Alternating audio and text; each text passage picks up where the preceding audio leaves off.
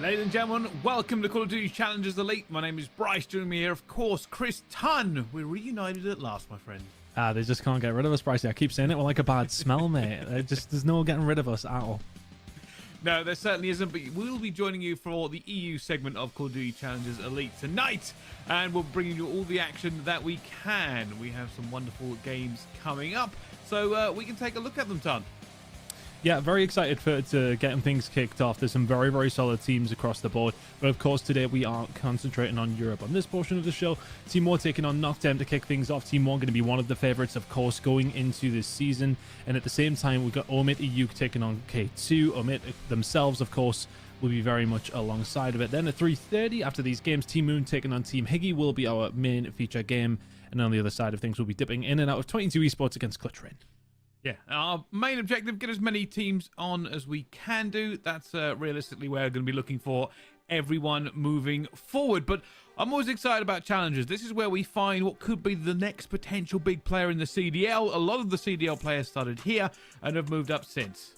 Yeah, we've seen plenty of them, haven't we, realistically, come on through ourselves. How many times have we... I mean, I remember during challenges back in Cold War watching Hydra for only a small amount of time because, of course, he got called up pretty early. You know, you see players like that on the come up in these sort of areas. So this is why it's so exciting to see what the players of the future are now kind of looking like, how they are adapting. But we'll also see some old heads who've been here for quite some time, some of them on the screen just there as well. Of course, you got Banson in one team and with alongside Beans and Co. Like, it's just a roster full of talent that have already been in the CDL, and you've got guys who've been in the Challengers for so long, like Vortex, etc. I mean, how many times do we need to beat the drum for that guy? I don't know, but yeah, there's so many different levels of talent in the Challengers scene. There's so many different people who have found a different story. It's really interesting to watch every time.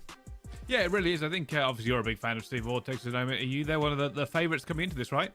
100%. I mean, I think, you know, when the game started kicking off early doors, it really was Bans & Co, who are now Team War, who were really going into things and looking very, very solid. But since then, it really has come down to Omid, and on the other side of things, looking really, really good. But there's some very good teams across the board, to be honest with you. The Clutch Rain squad look really, really good.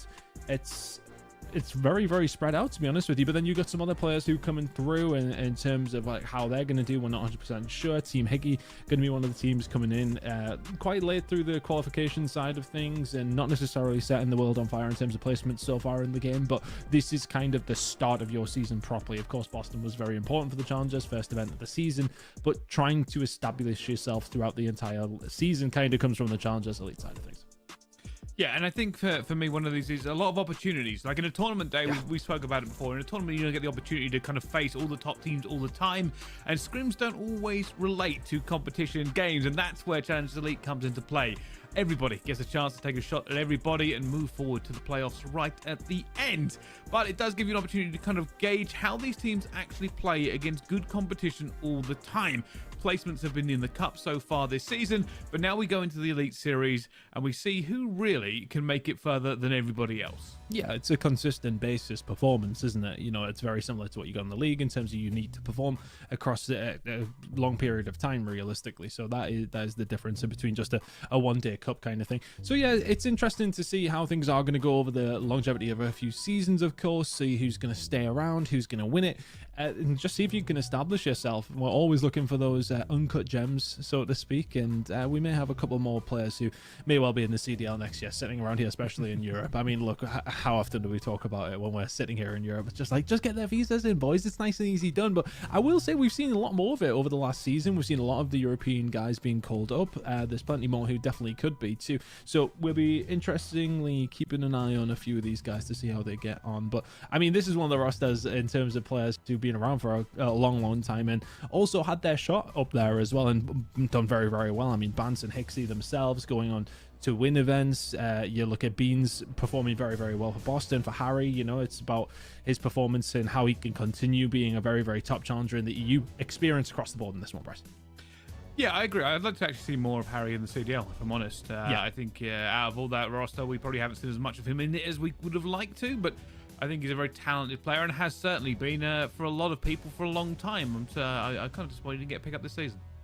Yeah, I mean, look, there's a lot of players. There's only so many spots in the league, though. I feel like every single year, well, why didn't this person get called up? Why didn't this person get called up? There ain't many spots, to be fair. Looking over towards the side of Noctem, I mean, look, Nile Detain, these guys have been around for a very, very long time as well, still kicking it. These guys have been around as nearly as long as we have, Pricey. I mean, they must be getting on at this stage, haven't they? Yes, we are. That is definitely just a fact now, not even a light-hearted joke. But no, again, a big fan of Nile. I have been for quite some time, and I'm looking forward to Noctem Esports doing some work here. But again, I want to reiterate how much I like this format of having these teams be able to play on a consistent basis against good competition. You know, you get the scrims going down, you find out the scrim results, and you kind of hear things through the grapevine. It's like, oh, this team's good, this team's not good, and then you go into a cup and like, oh, they've either performed better or worse. The problem is it's such a small sample size some of the times that it's only when you get into the elite that you got to say, oh, okay, so they actually can perform to this level consistently, and we've got a consistent basis for putting the stats in as well. So we know a team that's good at hardpoint or good at control. Yeah. Not just in that one weekend they get and it's like, oh, we've done well this weekend and now everything's changed for the next one. Yeah. Also, bearing in mind, the patch wasn't even that long ago for a lot of these teams. Although they were paying on this patch before the pros, it has had a little bit of a mix-up for them. Also, I believe we'll probably see your first Rio today, Ton. Yeah, I haven't casted one yet. I've played it plenty in ranked play. I'm a big fan as an SMG player to go into it, to be honest with you. I think the ARs are having nightmares every single night of this one. I really do feel like, honestly, it wouldn't surprise me to see a full SMG setup in this one on the Challenger side. I think throughout on the CDL side, we've had 1 AR, 3 SMGs, but honestly, it wouldn't be bad to have 4 SMGs for any of these teams in terms of the control that they can get. But yeah, we'll see how some of these teams do try to organize how things go on. It was even interesting, of course, in the CDLC, Scrap on an SMG of all things as well. So you're going to have some of these players who can then adapt themselves to what they're going to be going on in Rio. But yeah, I'm personally a big fan. I know there's some AR players who aren't quite along that line, but we'll see how it goes. It gives me Bacage vibes, whether you like that or not.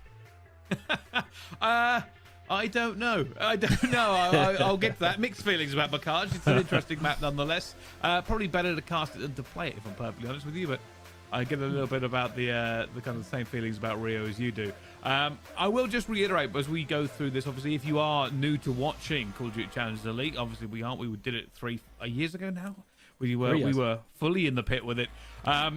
One of the things we're going to do tonight on the broadcast, we've already seen the schedule, so we have our main game for each slot. So we do 2 slots from Europe and then 2 slots from North America. So we have our main game for that slot, which we will cover all the way through, and we will then dip into our second game. You can see on our schedule there as well, our first game is Team War versus Noctem Esports.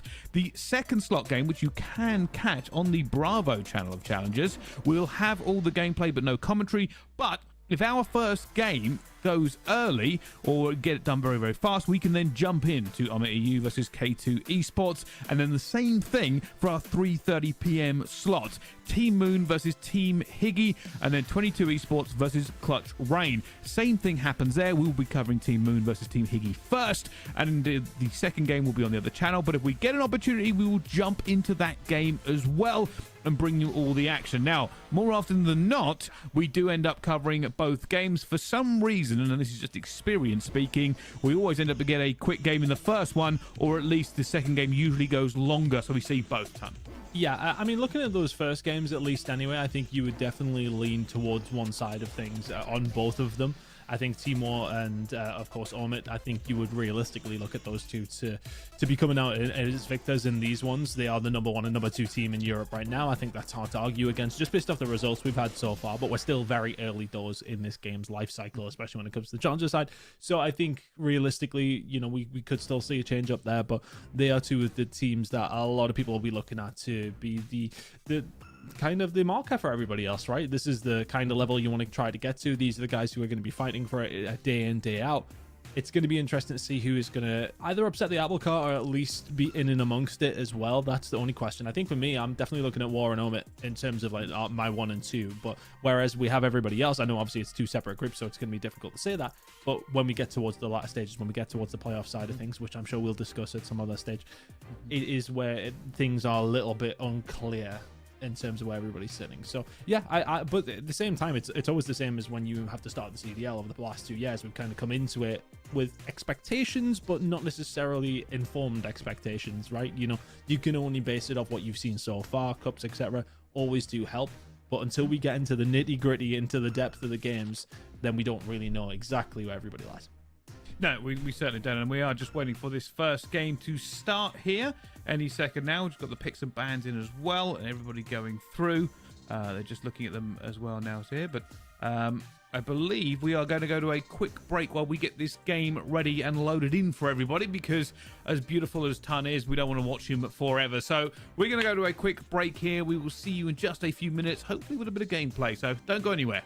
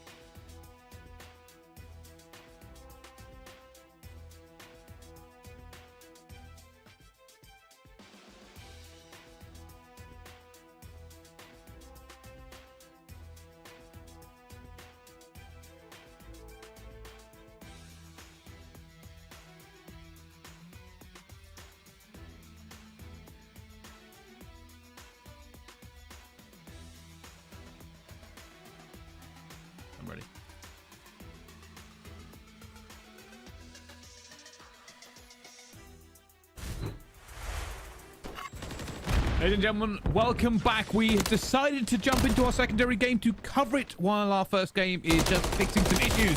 If you are wondering, Omit EU versus K2 Esports. We're in the hard point. We man's on a 5 streak. Yeah, this has not started fantastically for K2 Esports by any stretch of the imagination. Pricey already, Omit. Kind of proving them at all. I mean, they're one of those teams, you know, we've talked time and time again already about them throughout the initial couple of minutes that we've had.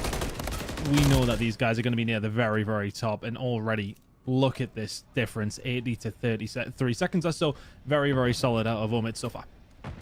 I kind of want to talk about Omit a little bit, actually. I think the favourites in Europe at the moment, at least for a very, very talented roster. And, you know, and this is we're gonna have to make many jokes about your favoritism of Vortex over the years. But, yeah, it's definitely one of the teams that a lot of people are keeping an eye on, not just because they've been doing so well recently.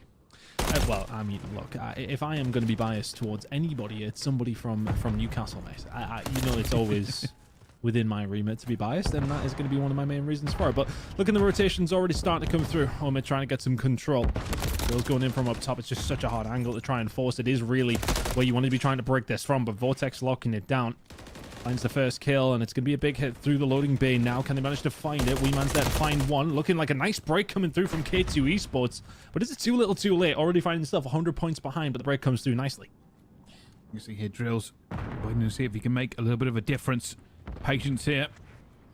Look for he's called the players. This will all be information relaying back with the calls here. Should get real here, but already shot first. And no, there's a trade coming through. Reeman has just destroyed him. And Kovs gets some back, but it's not going to be enough as that's a complete wipe and no rotation there for K2. Worked out very nicely, though, here for the side of Omit. He managed to fight around for the scrap time. It's a spawn up from Stevo, actually. Now finds himself up top. They've got to clear that out before they get anywhere near it. 40 seconds remaining on the point, and you're only passing halfway mark here for K2. You see them again. Just trying to get a bit of a break going through here. Weeman just keep himself alive. Sees already drills on the second side of it. Isaac and Kozlo combining there to get him off of that point. But is it going to be enough as the kill feed fills with K2 Esports players going down? I was a little bit worried for them there. It was a very, very tight setup. You had players towards the back, which is obviously what you want, but nobody up top to try and sort of stem that flow that players are going to try and find when they are pushing up top. So they managed to lock down some time. 10 seconds to scrap time going to go their way, but we're heading over towards the next kill. K2 are here first, which feels like the first time that we've said that since we've at least got into the game. Now Vortex starting to find a couple of kills around that side, though, and there's going to be a potential pinch set up on the player who's left alive. He will find a kill. Spawns over towards the loading base side, though, are available for K2 Esports, but they need to get some mid-map control. Oh, here we go. Onto the point. Chance for points as well. Vortex will find one, though. Isaac trying to get people down. Vortex will find a second, and he has to backpedal just a little bit. They've lost control of the point, but he's holding a power position, trying to get every player down he can. Vortex is not going to give him a sniff of his shoulder there at all, and Mythic picks him up. Oh, it would have been crucial for Drills to find something there just to allow the team out, because you could get stuck around these windows. Vortex sits behind the box. The rest of the team AR's up and locking it down. Really good performance from Omit so far. It's just been so clinical. If you're not finding the rotation, you're finding the break. They're setting up from the perfect side every single time. Very AR heavy basis yet for Omit so far. And when they are getting this control, Brycey, it's just so hard for K2 to break back. Yeah, this is always going to be a little bit of a mismatch. We expected Omit to come out firing on all cylinders here, but it's still time to get back. It will be a long road back as we go into this next set of rotations. Vortex looking for a few more. But it is going to be 203 to 41 at this point of the game, and it doesn't look like stopping anytime soon. Yeah, this one might be over very, very quickly. As now some control up top for Real. Just trying to lock it in. Manages to find himself actually in the substitute spot for Miami Heretics. So Real waiting for the call up under the Spanish God Squad. Right now, though, doing the bits in Europe. 5 killing spree for him. 30 seconds left to go here at P1. You're thinking about those P2 rotations, of course, already. But if you're K2 Esports, you need to think about getting some points on the board. You are well and truly behind. Just playing for positioning. At the moment, neither side willing to commit to P1. They don't want to give away the kill. Real still up top, looking for this player. Goes for the beatdown. And I think Weeman actually got that kill away from him in the end. A 6 streak here for Real. All locked and loaded for it. Look at the scrap time on P1. And this goes down to the P2 rotation. You can see one player's going to be here. Just Mythics. Oh, Drills. Oh, you could have done with finding that. But the bullets in will make that grenade effective enough. Mid-map controls kind of being lost here for Omit. So good opportunity for K2 to get some good time on the board here, Bryce. Well, they're in. They just need to stay in. Weeman will pick up another one, though. 2 against them. Is the spawn out coming? It is. The spawn out is going to be there for K2. They are outnumbered heavily. Just gonna be confident there. He gets the first one on the Mythic. It's gonna be a hero though. Riao is throwing bullets down like a rain at him, and Wee Man will eventually pick him up as well. And now they can win this here. Omid are in the point and getting time. Can K2 find themselves a contest? That's the problem when you find yourself so far behind, but Covs is going to get some control towards the back, so it's going to be a big hit coming on through. Can Rial and Wee Man lock this one down? Well, of course they can. Rial finds one after the Wee Man double. Rial finds a double of his own. That should be game. 9th streak here for Rial. And with only 10 seconds left, they have to go all the way across into the open ground and punch through the doors to get this. A last hurrah as they jump through. K2 trying to get some points onto the board, but there comes the Wee Man Cruise, and that will be the end of the hard point. 100-point club for K2 Esports on their Challengers debut. Oh, I mean, that's not the kind of map that you want to start on, right? You go into sub-base. We loaded in like a little bit late, and it was like 60 or 70 deep for the side of Omid, but what a performance from them in map number 1, and just in control all the way around there, Brycey. Absolutely nothing to write home about for K2. Again, there was a couple of moments here and there where they could maybe find some breaks, but a couple of moments here and there over the length of a hard point is not good enough, unfortunately. No, unfortunately not. And we were expecting, we did say, I mean, one of the favorites in this entire Challengers Elite to take the thing, and maybe that's not a great judge for K2 so far, but this is the benefit. It's not just about one map, it's about a series. It's not just about a series, it's about the entire length of the challenges. You've got to play everybody else in your group, so there's always a chance to have a much better sub base. But we are talking about our main game of this one, of course. It's going to be War and Noctum going at each other, Ton. Yeah, Karachi and Terminal Invasion coming up. Hardpoint Search and Destroy and Control. And if we need to see it, we'll see Invasion twice more, of course, for maps 4 and 5. But I think War will... We want to do a very similar thing of what we just seen from for a moment against K2 then. Noctum Esports are definitely a bit more of a seasoned team, though. They are going to come into this with a little bit of experience. So what can they find? I think the Terminal Search and Destroy will be an interesting one. We know how Invasion Control can go as well. But Karachi Hardpoint, I think Team War feel very confident heading into that. Yeah, I would say so as well. But it's it all comes down to this. This is where excuses go away. You got to remember, some of these teams do regularly fly over to the Opens in North America, but this is probably be where we see the majority of them this year in the elites, in the pit, fighting it out to try and prove themselves the best in Europe, and maybe, just maybe, catch the eye of some talent scouts from the CDL. But this game is ready to go. Team War and Noctum Esports are kicking it off already. Team War up 52-7. Then Bance to kick it off with a 5 spree. Never a bad thing to see if you're a European Call of Duty fan, is Bance doing what he does very, very well. Just looking over towards it, what you mentioned, of course, with some of the opens that came on through when they went over towards Boston. Not too different of fortunes, I want to say, for Team 1. Disappointing top 12 for Noctem, top 16. So, you know, for Noctem to go in their top 16 spot, that's not too bad, to be fair. But for War, I think they would be expecting to at least be in that top 4 conversation. Dropped out a lot earlier than they would have maybe anticipated, but a good start for them here anyway. It is, but this rotation is all about Noctum right now. Locking it down, Harry will pick off one, but is one going to be enough? Not right now. You can see that market spawn coming through. They've got to go through the gauntlet, and Niall is trying to hold them off. Finds the first, but not the second. Not enough guns up to help him. And 30 seconds left on this hard point, and War have broken. Push from the car park side. They haven't managed to find themselves inside the point, though. So can D10 do anything about it from this position? He's the only one who's managed to get over for now. No shot's going to be able to go in inside the player who's actually on the point. Cruz now just trying to survive. Oh, Niall's going to find 2, and Resi there with a car bomb, and Harry's just going to open up the door. So Cruz will find a way through. Spawns here over towards Market. I don't hate them for Team 1, but you need somebody going over towards the next hill. Knock them or set themselves up in not too bad of a position. Starting to get some control over towards the bulk. And maybe they can lock this one down. This would be a huge kill if Niall could find it. Harry finds him. We've got a bit of a split map here. 50-50 as we head over towards this hill. 50 seconds to go. Yeah, and both teams posturing for position. This hill can be a nightmare to hold. Yeah. You can see trophies down, and then you have to get kind of squirreled away, as it is a very open hill and not a lot of cover for both teams. Neither still committing. This has been open for 20 seconds, Ton. It's because neither team's really had any control. If you're looking at where the spawns are starting to come through now, it is going to be War towards the back, starting to get a bit more influential. But Niall up top here, he's the one that's going to really slow them down. There's 2 players on the point this moment in time. You can see the aggression starting to come through now. Bance may well be dealt with, but is the trade surely going to be there onto Niall? No, he's continuing. So the rest of his team are now on their way over. Whilst War were looking for Niall, the rest of Noctum can get themselves set up. 15 seconds to play for here. They'll get every single one of them.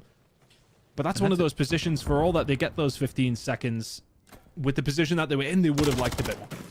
Well, no, having a good time so far, but you are right.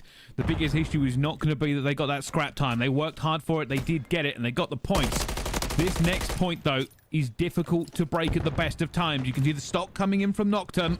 They want to get bodies in here before they can. Already, Cruz is going to go down. Niall with a car bomb with a Hixie, and Resi will just drill that first player down. But do they have the bodies here? The split spawn coming in may be the decider.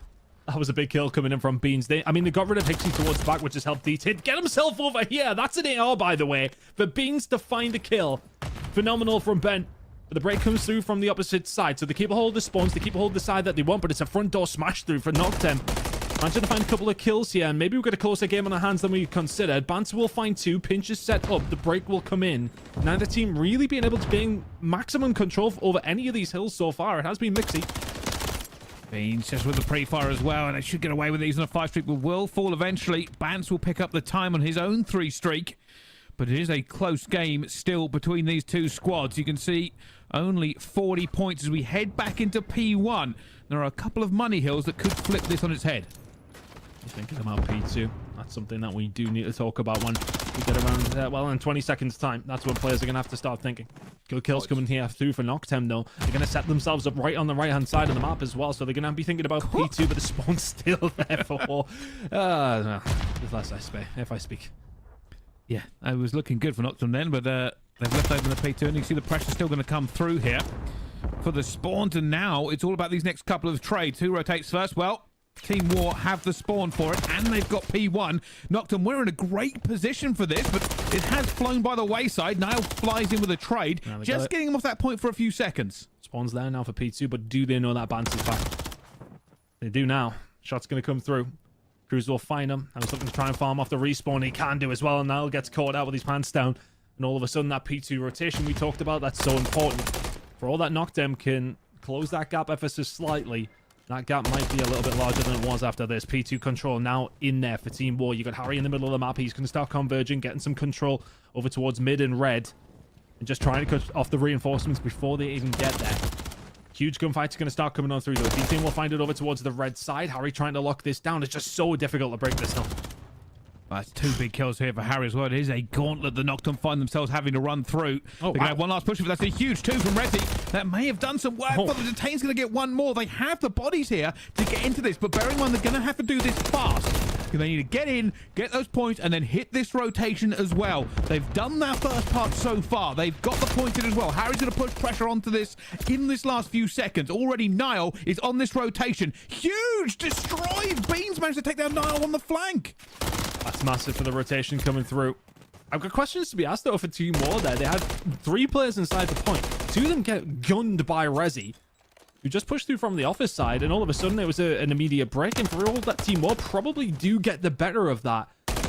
They don't manage to lock down the majority of the time they would have liked to. Now we'll find an important kill, though, over towards Trips, and now all of a sudden he can start pushing inside the point. There's a little bit of control over towards the Hoods here for Cruz as well. A couple of kills will be good as well. Can find one. Needs a little bit of reinforcement, but it is going to be Noctem in the point. Close game so far. Finds the second one as well, still staying alive, still dancing, still prancing, still eventually going to go down, though. And now War have an opportunity to fight this on an even kill. There is a split spawn coming in. Hixie's going to be behind them. I don't know if they would have realized this, but they are winning this Noctem in the kill feed. Oh, they wouldn't have realized, but they realize now as Hixie will find one. Can he find a second as well? My God. And there comes the break just from Hixie. Finds a couple of kills. The break comes through. And that's just a tough one to take. And still the split spawn's kind of coming in here. You could see that Noctem obviously spawning over towards the diner. So they probably have a good indication that there'll be somebody over towards the bridge here. So if you're Resi, yeah, you've got your gun up. And you are considering that the push is going to start coming on through. But does he know there's a couple of players around him? This would be massive if he can find it. But they find him now. The new hill has popped pricey. Noctem are only 10 away. But the break is potentially coming through. Hixie is beaming, my word. Been doing a lot of that so far. We've had in challenges. But this is a horrible hill to try and get time on. You can see even now, a lot of bodies here from Noctem in the area, but they're hesitant to put feet inside this hard point. Beans guns a player down, but so weak a breath could take him out. Eventually we'll get his health back after that patch that brings it back a little bit faster than it used to. Benefit there, but still only 11 points between these two teams. It was the push through from the red side of the map here for Noctem. That actually might work out. 20 seconds or so is not so bad over towards this road hill. Now you're going to be thinking about the next hill, though. Team 1 may well find themselves behind for, well, at least the first time that we've seen so far in this game. His rotation going to start coming on through. Rezi has slipped the net, though. He could be an important player for Noctem here. If he can start to get some control over towards top 3, then all of a sudden this break becomes a little bit easier when you haven't got Team War players watching over it from here. And everybody just trying to get positioning. They're all still on the point at the moment. Harry looking for the players coming through the middle. Already takes down one, but he has been traded. That is too good for Nocturne. And Bean is going to check it out of the angle. Niall's going to be there. Who wins this gunfight as already the stuns come through. But it is going to be bodies for Nocturne. But Beans equals it out. And they had the push here, Nocturne. They still have a good chance of it as well. They have the numbers. Great awareness from D10. No, his team was spawning over towards the backside. He's spawning over towards Diner. The splits come through, but Hixie, you didn't account for the 3-piece that comes through from Charlie Hicks. 5 spree for him, locks it down. That's a huge play from Hixie. This lead is now 20. It'll be 40 by the time we get over towards the next hill. Massive plays from a player who won a major last season. I mean, I'm shaking my head at the moment in time, Brycey. Absolutely frying right now. Oh, destroying. That's 6 now for Hixie as well. This game was close. It was balanced on a knife edge between these two teams. But now as we go into this one, it's Team War who look to breach that 200-point barrier first.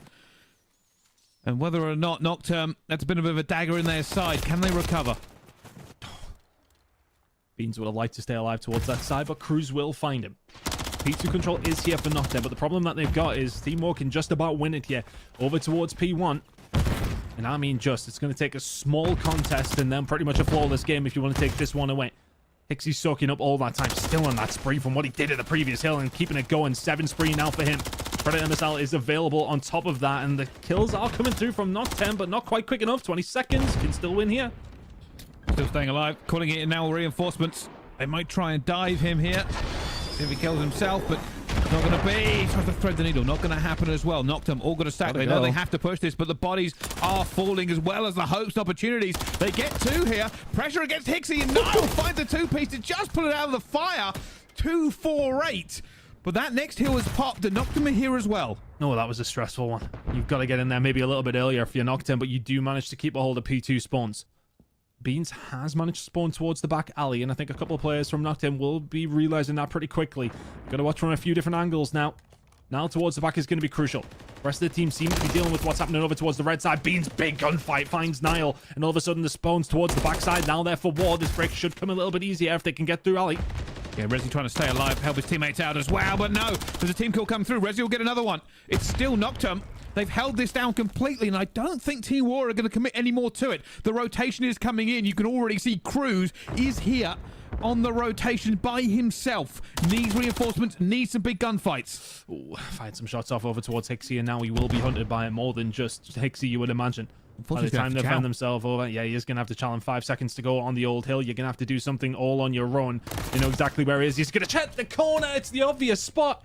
Hixie locks it down, and with it, the map as well. Team what? Map number 1. A close one at that, though, Brycey. Honestly, it was getting away from Nocturne at one stage, but they closed the gap with a couple of nice holds. And honestly, it feels like that one comes down to just a couple of different moments here and there. The Hixie 3-piece as we over towards the Shack side, that was massive for the team. That's a big swing in one direction. And then the amount of time that they managed to pick up on P1 off the back of that last hill on that second rotation of hills. Fantastic, fantastic work by Team War to make sure that they punished as best as they could. But for just gonna have to become accustomed to be honest with you. That did help them out, but it's one of those things that you can learn as much as you possibly can, and sometimes those variables are just thrown in there and there's not a lot you can do. No, there isn't. And yeah, I will give credit. I think Nocturne Esports did a great job, especially the recovery, managing to get in the 2-piece to kind of break it open before the tick could spill over into a great P2 hold. Unfortunately, with a great P2 hold, and there was only 2 seconds left on the clock. Now, we've spoken about this before, right? Realistically, when you are behind and go into what we call lethal range, which is anywhere above 200, right about 200, it means you kind of have to start making sacrifices. Like, you're not going to have a good rotation, because if you get broken with 2 seconds left to spare, somebody lurking, they end the game. Nocturne, if they had a little bit more leeway there, I think could have made an even bigger comeback. But to bring it back to 250, 218 is a great job by them. And I think this is as far as it really got for Nocturne, right? When you were kind of holding this hill, this final 20 seconds, And this is kind of around where we got in here. And, you know, their bricks were actually coming through. Some of the AR play was really, really solid, but I think it was the SMG fights where you were starting to lose it. But they're understanding their fundamentals that we talk about so often were very much there. Just a couple of different scenarios that didn't play out how they would have liked. A couple of gunnies as well, though, to be fair. Team War absolutely frying on every single level you would want them to. It was this spawn that kind of came through. This one from Hixie. Spawns a bridge. I mean, candidly, you should probably spawn a diner, but something for another day. Irrelevant of that, like, he spawns over towards the tide, and that's a break that then comes through for Team War because he finds 2 kills, and all of a sudden they can just waltz through. You don't have to worry about the pressure from top three, I should say, when Hixie is then found super behind. And then to find this third as well was absolutely absurd. 2 up top from them with a pistol. Yeah, okay, that's fair enough. But the third coming in from Hixie there as well, absolutely nailed in. Team War 1-0 up in this series. Got to be feeling good about that as well. Close game to kick things off. You take those all day. Yeah, you certainly do. I believe we are going to take a look at our second game as well. And that is going on this one. I believe it's in the S&D so far at the moment, ton. And like I said, we try to cover as much as we can here on Challengers. So that's Team War, just gone 1 up as well. If we did kind of sit with us, you did see Omit taking their first map as well against 2K Esports, and now currently in the S&D. I got a message during that game. I won't name any names, but he said, "Are you enjoying casting over what looks like a ranked play lobby in that first game?" Much higher level than my rank player, I'll tell you that. Significantly higher than my rank play lobbies. We're both in the same ones, Brycey, and yeah, I wouldn't like to be in this one, put it that way. No, I certainly wouldn't. Even any of these players would destroy me for fun, but it doesn't matter. Let's see how this one's going. At the moment, not well for K2. They are currently down 0-4 against Omit EU. Mythics just looking for the player up. Pain hasn't seen anybody, but has been stunned as well. And now it looks like the pressure is going to come from Omit, maybe making a move towards A. 4-0 up, absolutely cruising. Also find the kill into Real though, so that will slow down what was looking like an A push. Vortex is waiting on something coming through, and I mean, it's ringing around the rosy inside the blue. Gets a little bit of unfortunate timing. All of a sudden, Weeman's left in a 1 versus 3. Now we know he's got these in his lockout, Brycey. Brings it back to a 1 versus 2. Looking for players. Currently 9-1 on this S&D. Will be slowly but surely making his way across the map towards that bomb. But we'll be checking every corner. Doesn't have the information ton. That's the issue. It's always tough when it comes down to higher res, right? There's so many different spots that you have to clear out. And, well, if you're going to get pushed through top there, it's an easy enough kill from the defensive side. K2 Esports get their first round on the board. I think, you know, it's about that blue control when the initial push comes in over towards A. You find those couple of gunfights as that defensive side. You do feel good about the round. Finds the last couple of bullets going through. And now it will be their turn to attack as well. But yeah, I think for them, they've got to be feeling good about the performance so far. And it's always these ones that can be slippy, you know. You head into some games against some teams who maybe, you know, haven't necessarily, you know, struck their claim as a top-tier challenger player yet. And you've just got to make sure that you delve into that unknown and make sure you deal with these kind of teams as quickly and as easily as you possibly can. Yeah, I also think S&D is a great equalizer in my opinion. It always has been. You can definitely lose maps just on the S&D prowess to some of these players alone. But right now it has gone down to a 3 versus 3. Rio and Isaac going each other through the gap in helipad. Lousy just checking out the B-bomb site. Got a bit of control here, but that's not going to help things. Premise out coming in. Can't manage to spot anybody else. Just going to try and clear the back and gets him. Missile coming down onto Cobbs, and that is a tough one to take. Isaac now left in a 1 versus 3. Mythics with the beamer. And Omit will find the 5th. 5-1 now, Bryce. Yeah, the information was just there. You can see them all looking towards him. That has been called out as well, and eventually Mythics will find him. But Omit looking to put this one to rest. There's a long way back here for K2 Esports. Let's see whether or not they have it in the bag to do it, as they do go now onto their defensive side. Can they do anything from here? I think a big problem is kind of being off the rip, right? It's just not getting the control you need, and you need plenty of control when it does come down to this map on S&D, whether that be on attack or defense, and it's just so difficult if you don't get past the halfway point with a couple of gunfights going your way. And now they're trying to do that, and Weeman knows exactly what's going on. Knows the aggression could potentially come in from down low. Vortex is here to back it up as well. Mythics will find a second 4v2. Isaac just waiting patiently, hoping somebody comes through here. But with that bomb going down, he might have to make a move. There's Mythics, gets caught sprinting, still alive. Vortex to the rescue, though. Somehow makes that kill even into the pre-fire. And now Kov's left alone against Real and will also be gunned down. Over to you. 2-0 in the series, 6-1 in the S&D. Absolutely cruising if you're on it now. It's kind of, as I mentioned, you know, you can sometimes come into these games and it can be a little bit scary at times, but managing to deal with them very, very simply so far if you're Omit. And look, we talked about at the top of the show, they are the team to kind of beat at this moment in time. They seem to be the one on form. I think a lot of people will pit them and Team Orb against each other. Right now, Omit are looking absolutely flawless. Team 1 didn't necessarily have as simple of a map number 1 as they probably would have liked there, but at the same time, the win is all that kind of matters right now. So, interested to see how that series continues, but Omit looking very, very good. Yeah, they really are. And obviously K2, long way back. Maybe a reverse sweep on the cards. Never say never with those ones. Of course, on the other side of it, our main game of the night should be going into map 2 very, very shortly. That's Team War versus Nocturne. A very close hard point if you missed it. Team War won it 250 to 218, but Nocturne made a hell of a comeback. Yeah, no, it was a good performance from them. I think they can take some positives. I think when they watch it back, they'll be maybe a little bit annoyed by a couple of different things here and there. So I think they'll look back at that in a couple of situations that really didn't go their way, which sometimes can be a flip of the coin. It's a tough one to take, but at the same time, I think you can still take the positives of like, oh, well, okay, if this didn't happen, then maybe we could have done a little bit better. Maybe it could have been a closer game. Could we have won it? We're not too sure, but yeah, it's a tough one to take. Going into an S&D, though, you just called it the Great Equalizer for this squad now. Heading into this, it is potentially that way. I believe it's Terminal coming up as well, so I mean, you know yourself, and everybody at home will know the same play and rank play on Terminal. It is an awkward one at times. That defensive side, it's about making sure you are stacking in the right places. You've got to try and win an unfavorable gunfight if you're on the attacking side the majority of the time. So it is a tough one for the attacking squad if they can try and lock it down. But let's see how these teams do try to play it, of course. I mean, it's always a little bit more difficult to try and judge because I think, you know, when you come from just a very below average player like myself, Bricey, and trying to play Terminal, Search and Destroy, I find the defense very easy. I find the attack very, very difficult. Maybe these guys have got some strats to bust out. Maybe that's why some of them didn't want their other game streamed. Who knows? I think so. I think off the break here, and especially on a map like that, it is one of the ones where you've got to be very careful about giving away information for them, because when you apply the pressure as an attacking team on this map, you're trying to figure out exactly where you can just find a little bit of a gap. Can they get towards B? Are we able to get enough bodies onto it? Are we going to lose the first blood? Towards plane, people can really be just about anywhere, and there's no easy way to get to that bomb site a lot of the time. So we'll have to see just how these teams play it and maybe take some tips off them.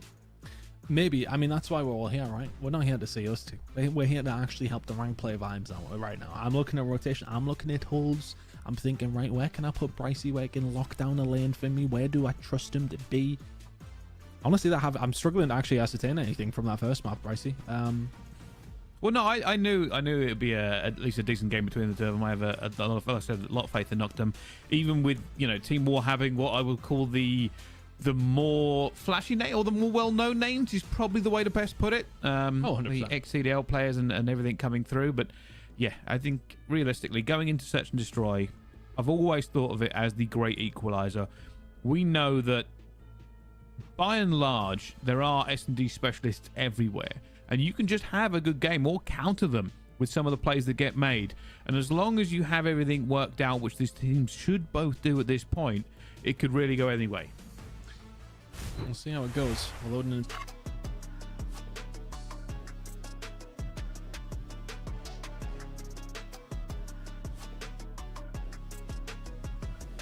Removed, it has made a little bit of vision over towards the Burger side, a little bit easier for these attacking teams to try and find a gunfight. But it is one of those ones. It's like Marmite at the moment, Bricey. Other, what is it? Vegemite products are available. Is it that? I'm not too sure. I'm not too sure what it. Is it Vegemite? Is that what it's called? No, you know what Marmite is. Is Marmite the brand, or is that what it's called? I don't know. I don't know. I wasn't expecting a pop quiz on vegetable spread at this point in the evening, if I'm honest. But anyway, well, I think you need to lock in out the S&D. I'm completely lost now. I don't know what you've done to me. You completely throw me by quizzing me on Marmite. Anyway, it looks like Nocturne are making a push into plane. They have 3 bodies over here. A player towards Burger. Detain's going to be the first one in. This first gunfight's always an awkward one as well. Where is he? Specifically, is he behind the bomb? Is he behind the partition? Is he at the back? Is he on the ramp? Is he on the ladder? There's a couple of different spots to clear. They're just trying to shoulder this out. Look at this. This is shouldering everywhere. The gap's being pushed. They are stacked here. They do not want to get in here without a little bit more information. Gone through it now. There we go. Bance has just backed off here. They're going to look for him. Is this timing? Did he see him? I think he might have done. I don't know. No, he hasn't. He hasn't seen him. Bance might be able to strike. There he goes. There's the first. Jumps out as well. I think he was home for a second, but Hixie's going to hit the flank. The distraction has worked. Now the chain is going to get gunned as well by Hixie. And a little bit of hesitance has left Niall all alone. Team War. Flawless round, I believe. Yeah, absolutely flawless defense. Locking it down, just not offering anything up. And then when eventually you see where the chinks in the armor of the attack, you very much spring if you're Hixie. Finds a couple of kills on the flank, and it's just such an awkward one, isn't it? Because you want the help with the pressure through playing, but you also don't want to have to give up the flank through the stairs. It's a tough one. It's a really tough one. You're telling me that Chance hasn't dropped any Marmite questions to you during the CDL broadcast whilst I've been I don't even think Chance knows what Marmite is. I feel like he's one of those people who would know, and I feel like Chance would like it. Possibly, but we'll see. This is a huge push coming in already. The smoke's going to be out. The trophy hasn't stopped it. Hixie flies into this point to clean off B. It's aggressive here from Team War. Yeah, all Cruz can do is back down. Can't really reach out over the top once you have lost control of the bomb side, but the nades coming back through. The utility used wonderfully from Noctem. Now Bansico gonna have to, well, perform a minor miracle from this stage. That's a tough one. Cruz finds his second, he's third as well. The child comes in, Noctem back on the ball with a defensive round of their own. And for Team War, I really like the attack comes out. You get the smoke down, you cover off the escalators, you get yourself control. The trophy system would have been nice as well, though. 2 nade kills coming on through just pretty much kills the round.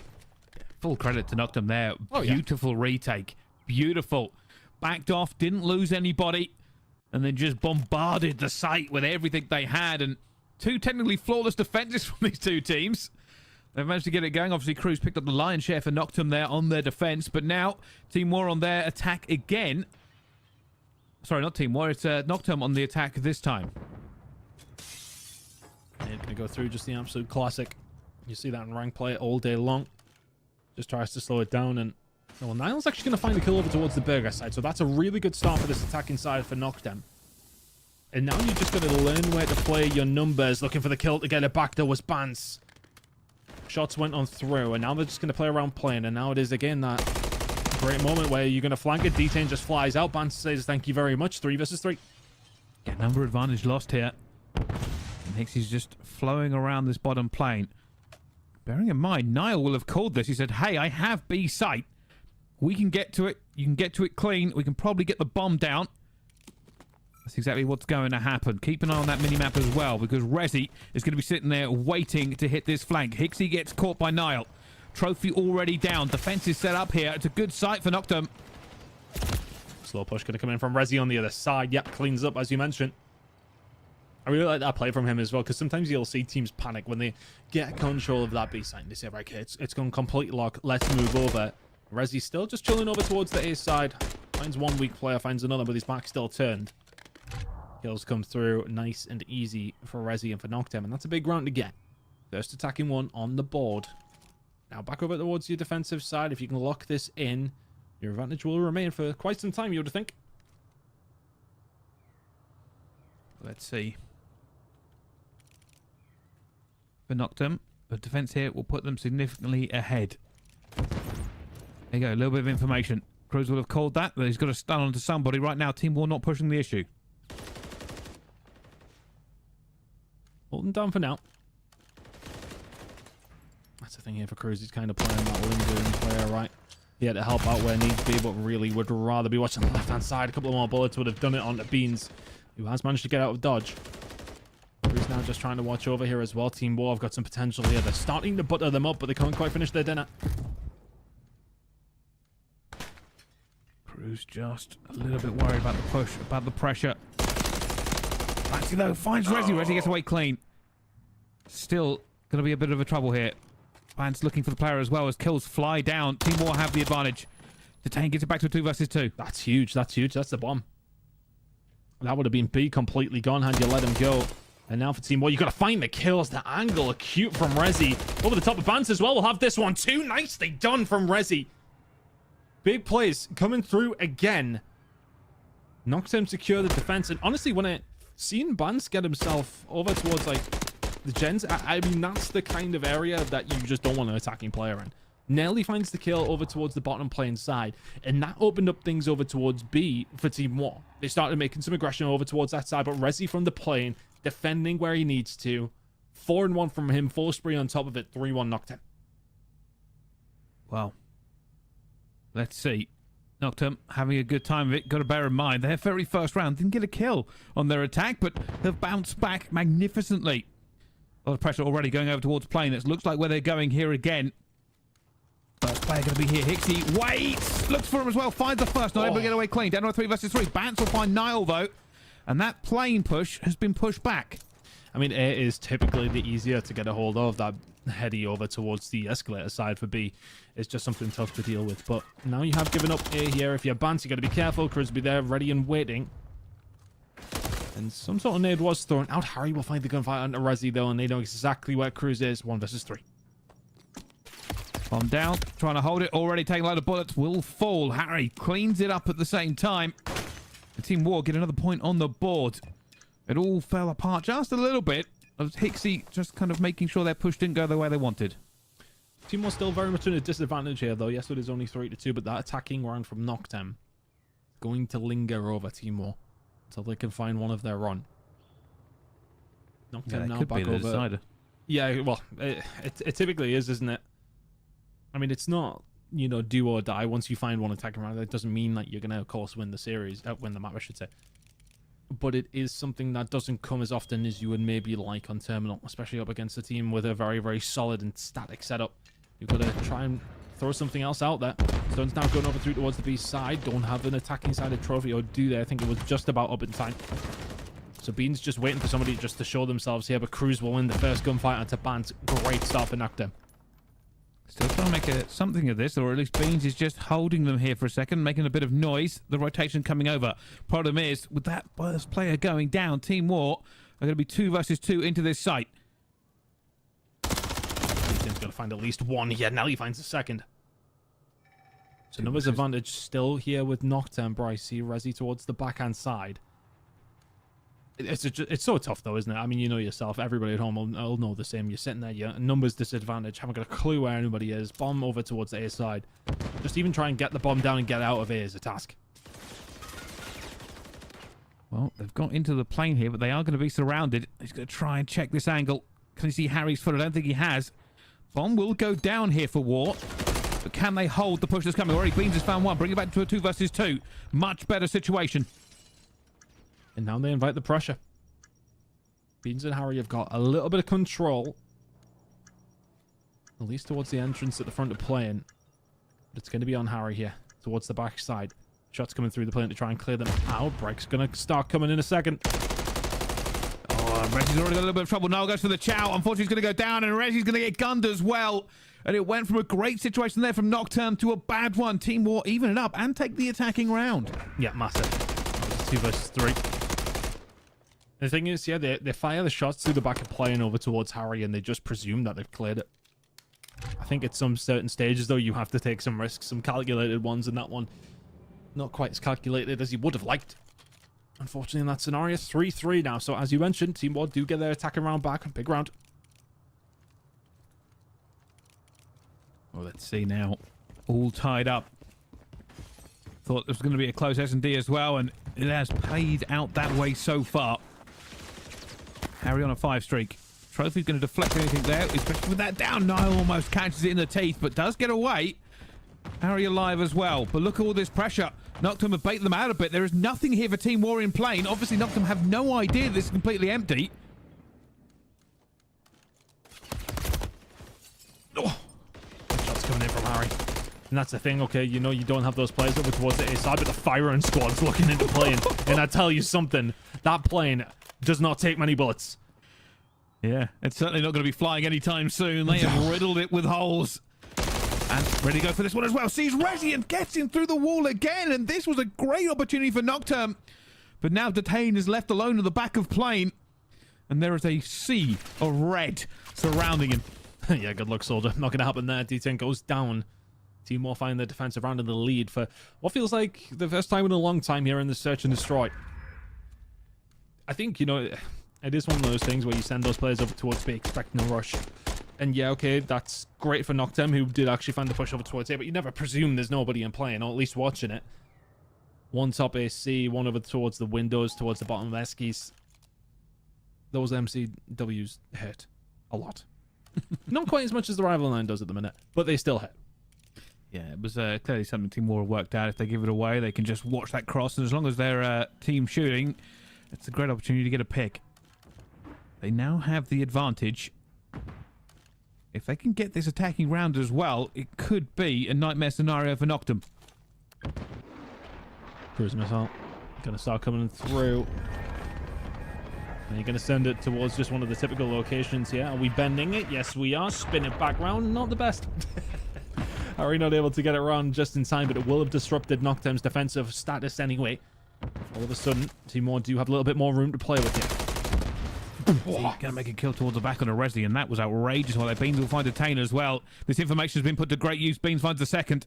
They're looking for the last player, who is actually going to be Nile in plane. They have no idea he's here. He would do fantastic to win the round from here anyway. Team War collapse. Nicely done. 5-3 now. Over towards the defensive side. After a bit of a shaky start, Noctem have started to fold just a little bit. And we often say it with some of the best teams in the game, right? Sometimes takes a couple of rounds to kind of understand where everybody's kind of setting themselves up. And then from there, punish them. And I think, you know, for all that, Harry hit nothing but thin air with the missile that came through.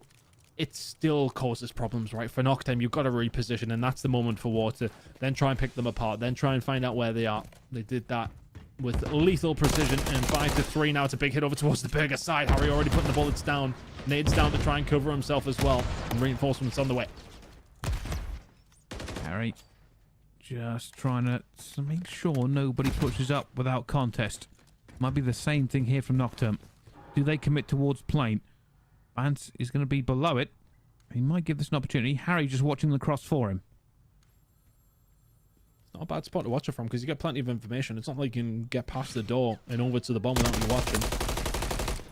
And there you go. That's exactly what happens. Takes you towards the backside. I think he just popped his head over the top of the ladder. A couple of Renetti shots through that way will do the trick. Resi already very weak. Good call-outs coming through. Beans will happily chow that one towards Burger as well.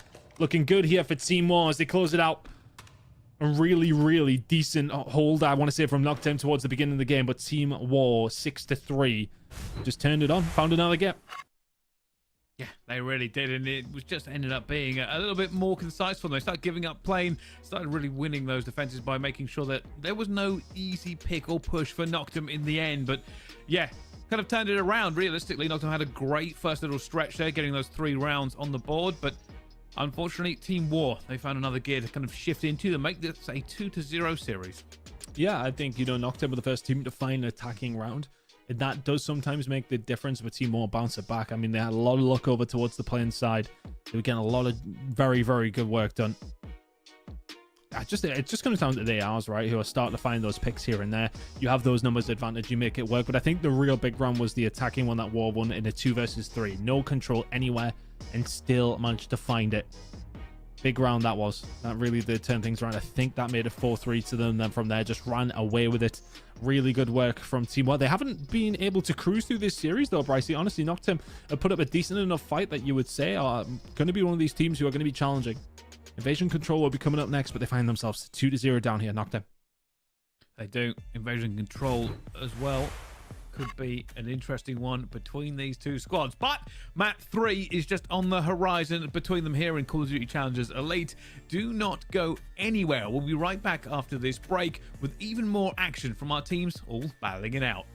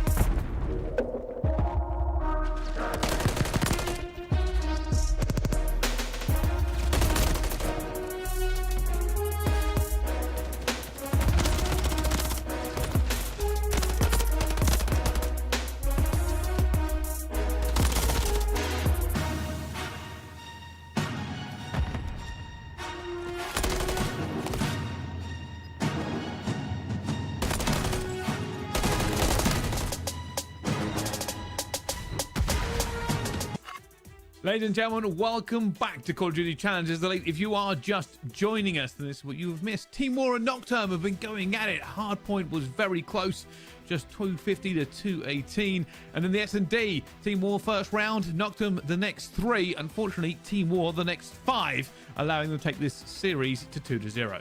Yeah, it's been looking good from Team War for all. They are being made to work for it. They will be more than happy to find themselves 2-0 up. But again, on the same foot of what we were talking about when we see in our previous game, and a lot of you guys who are eagle-eyed will see that Omid beat K2 3-0. It's nice to sometimes have those games where you kind of just run through a team, but it's also nice to have competitive ones to get you really in the rhythm.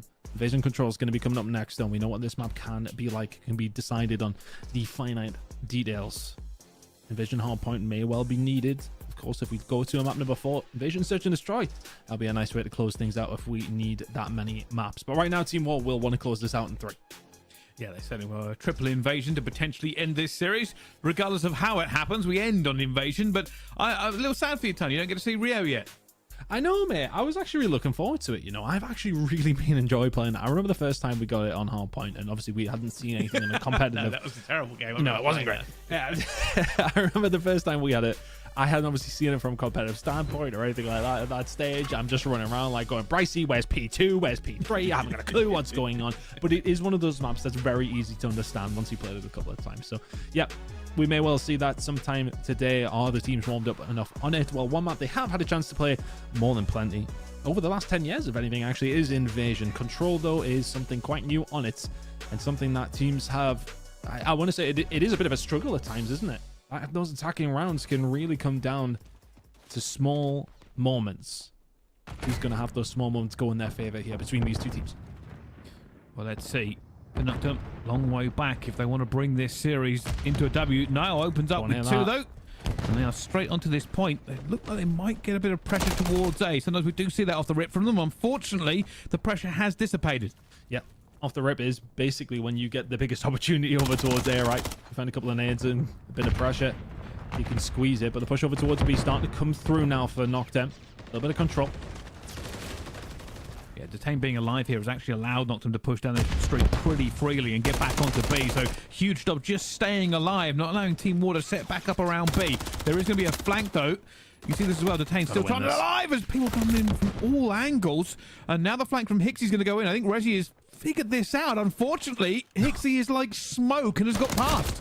He's a slippery little snake, isn't he? My word. Finds his way through and breaks that open. And just because Hixie is behind them, they have to start concentrating some resources towards that side. They have to be aware of the flank, which hurts them from the front.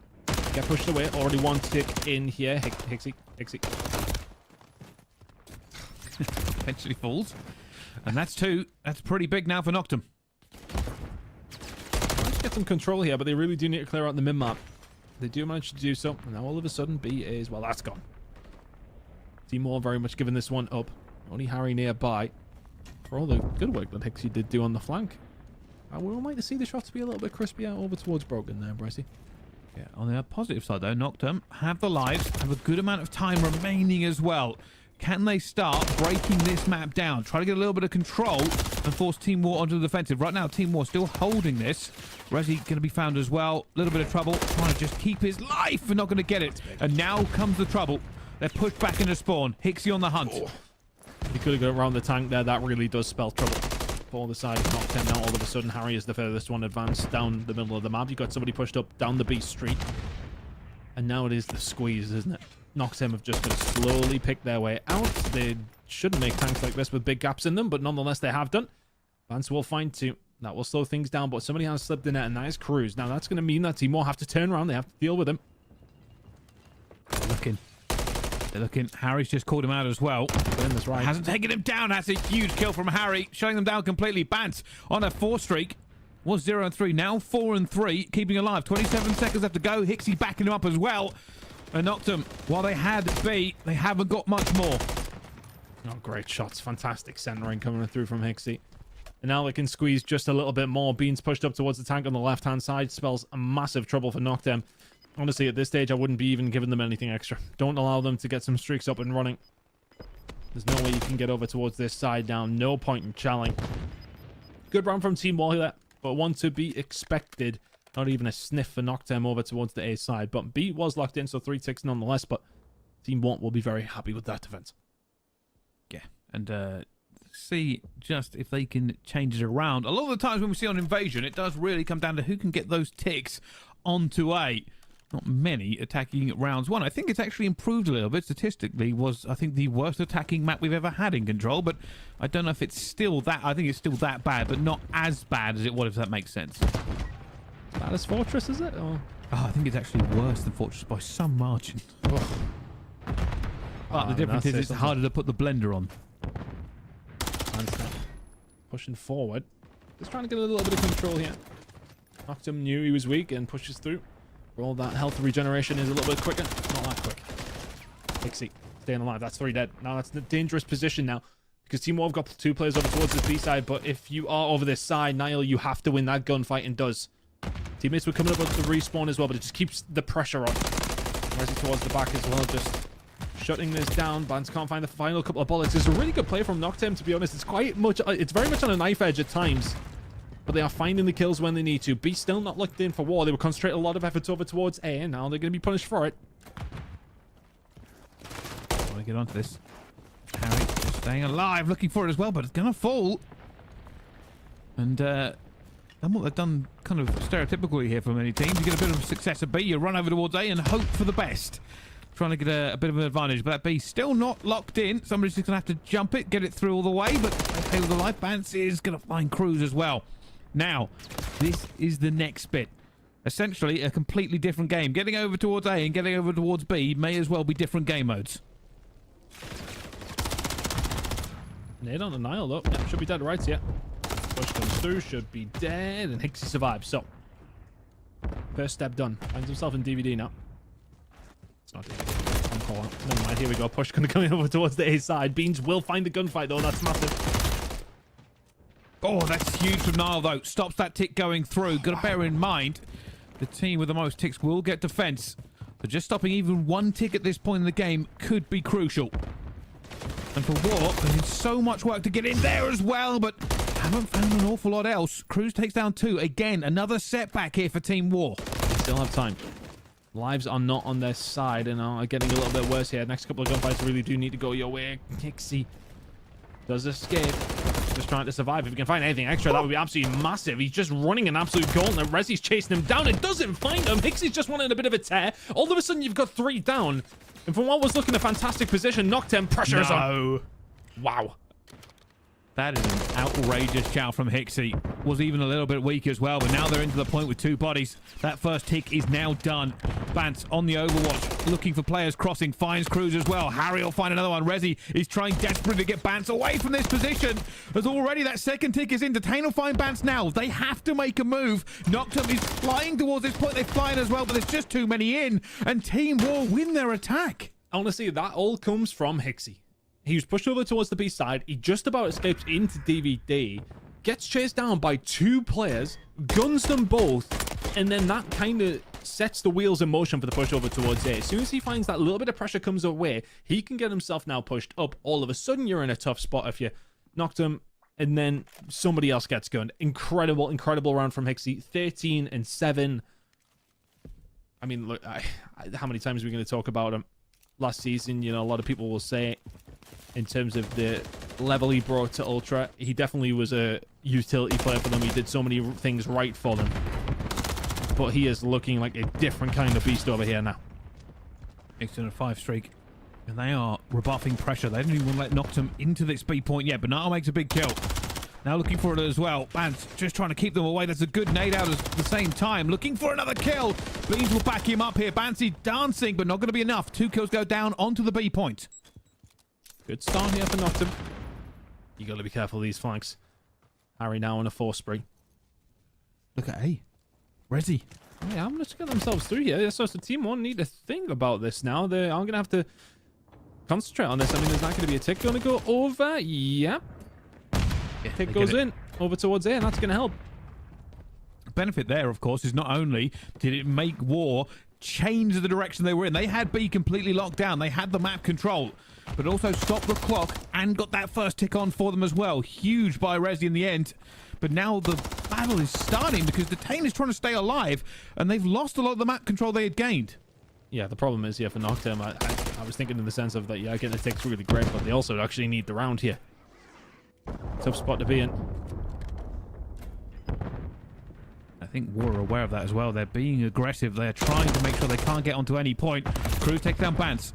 Unfortunately, gets traded back out here. Nocturne will now have to commit to B completely. They need this clock to stop, and they need it to extend. Just cut your losses. You've been trying to push over towards A. Just make sure you can lock B in. Team War aren't going to come over though, because with 11 seconds on the clock, Nocturne need to be pretty much perfect, and if they're not, they're going to be in trouble. First kill, second kill now coming through for War. You've got to try and hold this down if you're D10. Wants to slide in, but there are guns everywhere. Had to try and stop the clock, isn't going to. Already on the flank, Harry is shooting them coming out of spawn, and that is going to be it. A 3-0 in the control, a 3-0 in the series. Whereas the rest of the maps were close, that was not. Yeah, I think it's one of those things where you're on defensive side first. You start that off, and then if you can win that attack, it puts the other team in such a tough position. We've seen plenty of games where you're 2-0 up in control and things can be swung, but in that position on this map specifically, you'll do very well to lose it from there. Really, really good job from Team War. The highlight has to have been from when Hixie ran through DVD and then just found those couple of kills, went on from there, and just caused a ridiculous amount of issue. 17 and 9 from him, 16 and 9 from Harry. A really, really good performance in the control. Closing maps number 1 and number 2 here for Team War, but Nocturne not able to quite hang as well as they would have liked in map number 3.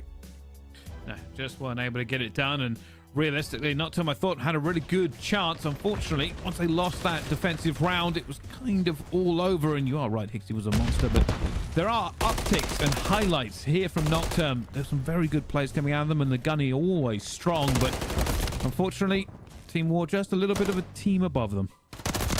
Yeah, it's tough. I mean, that was the moment there that we just seen, and then he goes through to help his team. It just puts pressure on when teams or players specifically are chasing down players like that. You start to get in the point where you need to find them. The first guy dies, and then all of a sudden, oh my god, you need to kill Hixie, yeah. And when you don't, all of a sudden things start to fall apart.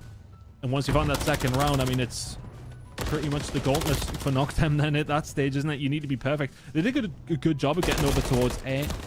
I want to say I would have liked to seen somebody come over, but they're spawning so far towards the left-hand side of the map, right? It's just become so difficult to back it up. It's more of a distraction tactic so you can lock B in. You like to think if you've got one play over towards A, 2 players have to answer. You'd like to think the 3 over B are going to lock it in to give you more time, but tough one there for Nocturne. Very much showed a good account of themselves in maps number 1 and maps number 2. But number 3, very dominant from Team War. Yeah, really was in the end. Maybe pretty close on the hard point. Yes, indeed, it was a 6-3, but I did feel like Nocturne made a good showing of themselves. But unfortunately, the control was very one-sided. Nocturne really weren't able to get it going anywhere near the level that Team War did. Yeah, not at all. I think you realistically for Team War, they are going to be one of the teams who are at the very, very top. Nocturne are going to be fighting for those top 4 spots, of course, themselves. Let's see if they can do it. Some promising showings, I want to say, but yeah, the control, not that great. It certainly wasn't, unfortunately, but it's only their first series of the Call of Duty Challenge as Elite. We've had some games go down. Of course, this has been our first block. If you did miss it, we also saw Omid take down K2 Esports in a 3-0 as well. Pretty dominating fashion on that side, Tom. Yeah, Omid are going to be very, very happy with that one. You come in, you want to just get some of these games out of the way, potential banana skin. But for K2, learn a lesson for them. Look, going up against teams like that, you're only going to get better because of it. You can start to figure out how things are going to go. Make sure you have the right attitude about that loss. And just see what you can do throughout the rest of the season. They kind of got through a little bit late into one of these spots for reasons that we all kind of know about. So let's see what they can do with that opportunity. So far, though, bit of a tough start. It certainly is. Well, with one closing of our first round, another one will open. We're going to go to a break and get ready for our second block of games here on Call of Duty Challenges Elite in Europe. Don't go anywhere. We'll see you right after this.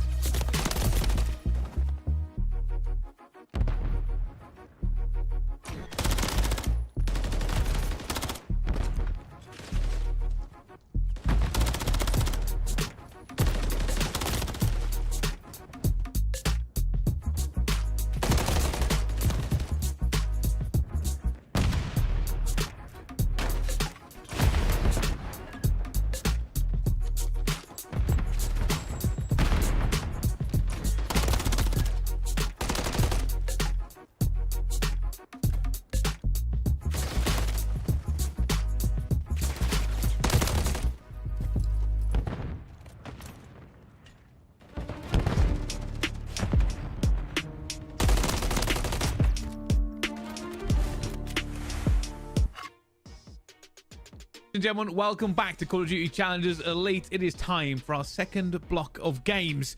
And we've already had some results from the first block, but now it's some more teams to showcase for everybody watching at home. Ton, we've got a new block of teams going forward. What do you think?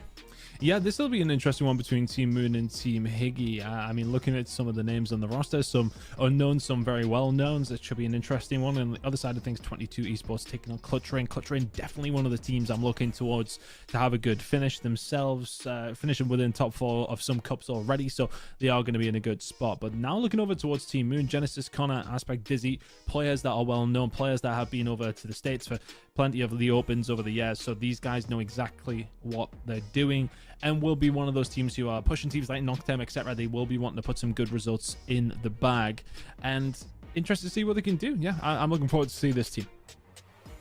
Yeah, I think so as well. And for me, when we talk about these expectations, I think it's probably the best way to put it here for them. You can remember some of these teams have reputations to uphold, and when you kind of go all the way over to America to play in these big opens as well, that's kind of elevates you to a level above. So doing the business in the elite, that's just one aspect of it, Ton. Yeah, and looking over towards Team Higgy, just in that same breath, only one player going over towards Boston, and that was a runner. Not necessarily having the best time of things. A top 48 finish. Cup number 2, they finished top 32 and then went on qualified for elite. So that's a big run from them. A couple of extra wins underneath their belt. Haven't necessarily set the world on fire over the entirety of the game.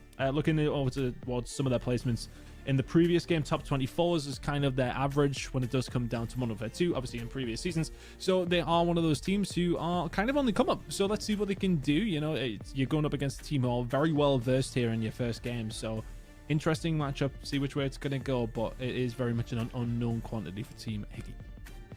Yeah, and I suppose that's I actually like that. So this is one of the things that I've always liked. I like representation of Europe in the CDL, and I also like kind of finding players and showcasing their best ability. You got to remember here, obviously, I'm going to use them as an example, like Team War, for instance, right? We just watched them, very storied players that have been covered by the CDL for quite a long time.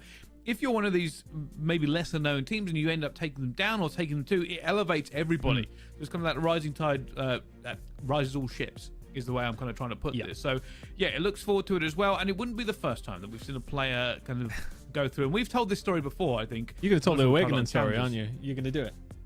No, well, Awakening, I didn't think that, I was going to say Simp, but yeah, the Awakening story. You remember when we first saw Awakening in the Open way back in maybe 2018 or 2019? It was a while ago, I'm old. We said, hey, this player has got it. Like, we didn't know of him beforehand. We didn't know what was going on. They started beating teams that were pretty storied. I think it was the Australian team. Yeah, it was Mindfreak. Yeah. Yeah, and then Awakening, as we know, is a very household name in Call of Duty. It has to start somewhere, and it could always be here. Yeah, it's always from those unknown quantities, isn't it? I think specifically in that one, it was Mindfreak's game to qualify or get through to the next round to then potentially qualify for what was. We were way back in terms of it was the very first time that there was an actual separation between the top teams. I think it was Black Ops 4, of course. So to see players like that then come up and you're like, wow, this Awakening kid is absolutely insane. And then, well, yeah, it turns out he's actually really good and still is very, very good. You get players like that coming through, you get those moments like that. So that is what the Challengers Elite broadcasts are for to kind of put those moments out there for everybody to be like, wait a second, this kid's an absolute beast. It gives opportunities for folks to have a look at and be like, right, who's this kid? Let's get some contact with him already and see what we can do from there. This is how it kind of works, right? So you've got to put yourself out there. Okay, don't play selfishly at the same time, because we have seen that before, and that can be a potential problem for somebody going forward as well. But realistically, the talent shines through, and this is the opportunity for those guys to shine that talent themselves. Yeah, it is as well. As we get these games started, obviously the block starts at 3:30 in the American time, or 8:30 here for them, so we're just going to see as it goes through. If you have missed it, we've already covered Team War and Noctem Esports and Omit EU versus K2 Esports. This is our second block. Team Moon versus Team Higgy and 22 Esports versus Clutch Rain. So we're going to primarily be watching Team Moon versus Higgy, and then if we get opportunities, if the game ends or we have a chance to jump in, we'll jump into 22 Esports versus Clutch Rain. Ton. Yeah, and that will be an interesting one. Looking over towards the rosters on this side of things, Powerhouse, Cruz, Luda, Lewis, and Zappy. And as far as I'm aware as well, for a couple of these guys as well, it is very much coming into it as pretty much brand new to the game. Like looking over towards some of their previous results, at Boston, top 48 for this team. top 16 in Cup 2 and then qualify. So quite the turnaround in that instance. So did really well, continue to play well together as well. As far as I'm aware, we have had a couple of these team players who are coming through in their very first season as well. So for 22 Esports, it is very much welcome to the fire from the frying pan, right? It's one of those situations where you're starting to come into it to see how things go down. But looking over towards Clutch Rain, opposite on that side of things, Twiz, Henry, Cobra, and Rafi. I mean, a lot of these guys, a lot of us will know about. Specifically, you look towards the other side of things of Cobra, who had a ridiculous placement an average placement of around 3 at the Opens last year. This guy is one of the only players on that specific team that he was on when he was playing with the Boozer and Co, who obviously hasn't been picked up. So a very, very good player in his own right, and let's see what everybody else around him can do with him. Well, let's see if they live up to the hype as we go into Elite Four this next one as well.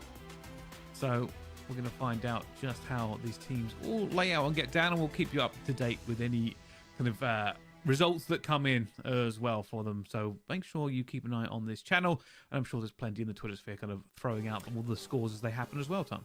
Yeah, it's all over the page, mate. I'm keeping an eye on Twitter as well of some of the results going on. I actually seen Rotation tweeted out a 250 to 249 game. I didn't quite catch who it was between. I quickly got a glance before we came live, but there's been some very, very close games already, so we're looking to keep an eye on those scores as best as we can. And just another thing on Clutch Rain actually as well, and now I just want to double check this. So they actually finished top 8 at Boston. And looking over towards Team 5 as well, they were top 6. So, I mean, both these two teams were the 2 best finishes out of Europe in terms of the online as well. So they are very much teams to watch. Wow. We'll have to see just how they get on for it as well. But we're going to take a quick break. When we come back, though, gameplay from all the games in this segment of Call of Duty EU Challenges. Don't go anywhere. We'll see you right after this.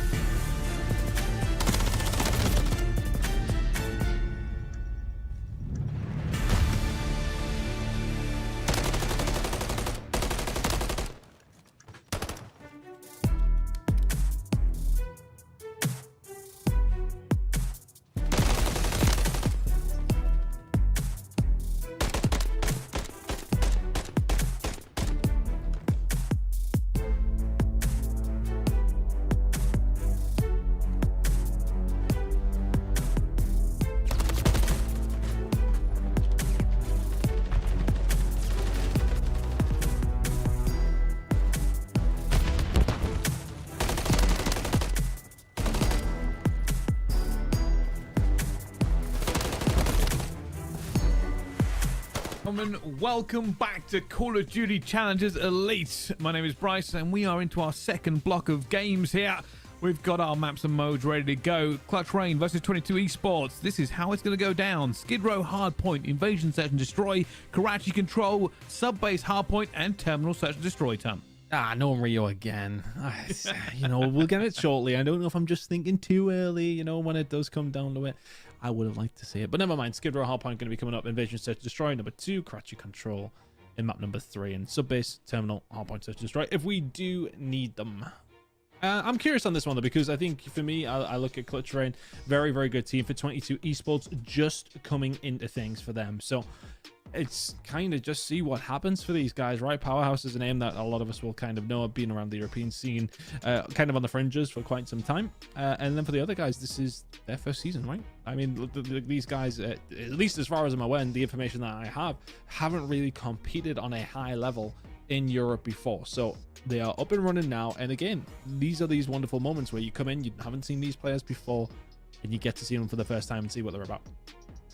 Certainly does. Well, pressure makes diamonds. Let's find out how they get on, of course, going against the elite of Europe. And speaking of elite, this is certainly one of those teams we put into that category. Oh, 100%. I mean, especially when you look at Cobra, I mentioned it before the break, an average placement of around 3 last season when it came down to the actual LAN events. Was part of that squad with the Boozer and co, who all seem to have been picked up apart from Cobra, which is a little bit tough. But look, this guy has been around in Europe for quite some time. Played from a very, very young age. He is a good player. And he's got some good players around him as well. Rafi, Twiz, Henry, all very, very solid. Been around for a good few years in and around the top kind of area as well. So these are a team who will 100% be looking to try and get in and around those top spots. They want to be going into the playoffs with a very, very good record if they possibly can, and want to be going through and challenging for tournaments. So Clutch Rain, this is a game that they will be looking at as a must win. They absolutely will be going into this one with that expectation. Whether or not they can convert or not is another thing. Yeah, that's one of the ones that kind of comes out right. Realistically, on paper, some teams are better than others, but we don't play on paper. We play on the servers, we play on the maps, and we find out who comes out on top. And we've already had some of those results in our first round for everybody going through, and most of it was pretty much as we expected, Ton. Yeah, it looks like there's a game 5 actually. I've just had the tweet up there, and I haven't obviously lost it. 5 Media who were going up against Team Moon, so I believe that's what has actually been slowing us down on watching that game. That went to a map 5 6-4 victory for 5 Media. 5 Media being Sucre, Renko, Super, and Yako. So the Spanish squad that we have in here. And doing very well by the looks of things. A very, very big game for them to get a hold of. Team Moon, very, very solid roster there as well. So we'll keep an eye on what goes. We've got them going up against Team Higgy as well on the other side of things. But just with that going to a game number 5, not quite ready. But this one, we're nearly ready to go. Yeah, we certainly are. We're loading this hardpoint any second now, as I believe we have all players in the lobby and everything is being loaded and checked for everyone going forward. But hey, it wouldn't be a return of challenges for us unless there was delays somewhere along the line, Tom. Yeah, well, I know typically it isn't quite as easy to get challenger players in the lobby as it is to get the CDL ones in at times. But look, it's because there's so many moving parts, right? You've got games going on beforehand. The schedule's dependent on where those games go. We might have watched 2 3-0s, but as mentioned, we had some teams going to 3-2, so that's just kind of how it works, which is fine. We've got plenty more games that we can be keeping an eye on as well, and we're back right in the pit, Pricey. We're in and amongst it again. We're in the pit. We're joined by Shift and Sully for the North American section after this, so keep your eyes peeled. A lot of Call of Duty action to come here on Challengers Elite. But speaking of action, Skid Row, Hardpoint, 22 Esports and Clutch Rain is about to start as we fly through and look at the wonderful textures applied to all this infrastructure. Oh my goodness, the textures. Yes, that's my favorite thing about when we go obviously over towards Skid Row. No, look, it's one of those maps that is very much about that P2 rotation. We're always about rotations on Hardpoint, of course, but we talk about a lot on this map, right? P1 to P2 is such an interesting aspect of this game. It's always about, right, okay, if you are going to commit heavily towards that P2, are you going to sacrifice all this time over towards P1 potentially? And, well, that seems to be the case for 22 Esports. Concentrate on it right now as Clutch Rain, Twiz and Co.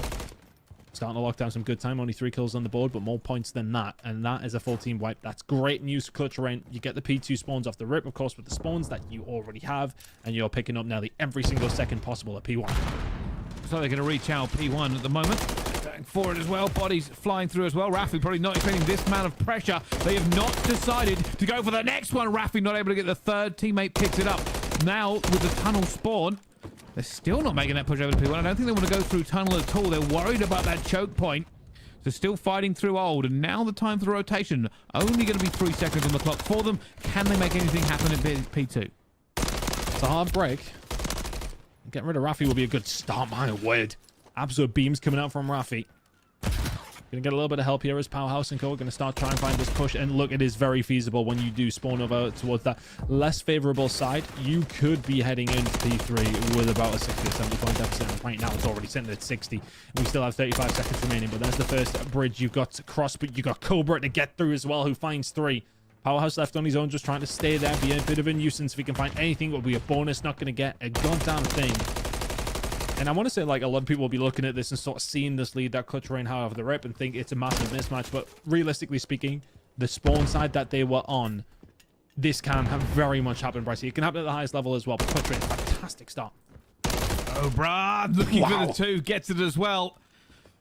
And Clutch Rain are putting 22 Esports in the blender. They are not letting them move at all as we go towards this back alley. 22 Esports, though, will be here first at the moment. Getting some points onto the board. Here it comes, though. Already Cobra finds 1. Still outnumbered. Cruel for another. Raffi will pick one up, but still not going to have the reinforcement with him yet. It's a great hold from 22.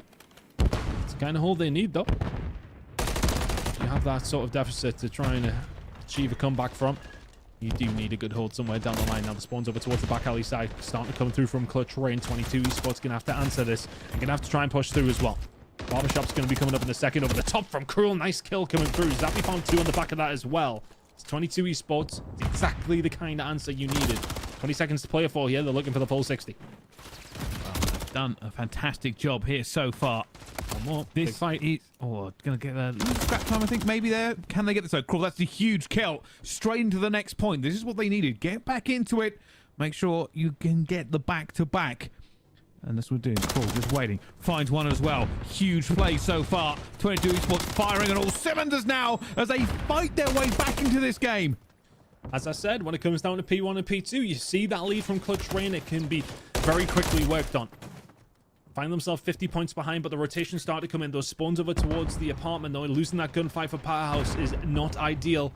The team are going to have to start clutching up now. It's going to be a big push from the back here, Bryce. Back to back, waiting for it as well. Took a few bullets there.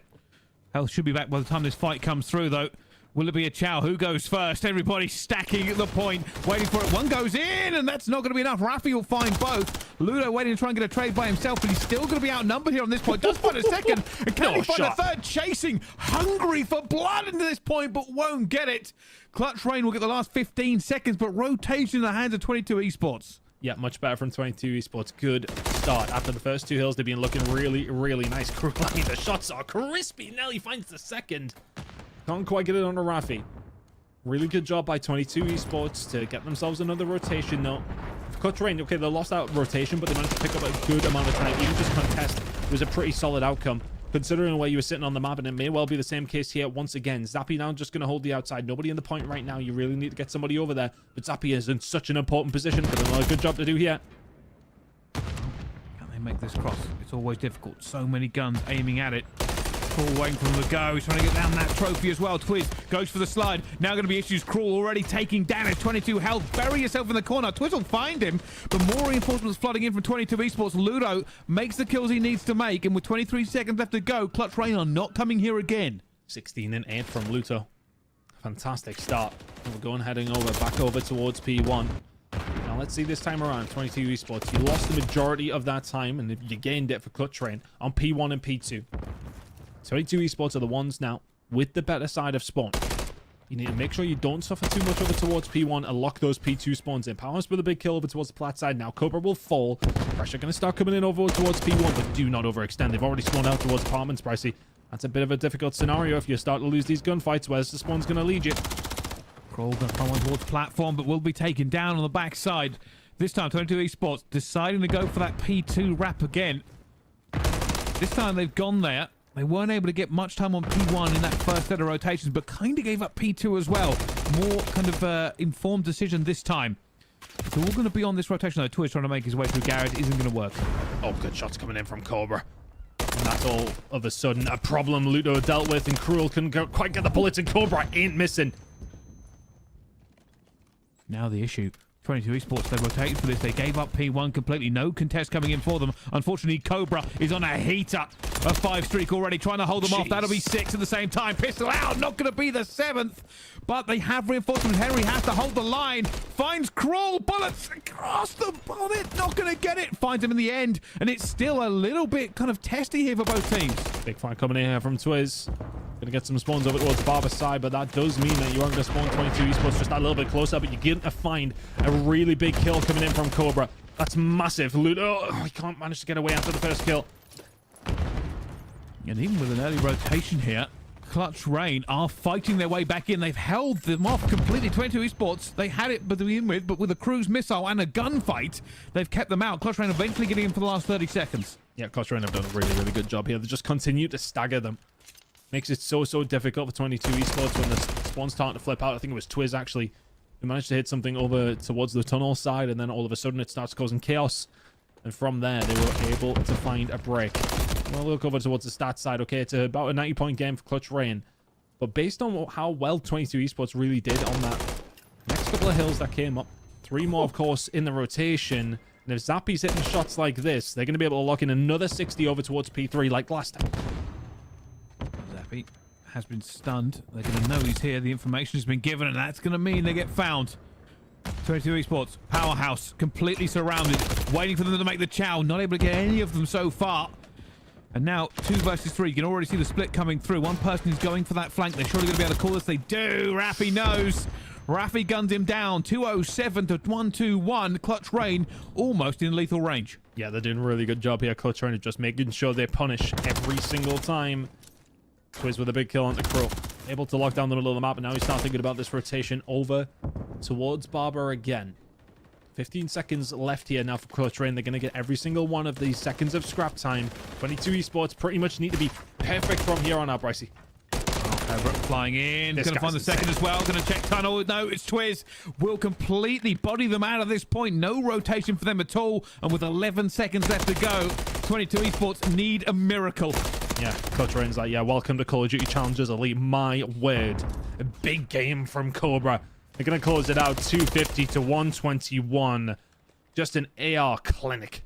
Clutch Rain, really, really big win. And I'd say probably the biggest difference maker was that P1 to P2 rotation.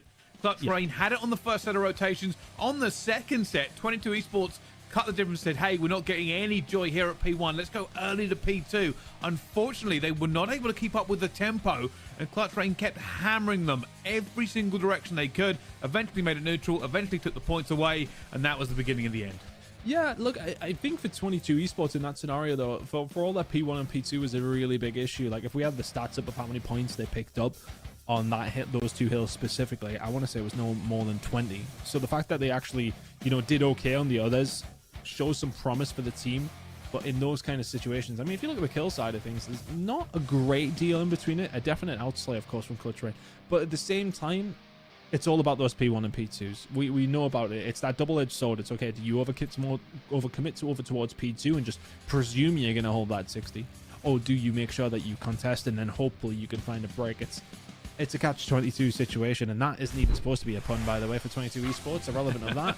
P1 and P2 was very much the problem. I mean, look at here on the leaderboard. We've got 10 seconds to go at P2. They're already down 100 before we even get over towards P3. But then they do a good job over at P3 and then P4, of course. And then you've got a contested game to a certain degree. Do a really good job over towards P5 as well, if anything. But the problem is you can't let that amount of points leak. Even if you do, you've got to be perfect the rest of the time. And that's how we do see it where teams will have a good amount of look at P1 and P2. It's not surprising. But when you do see that mountain to climb, you have to be so good throughout the rest of it. They were pretty decent, but pretty decent isn't good enough when you're giving away 90 points off the first 2 hills. No, unfortunately not, but hey, doesn't matter. First map. You move on, you move forward, you hope for something better in the search and destroy. There were, I'd say, flashes from 22 Esports where they could kind of compete on that same sort of level. Luto was having a great game. Unfortunately, I feel like once they got far enough behind, a little bit of panic maybe have kind of come in and composure was lost. Yeah, I mean, Cobra was absolutely piecing as well. I mean, this guy, I mean, it's been talked about quite a lot. Like, you know, everybody else from that roster last year has been picked up, but Cobra is the only one who's still in challenges and kind of showing his quality straight away there. I mean, you could see already the guy's awareness is stupid. Like I said, halfway through it, this guy's absolutely insane. And yeah, okay, he may not be going against one of the best teams in the league, just very much newcomers to this, but he looked levels above on Skid Row Hardpoint. Evasion Search and Destroy going to be coming up next. A slow and steady one at times in Karachi Control for map number 3. With the way that Clutch Rain played that, I don't know if we'll need more than 3 in this one for 20. I mean, it is difficult because, again, we can talk about Skid Row Hardpoint in the sense of it's in 2 different layers, right? You've got the first 2 hills and then you've got the others. The first 2 hills were just so dominant from Clutch Rain. It just made it so difficult for 22 Esports after that. Very, very tough one. But 251-21, I don't think it humbles 22 Esports whatsoever. Very good performance from Clutch Rain.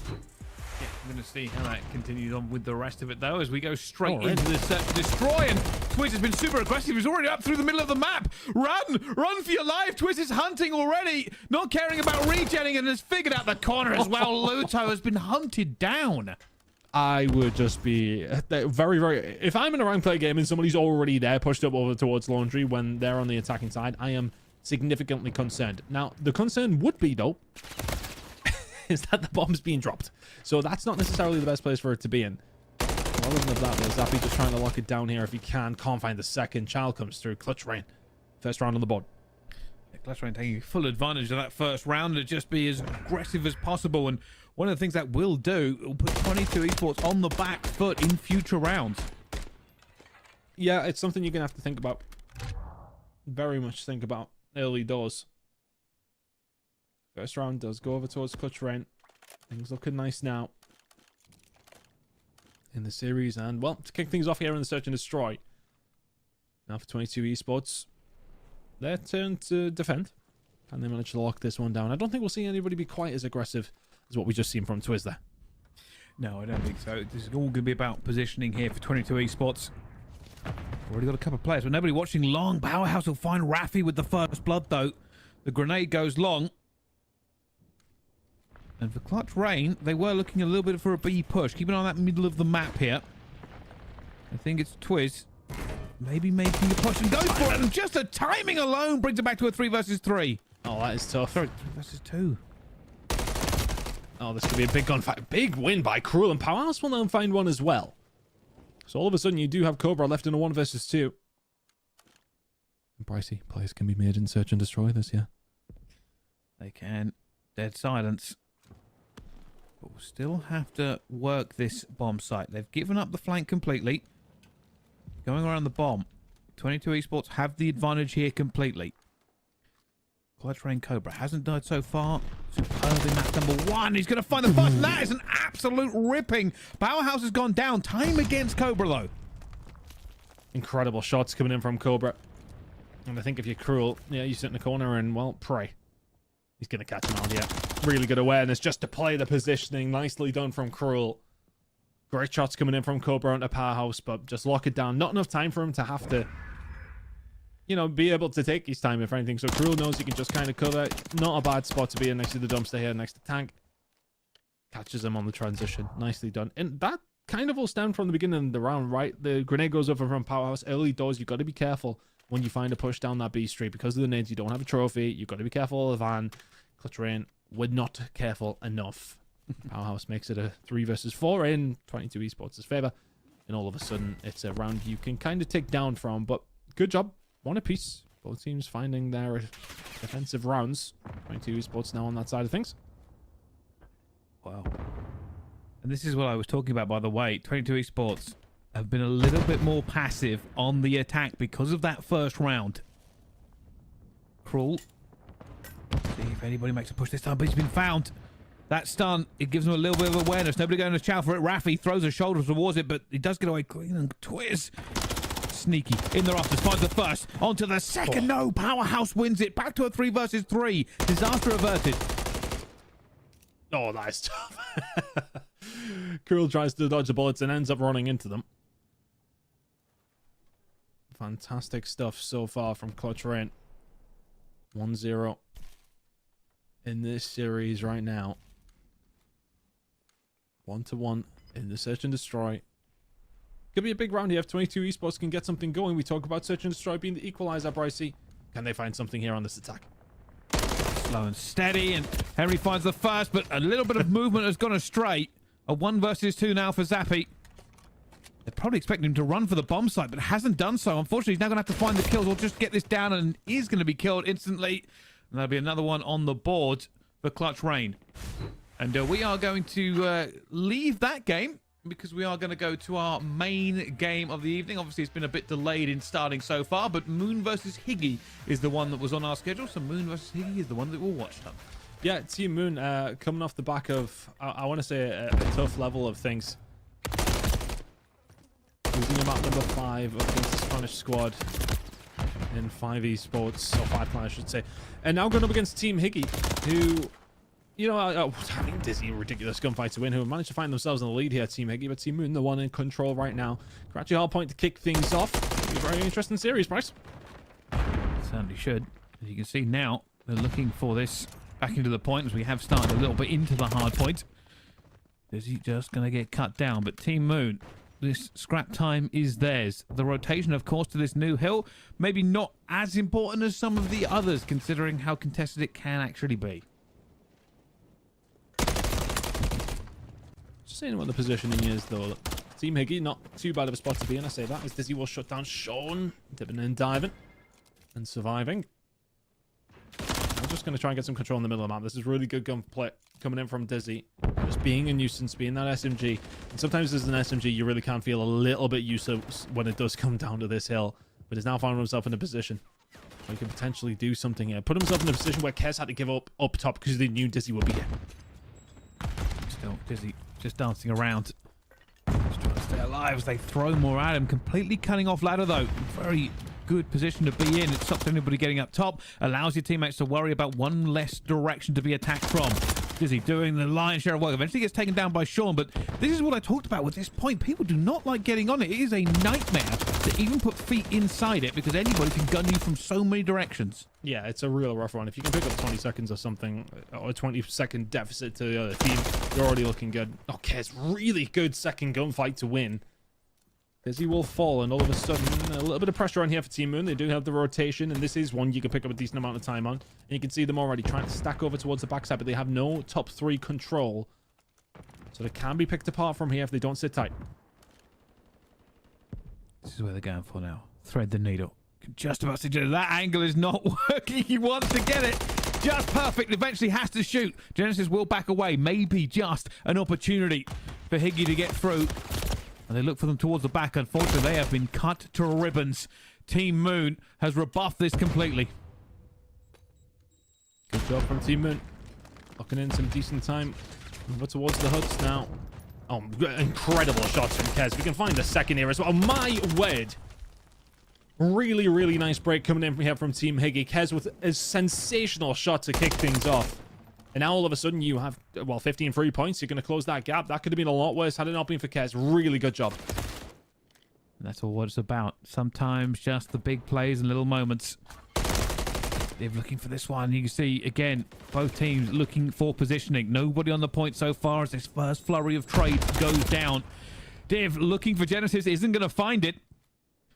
And still, nobody committing to P1. At some point, the onus will shift. People will be looking at P2, but now already going to be on it. Sean goes for it, and that's the problem. Once you get onto the point, you leave yourself a little bit exposed. That's all about jockeying for position. Over towards P2. We're going to get caught out, but still spawns over towards the back alley side, and Dyna Control will start to come through here for the side of Team Higgy. Team Higgy going to start locking down some decent time here over towards P1. If Higgy can disrupt that floor, then great. But look at this positioning now over towards the red side. Sean has to stay alive. He's the only one alive. Sean looking for it and goes for the slide in. Isn't able to get it. Kez, reinforcements flying in. That's a huge kill. Looking for the second. Not able to bang that bus as much as they would like to, but still staying alive. Kez eventually will fall, though. And Moon will have control of this rotation. And this is where the game really could swing now. You pick up the majority of the time at P1. You find yourself in a 20-point or 30-point lead. And P2 control spells disaster for Team Higgy, but they can find a couple of kills. So maybe the break will come through here. Does he have to lock it down? Aussie just waiting. Knows it's been contested. Knows there are players looking for him. Finds the first. No damage taken. He's going to get taken down by the second with 37 seconds point left to go. This is huge for Higgy. Got to hold it down. Found themselves a really good break. They had the rotation. Now they found a break after losing it. Fantastic work here by Team Higgy. Can they lock it in? Aspect. Aronetti is absolutely ridiculous at times. Genesis now just trying to lock something in over towards this backside. He's the only one here, though. The rotation has come through from Team Higgy. And for all that we, chopped and changed, who was in control there, Brycey, it is very much Team Moon who are going to walk away as the winners of P2, so to speak. It's going to be about a 40-point lead by the time we head over towards the next hill. Problem is this, though. With his next hill, it can be a money hill. Runner is going to try and wait. He knows players are right around this corner. There we go. Double chow going through. Finds the first one as well. Reposition. Sean will get one on the other side. Eventually will fall down. It's a small incremental push here from Team Moon, but they are finding the kills. Div will be looking to try and make sure that nobody else can cross. Control is there. They got the crossover from top P3, but they don't have back control. All of a sudden, Dizzy has found his way through, and he's found another couple of kills. He's causing absolute havoc. Managed to get himself through. Now, all of a sudden, Team Higgy, yeah, you may have top P3 control, but, I mean, what can you do with it? You've lost the point. Yeah, he's looking for a player who knows he's here. He's going to miss him as well. Goes to challenge the point, and Dizzy will pick it up. It was a great hold there from Higgy for a little bit of time. Unfortunately, Moon broke it in the end. As we head towards this next hard point, this game still is very closely balanced. Trying to set up for the hill. That is just very, very difficult to pick up some good time on, but Dizzy on a 7 spree. I imagine you'll keep the score streak for maybe another time. Well, the kill streak, I should say. 22 and 15 from him, though, and especially as an SMG on this map when it has really come down to a couple of very, very difficult gunfights. You've done very, very well before Dead, and all of a sudden this is when you start getting some time on this one. You know exactly where they're spawning. Team Higgy in a really dangerous spot. You can already see they're not pushing this too aggressively from that back. They want to go a different direction. Dizzy's already got it, though. Found one, not the second.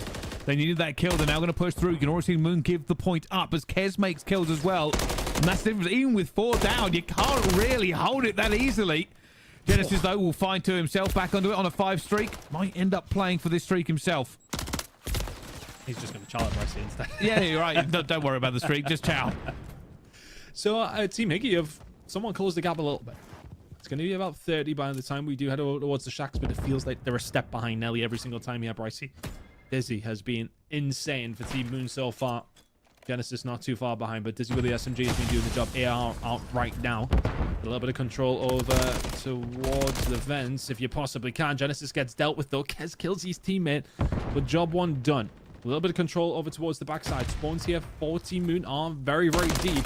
Push can start to come through, though, from a couple of different angles and shut down at every single angle. Great work from Team Moon to hold that. That could get awkward. Oh, that's a big kill as well. You can look at this push. They're going to go for this Higgy. This means Genesis is going to have to win all these gunfights. Nade raining around him. Kez will just rip him off that heady as well. Connor has to back off. Already stunned. Kez will find a second. They will not give them any respite here onto this point as he finds a third. Nothing but chaos for them. Great push in the end from Team Higgy. And a lot of the good work that's coming from Team Higgy is coming through Kez. Relevant under that, they find themselves 50 points behind here, Bryce.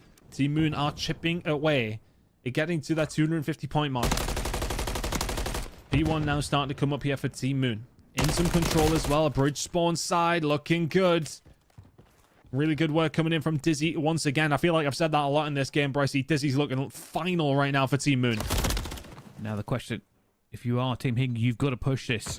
P1 is not about positioning, it is about points. They are too close to it, and that is the issue they're running into. They cannot just play for the kills. They have to get close enough. Connor just wants to stay alive in here for 8 more seconds to take the map away. Runner is looking for the angle. Sean will find one. Connor's been stunned. Health is going to be low, but teammates to the rescue, and that will be game for Team Moon. Really good job from Team Moon. Felt like they were always the ones on rotation. Felt like they were the first ones there nearly every single time. I think for Team Higgy, they just didn't necessarily make their opportunities count. You think about the diner rotation. You think about certain times where they were able to break a hill. Did they manage to pick it up? Or it just always felt like Team Moon were picking up like 10 or 15 seconds of scrap when they needed to. Felt like they were rotating when they needed to. Just, I want to say, a fundamentally better hardpoint game from them to kick off the series here on Karachi. really good performance. I mean, Dizzy was, as mentioned, just ridiculous in that game. Didn't drop the most kills, but just seemed to making impactful ones across the board. 28 and 18. Really, really good job out of him, especially as a player who's going to be running that Flex SMG for the most part. Really good job, Team Moon. Solid win in map number 1. Yeah, I was going to say, I think Team Moon did a good job, but realistically, I also thought Team Higgy had some great opportunities for comebacks. Yes, they lost in the slaying department towards the end, but some of the breaks, some of the holds, it helped them out. I think what you said during the middle of the map was maybe just a little late to some of the rotations. That could have been the major difference when you're running into the teeth of guns because you aren't there first. Yes, it's going to show in the KD, but also it is going to show in the points. But it could have gone either way several times on that map. Not on this hill, though, because this hill isn't great for points. No. It's a bit of a scrappy one, isn't it? It feels like a traditional P1, doesn't it? It's just like kind of one of those moments where it is just a fighting and jostling for position, pick up what you can. For both these two teams, it felt like an important map number 1, right? Both of them just lost their first game of the Challengers Elite stage here. The side of 5 Media, they beat Team Moon 3-2, so that's a good result for them, and it was, as mentioned, a Game 5 thriller, 6-4 game in the end. With Team Higgy, they just went on to lose against Falcons. So for them, that's a damaging one potentially. But have they got the potential to do something here on Karachi Search and Destroy? Team Moon will be feeling very good about their chances now. They're 1-0 up, bouncing back from a disappointing result in their previous game. Can they close this one out? This let's see. Is not Skid Row that was doing the thing. But I was thinking to myself, I'm sure this changed. Never mind. Oh, doesn't matter. Fortunately, we're well versed in this map. We saw it just a second ago. Now with bomb already down, but bodies in favor as well. Shots. 2 versus 2. 27 seconds on the clock. Genesis looking for it. Typical spot in the office here for Runner. He's going to check this once in a few seconds. There ain't. Oh my goodness, the timing of Gods running away, pre-firing, winning. What a ridiculous end of that round. Oh, that's going to hit the replay reel for certain. The greatest timing I've ever seen. Normally, you see about a 14.5 check. That is outrageous, by the way. Sometimes a little bit of luck goes an awful long way. Runner with the patience, though. What have we just seen, Ton? That is... I don't know what the sound I made when that happened was, but it was one of surprise. Runner just getting away with it there. I mean, at the same time, Office is a spot that you would often check, but they've jumped over the top of him. Incredible. As if that's happened. Team Higgy onto the good. Now for them onto the defensive side. Or for Team Moon, I should say, sorry. Yeah, we'll get that sorted as soon as we possibly can, but on the other side of this, you can see they're just being cautious about making this move. Sean already going to call that one out. Rival 9, not the most effective at that range, but can still do some damage. Shots coming through. Dizzy will find the kill. Connor just locking it down here in the middle of the map. Bomb now going down. So, do you have an answer if you are Team Higgy? Dizzy gets the bomb down. If he can get out as well, that would be wonderful. He can. Runner will find one. Aspect answers back. 3v3. 3v2. And Dave will just jump this. Went for it. Went for the ninja. Unfortunately, not going to work out. Kez now knows this is almost impossible. Going to fly out regardless. That is a wild chow, but I suppose with time ticking down, you might as well just go for the hero play. I think that was a man who was resigned to his fate, Pricey, if anything. Yeah, it would be difficult. You basically have to rip that player away and then hope the other two don't just shoulder you for the rest of the game. An almost impossible scenario. Yeah, once you're seen in a 1 versus 3 like that with the time down, and that bomb site, by the way, nightmare bomb site to retake. But all evened up. One apiece. Push going to start coming through here. Looking like it is going to be just through the middle of the map here. On the side of Team Moon. Now going to have to back on down and do manage to do so. I'm getting very confused by the colors as well, if I'm honest, Pricey. Yep. It's just not ideal for it, but at the moment, kills flying about. You can see now Dizzy, super weak, but getting out of there in this 2 versus 2. Has the bomb. This will be about, right, where do we go? Where do we risk? 52 seconds left to go. Seems like an age, but for some reason 35 seems like no time at all.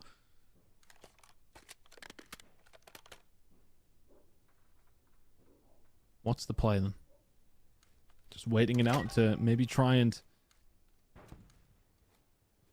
juke them out, maybe make them think twice. Kez now going to start finding this push over towards A. Dizzy's going to get there just at the right time, Bryce. Decides not to go for it. I was wondering if there's going to be a play there. Try and dive the bomb. Hasn't happened. Bomb going to be out. Trophy going to deflect it. 2 versus 2. This is now a retake.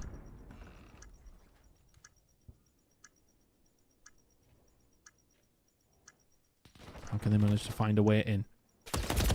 They're just sitting all the way back. Kez holding the angle. And now Connor left to do the 1 versus 2. I would have liked to see them maybe challenge together here because it was maybe a little bit of a pace difference. Kez is going to get caught up by BB Connor here, though, who can start to get aggressive. 15 seconds. Gonna go for it. Unfortunately, with the time so low down, surely Div will check this. He's not checked it. Already going for it. Going for it. And it's gonna be. I don't know if he got it in time. He got it. He did get it as well. I was gonna say the time should go against him, but he waited to the last second. And that means Moon will get that away. What a retake. I mean, it's a good retake, but at the same time, you've got to be checking the bomb at 15 or so. No, he's not on it. Then you can check it again at 7. You're laughing. Oh, that is tough. I think Div just put himself into a position where it is a little bit difficult to check that. It's one you have to kind of hold, and they didn't really have any info on Connor until the shots came in from Dizzy, but then he kind of gets caught there, doesn't he? It's a hard one because you don't want to challenge. You could be bus, you could be top window, you could be top red. It's tough. Didn't check in time. Gets punished for it. And Connor's going to be punished here for, well, giving up the middle of the map at just the wrong time. Sean now going to find himself in a really interesting position for the side of Team Higgy. Team Moon will not be enthused about this.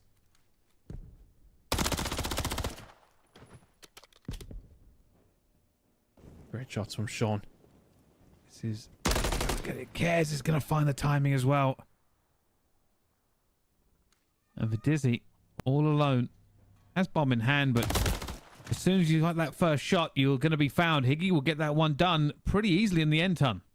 Yeah, really good job, and it just comes down to Sean finding a little bit of timing through the middle of the map, of course.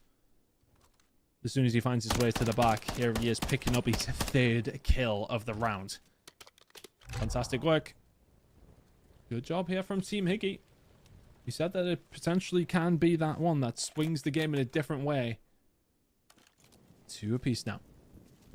Both these 2 teams, I want to say, have had a couple of rounds that, well, one round apiece at least, that they probably shouldn't have won. You think back to that very first round where Runner finds the 2. You think of Connor with that fast defuse there. Kind of evens us out, though. Big nade from Kez. This opens it up just a little bit, but there are going to be players from Moon here. Smoke out. Allows a bit of movement. Not going for it quite yet. Might bait out a couple of grenades. There's going to be the stunt. Somebody checking the bomb site as well. And Kez has just not seen that player drop. Aspect has got through. This is unbelievable. The smallest out of timing, and Sean will find it just in time. And now a 2 versus 4. It's really tough from this position. I mean, I was about to say the only positive is that the bomb isn't down, but 1 versus 4, even tougher. Team Higgy, really, really good job these last 2 rounds. Just nice and patient. Taking their time there, get a little bit of control over towards the bridge side, just make it a little bit more difficult for the defensive team. Good shots coming in from Kez to finish it. He really has been the catalyst for the squad so far. Sean having a really, really good game himself too. Wow. Higgy continuing to fight, continuing to get these rounds on the board, ton. And now on defense, I am right. I don't know why I second guess myself. I can see it clearly on the screen. The colours are right now. We're good. Moving forward already. A bit of a push coming through the middle here. Dizzy's going straight for it. A bit of timing though. Sean is going to be there. Checks this corner straight away. Back to a 3 versus 3 though. Kez gets 1. That's important. Genesis will find a second. For Team Moon, they should consolidate. They have the advantage in numbers. A lot of aggression coming in from Team Higgy. It worked out last time for Sean, and sometimes being that player in Search and Destroy who wants to put that pressure on with the SMG. high risk, high reward job across the board. Aspect going to be holding this angle and finds Runner. Really good job. Now Devil left all on his own.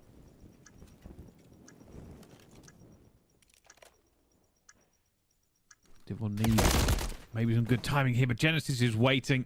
They just had the angles. No easy retake going to happen there. Down to a 3 versus 3 now.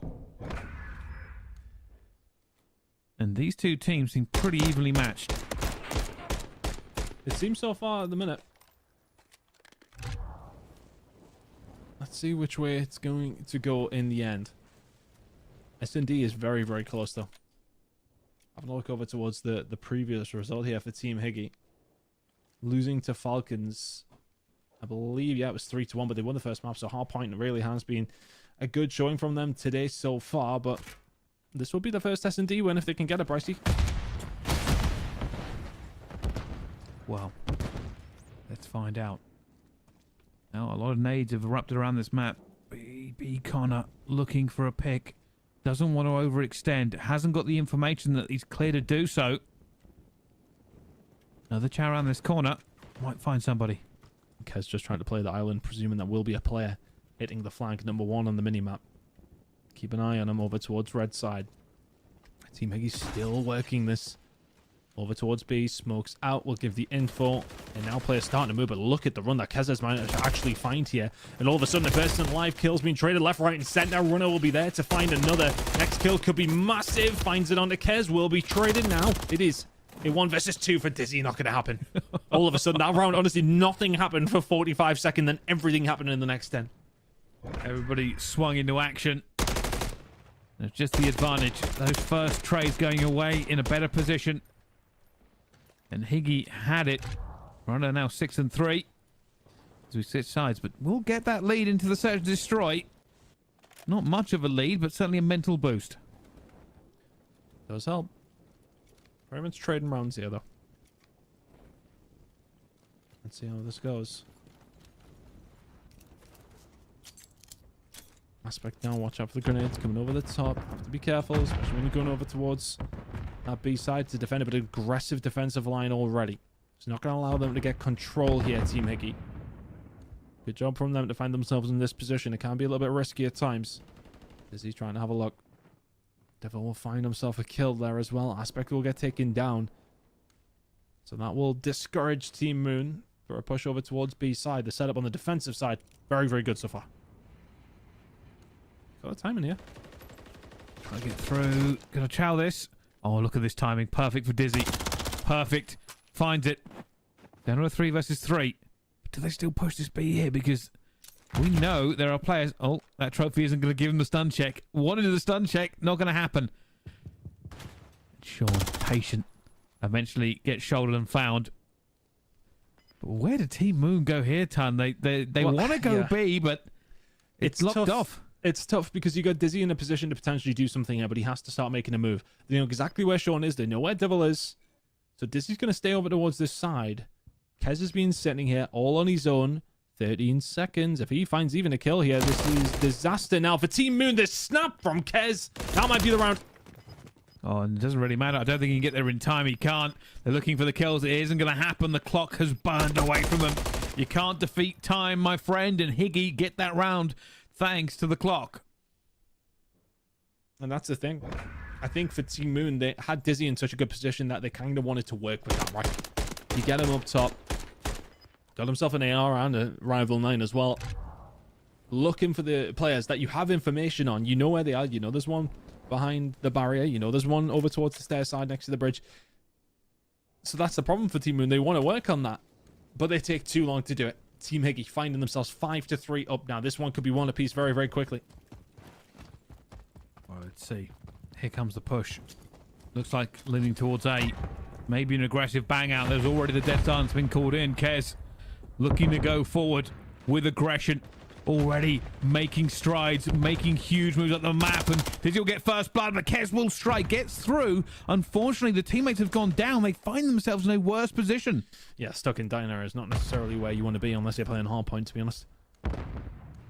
Now for Team Moon, they know this attack came over towards the A side. They will presume that the bomb site was the open offering for Team Higgy and that the bomb did come this way. Now for Team Higgy, it is about trying to get this bomb back up and do something with it. Here we go. They need an opportunity. Just a small one. I mean, that is a lot of noise made. But with time ticking away, they're trying to find a kill. And unfortunately, BB Connor was waiting. Kez alone in a 1 versus 3. Now somebody's going to go check. Not able to get the kill either. Another huge kill. Team Moon pull it back. Big round. Very big round. They need 2 more of them. For Team Moon as well, to lose that map number 5 in your previous series in, well, 10 rounds on Search and Destroy in a map number 5. You want to make sure you can try and get something coming back here in the next series in the Search and Destroy. They've had their moments. Team Higgy just seem to be the more proactive at the moment. Team Moon seem to be waiting for an opportunity to fall in their lap, and it hasn't fallen too often. 2 rounds away.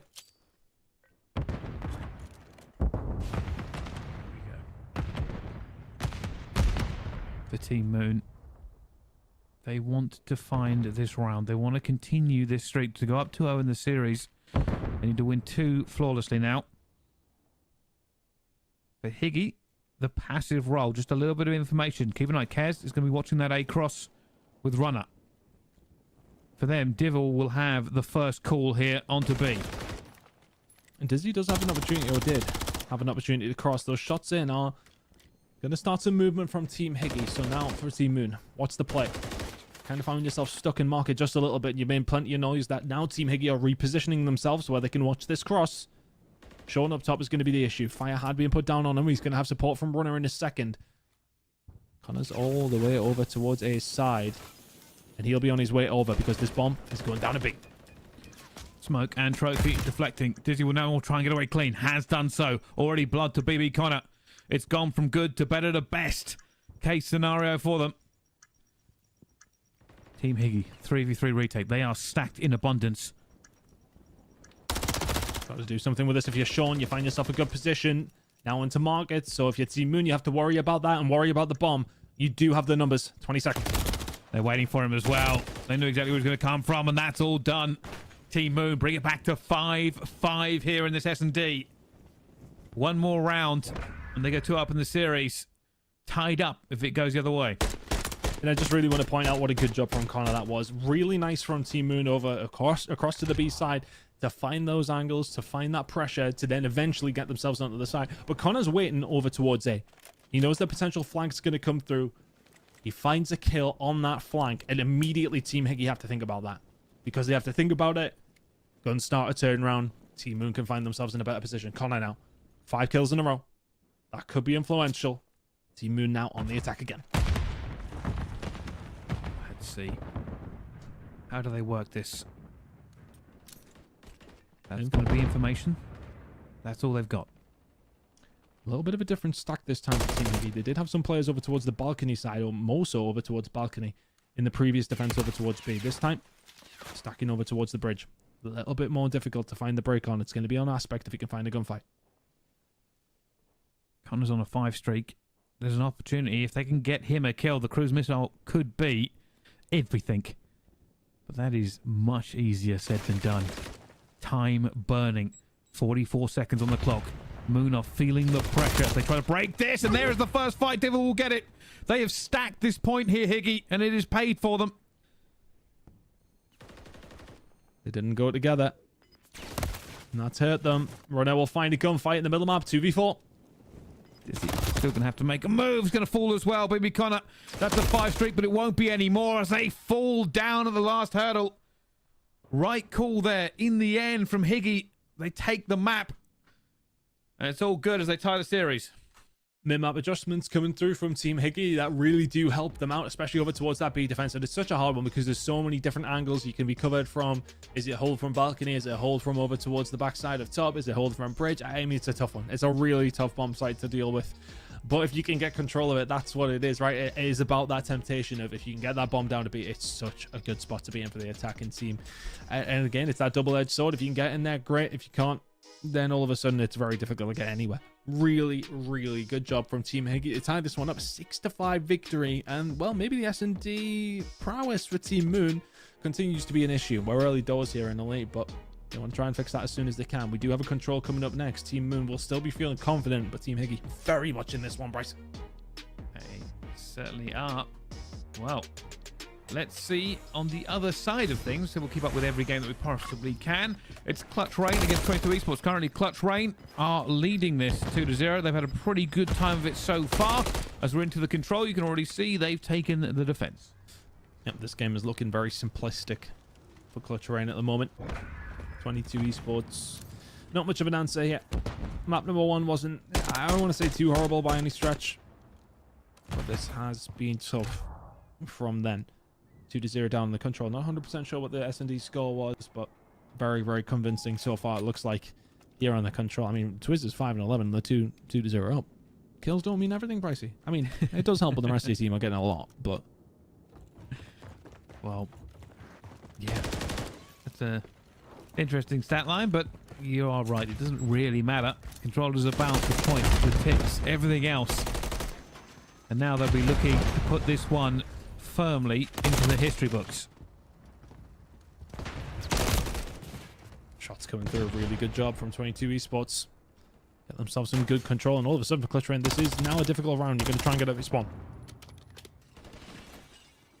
Just trying to get everything, but there are too many nades flying towards the face.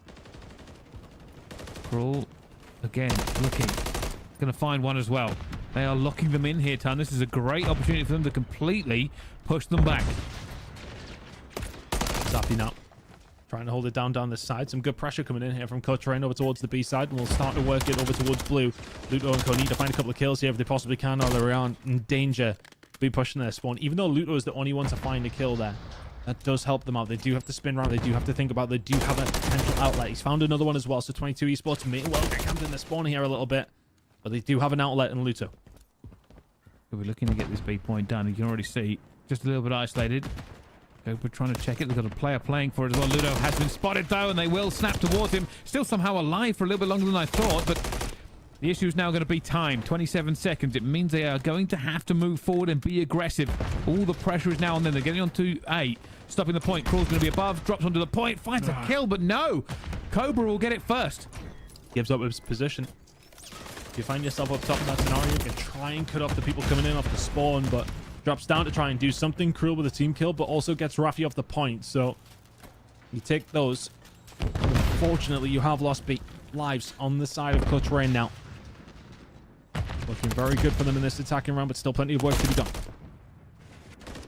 And now, with that bonus of time, they can take their time and figure this out, because they are making the kills. The pressure is off just a little bit. It's allowed them to open the throttle in trades. Henry moving forward, going to find one close range, still alive, looking to punish those in spawn. They keep turning, but look, they've got no map control here. Henry trying to stay alive, gets taken down. Pressure starting to come through, and you're right, they have struggled for it. Getting a couple of kills though, ease that pressure just a little bit. Don't worry, I never make that jump either. Although we found Rafi on the flank, and there's a little bit of a wobble, but it's good enough. Ludo's going to go down. He's going to be calling that out as well. There is going to be a flank coming from behind them, and that has been found. More push now. Clutch Rain looking to get forward. They're going to get onto the point for this first tick. 22 Esports have got to be careful with these trades. They don't have lives to spare. 9-5. Shots in. Rafi doing a good job now. We'll start to push the tempo if we possibly can. 7 versus 3, Bryce. This should be game. Should be, but you see Cobra in a little bit of trouble. He's going to go and get himself a teammate to help him out, and he's just going to find a kill regardless. A 1 versus 7. And I don't think Ludo can do anything here. Oh, the shots are flying around, but it isn't going to be enough. Clutch Rain, they win this series 3-0. They win the control 3-0, and they're good to move forward. That's the kind of result that you do want against one of those teams towards the bottom side. 3-0, nice and easy. Keep on cracking on. But for Team 22, I think, you know, a couple of different looks here and there of some potential. But that was always going to be a very tough game. 3-0. It certainly is. Well, we can jump over to our main game of the night. I believe Team Higgy versus Team Moon is ready for the control. So we'll keep on rolling with that one. If you weren't with us to begin with, this series is all tied up. And we're going to find out who gets to take the lead. 3 versus 8. Now here for Team Higgy. 1-7. Okay, so the round winner, Team Moon, take that one away on the defensive side. So they'll be more than happy with that. Hold on the defense. Genesis and Co doing a really good job here. They seemingly locked them in. We only got to see a little bit of it, but looking like they really did punish them. But the lives were pretty low there, so the defensive side maybe a little bit scary, Brycey. Yeah. Well, I mean, this is it's invasion, right? You know what's going to happen. Basically, anytime you're on the defense, your main objective is obviously not to lose the round, but also very important is to keep those ticks as low as possible. There is a distinct advantage towards the defensive team, and while we'd like to sit here and say, yeah, you should always try to win, it's not always going to be the case that you can win an attack. Now can they manage to convert this now? Team Moon trying to get something going. Looking for some position over towards the B side. Shot's going to go in. Sean is going to be able to answer back, but there's a big fight going on over towards A. That runner is going to win. So now, for Moon, the focus does have to be over towards the B side. A little bit of control there, but they do have to deal with Sean. Just trying to stay alive for as long as possible. On a 5 streak. Really wants that last one, and that is a wild chow. Grace entering in the end will get the streak. And now they're on to B. Oh my word, there is no way that Connor should be fighting in both those gunfights. Incredible. What on earth? He has just eviscerated Kez. Are you kidding me? Outrageous from BB Connor. 9 streaks so far. B now to Team Moon. Connor still moving, still gunning. That's a 10. There's the 11. It's a monster on the map as it continues. Gas has fired. 12 streak now onto the A point. I said you shouldn't try and win an attack, but Connor is determined to do it by himself. Still firing on all cylinders. 17 and 3 as a nade takes him out because he hasn't lost a gunfight. My word. Dizzy's now going to come under pressure from 3 different players. 17 and 2, but I don't know what was running through his veins in that last little bit, but we'll see.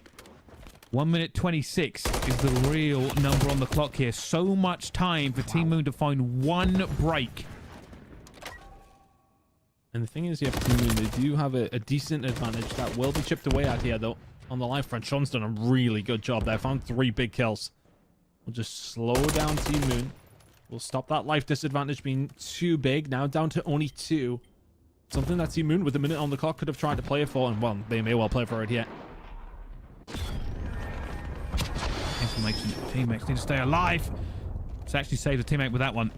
They're all going to go down. Connor going to use the information he got to try and find a second one. Does, but he's going to fall. Team Moon still desperately fighting for it as Sean has just stopped them in their tracks. 5 in a row now. Aspect will take down Divol, but realistically, Moon cannot get further forward a full minute without even seeing the A site. Oh, Runner and Sean doing really, really good jobs. Sean now 6 free. He's got a big missile in his back pocket as well. That's always a good thing to have. Kez now going to back on down and just try and slow down Team Moon. Next couple of gunfights are crucial. And looking like Team Higgy are just about going to hold on. It was looking dangerous for a second. Aspect is going to find a couple of gunfights though. 12 seconds, Bryce. All just making sure, watch the cross and do not let them in. Only one person can do it. It's going to be Connor, but Sean, for everything that BB Connor did to get them into that A point, they have found nothing after it. And Higgy will get the round win, but maybe just a little bit of a victory for Moon, getting those 2 ticks.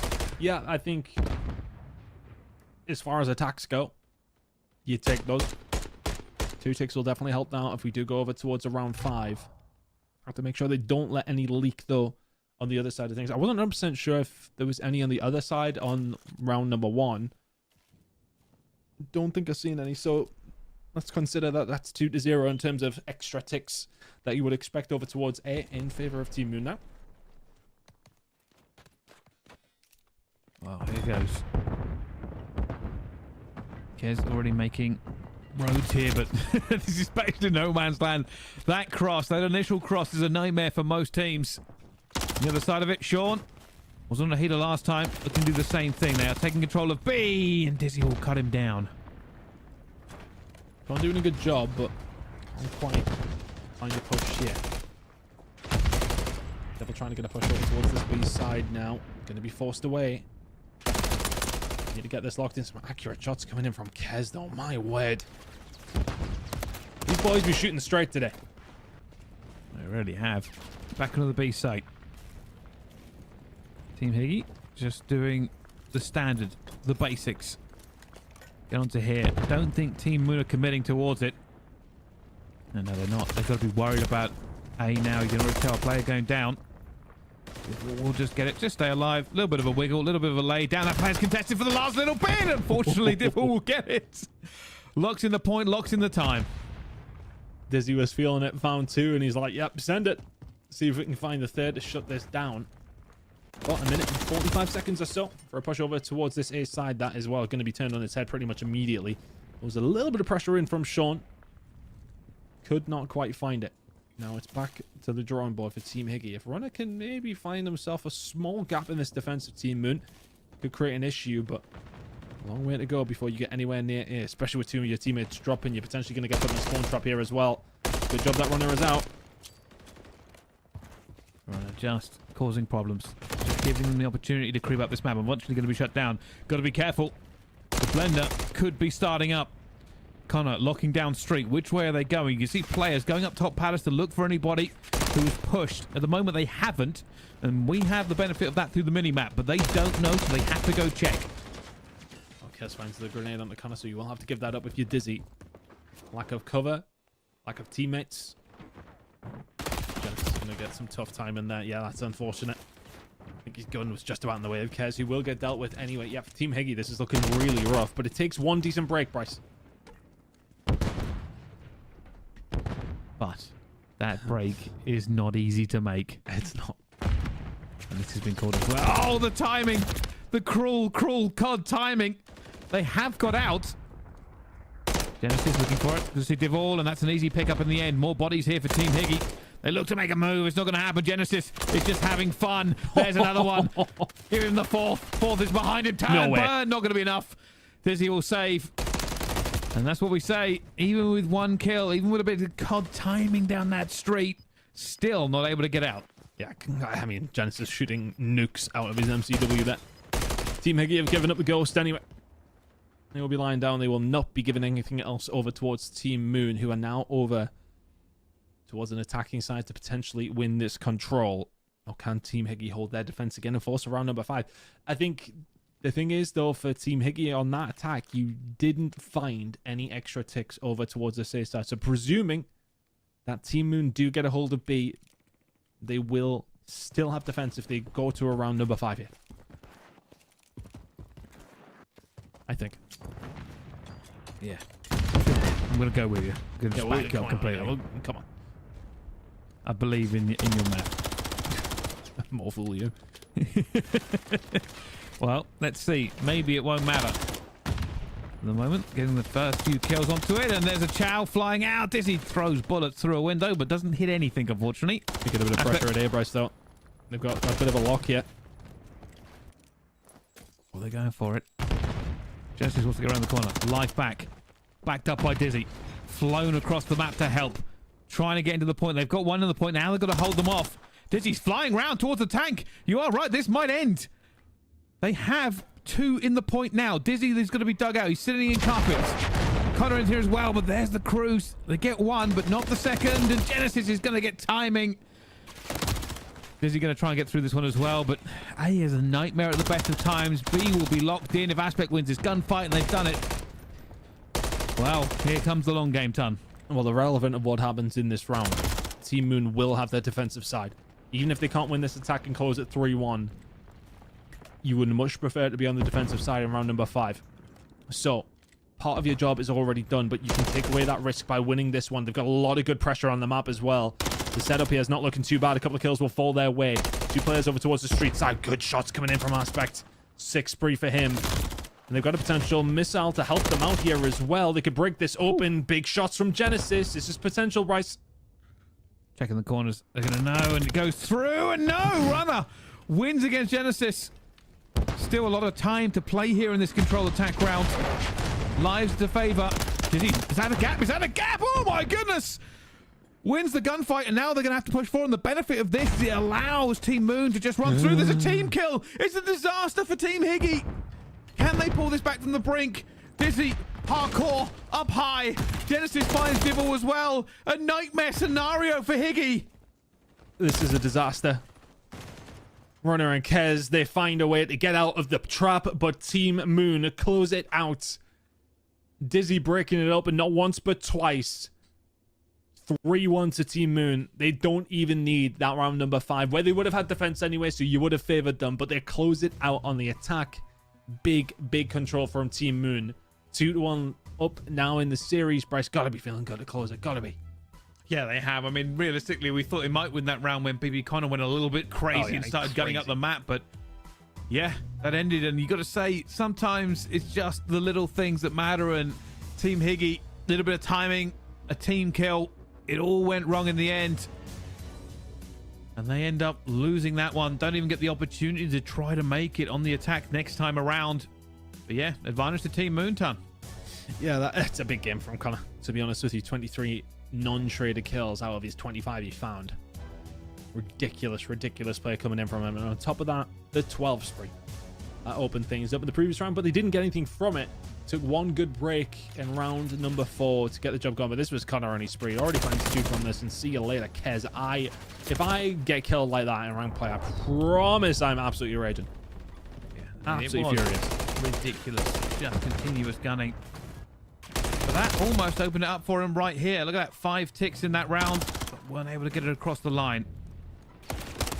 Really big plays. You got to say, I think maybe Team Moon looked more solid that time. Yeah, and even things like that, like Genesis was just running around. This is crazy. Killing everybody.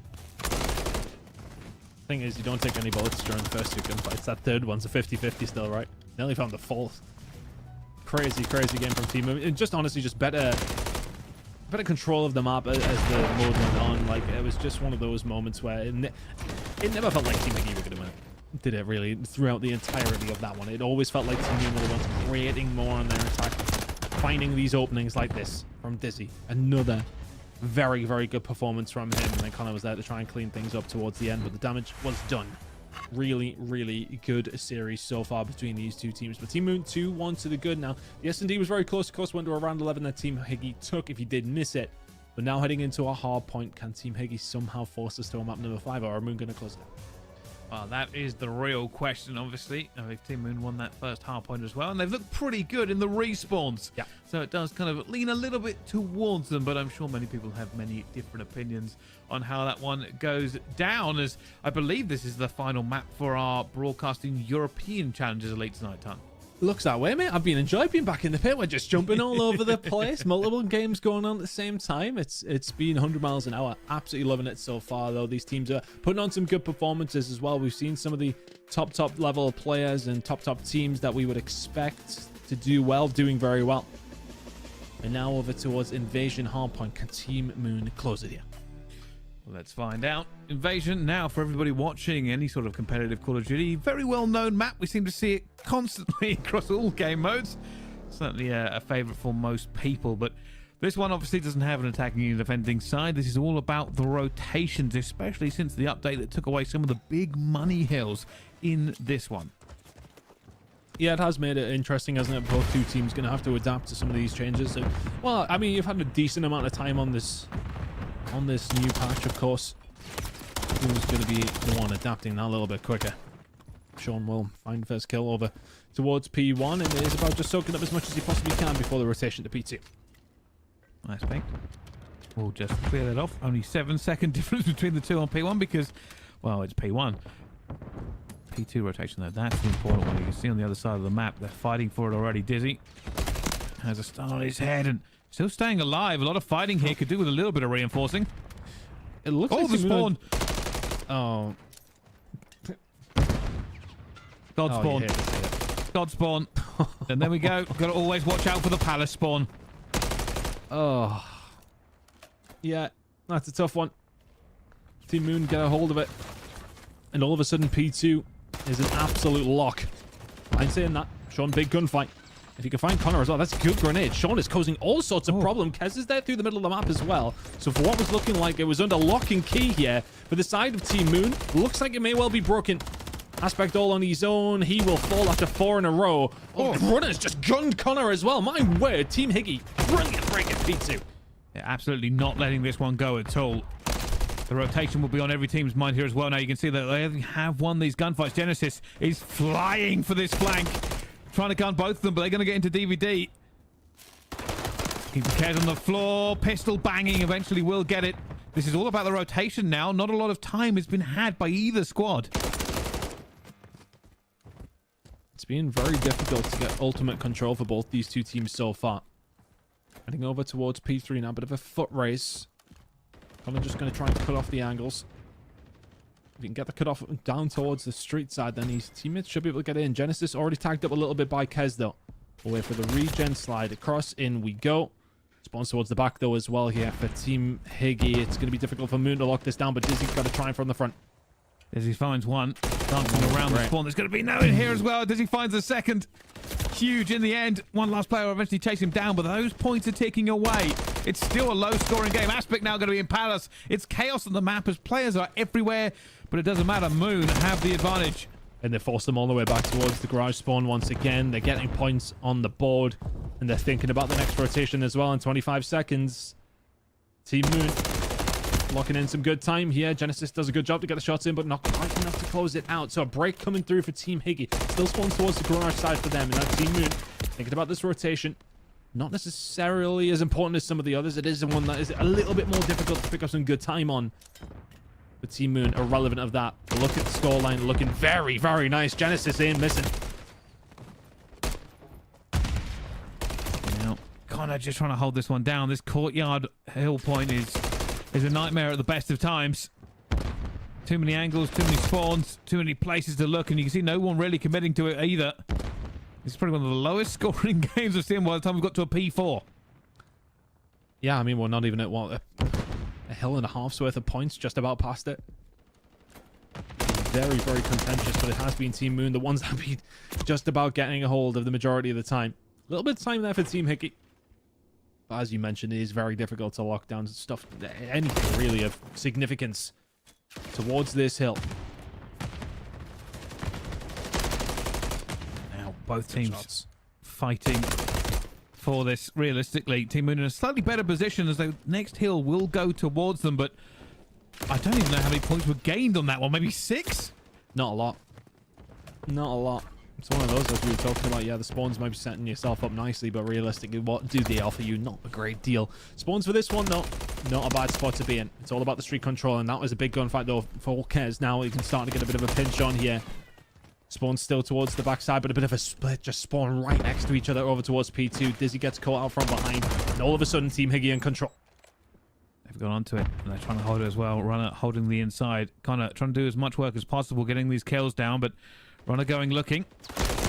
Bit of timing, and it will be Connor again. Divil, though, fighting back. Nobody on the point again. Oh, my God. Those are some nice, crispy shots, but eventually will be taken down by Aspect, who has to back off as well. And the same story repeats itself. Not a lot of time for both teams. Still some good time here for Team Moon. Higgy did find themselves a break, but again, getting on the point has been an issue. Team Moon finding themselves now 90+ points. It's been a crazy one. It's been very contested. I know it can be on this map. I know some of the hills are hard to lock down, but I mean, this is taking it to the next level. Well, the funny thing is, P1 is certainly normally one of those hills at the moment. Higgy are doing the best of it, soaking up as many points as possible. And at the moment, nowhere for Team Moon to run. Connor will eventually find one street. Soaking up some really good... I mean, honestly, this has been their most efficient hill time so far in the bloody game, and it's at P1. They're doing a really good job here. Soaking up time. Team Moon are really focusing on position, but you can get them off the hill as well. Go for it, and Divil will find Dizzy as well. You are right. Almost a full 60 on P1, considering they only had 34 in the last set of rotations. A turning point may have been reached. 11 seconds left to go. Moon will get it, but no position for P2 at all. Good time. Going to start coming through here, potentially, for Team Higgy. Team Higgy really struggled to get out that half of the map, didn't they? It was really, really tough. Connor's going to find one, though. And, well, what did we see on this hill last time around? We've seen a very good setup for one team, and all of a sudden it was broken. Aspect is going to be working on the spawn if he can. Kill starter comes through. The break will be there. They have to concentrate on Aspect because he will lock them in a spawn trap all on his own from that position. And it allows the gaps to form. Now Sean's going to try and find a push here. They don't have a trophy system, and all of a sudden Sean's just walking through. Both these teams' setups are made of absolute butter here, Brycey. They're breaking apart very easily. They really are. But for Higgy, it's been a resurgence. Just that P1 and P2 has put them screaming back into this game and probably going to take the lead. Even with this nade rain coming down and Team Moon being just down the road from them, it's not going to happen.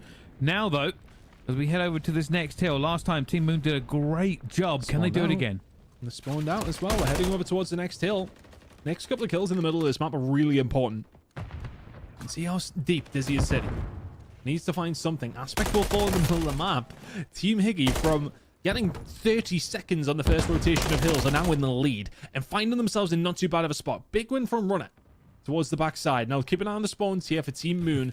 They couldn't be farther away. Thing was, Team Higgy was the same place. Look at this, it's parallel spawns. This happens on this map at Palace. You've got to expect it. The players are going to spawn next to each other. Eventually, by the look of it, Higgy will get the back gas spawn. But it is chaos when those Palace spawns hit. You get the parallel ones. Team Moon again, having a good time here. P3 seems to be their bread and butter. I mean, it's been all down to Genesis, right? He finds a couple of kills only on his own. Probably gets 20 or 30 seconds for Team Moon there. Rotation going to start coming in a second, but we know it's for very, very little control. 8 seconds to go. Looking like it is going to go the way of Team Higgy. What is that snap from Dizzy? Are you... What on earth am I saying? Some of you... Well, look at this! My God, Genesis gone down to his socks. It might just be for a rotation over towards P4, which usually doesn't result in a great deal. But my word... Say what you want, but some of these guys are shooting ridiculously straight today. My main concern now, and I'm going to call it, is after that player from Team Moon got knocked off of that point, I don't know who's going to jump on it again. If I'm Team Moon, I probably will. A little bit of a better position. But only 1 minute 18 left on that clock, Ton. Yep, that's something that's going to come into it, right? I would like to think, based on how this game has gone so far, it will. Then they're going to try and find a push in towards it. And from the side that Team Higgy are on, you've got to find a few dead before you really do start getting some good time. I mean, you can see Devil legs are sticking out. They will be annihilated by the MCW of Genesis, who should find some good shots over towards Kezia, who's just in a disadvantageous position, but does really well to survive. But for Team Higgy, it's harder to get some points on this hill, but it's much easier to rotate to the next.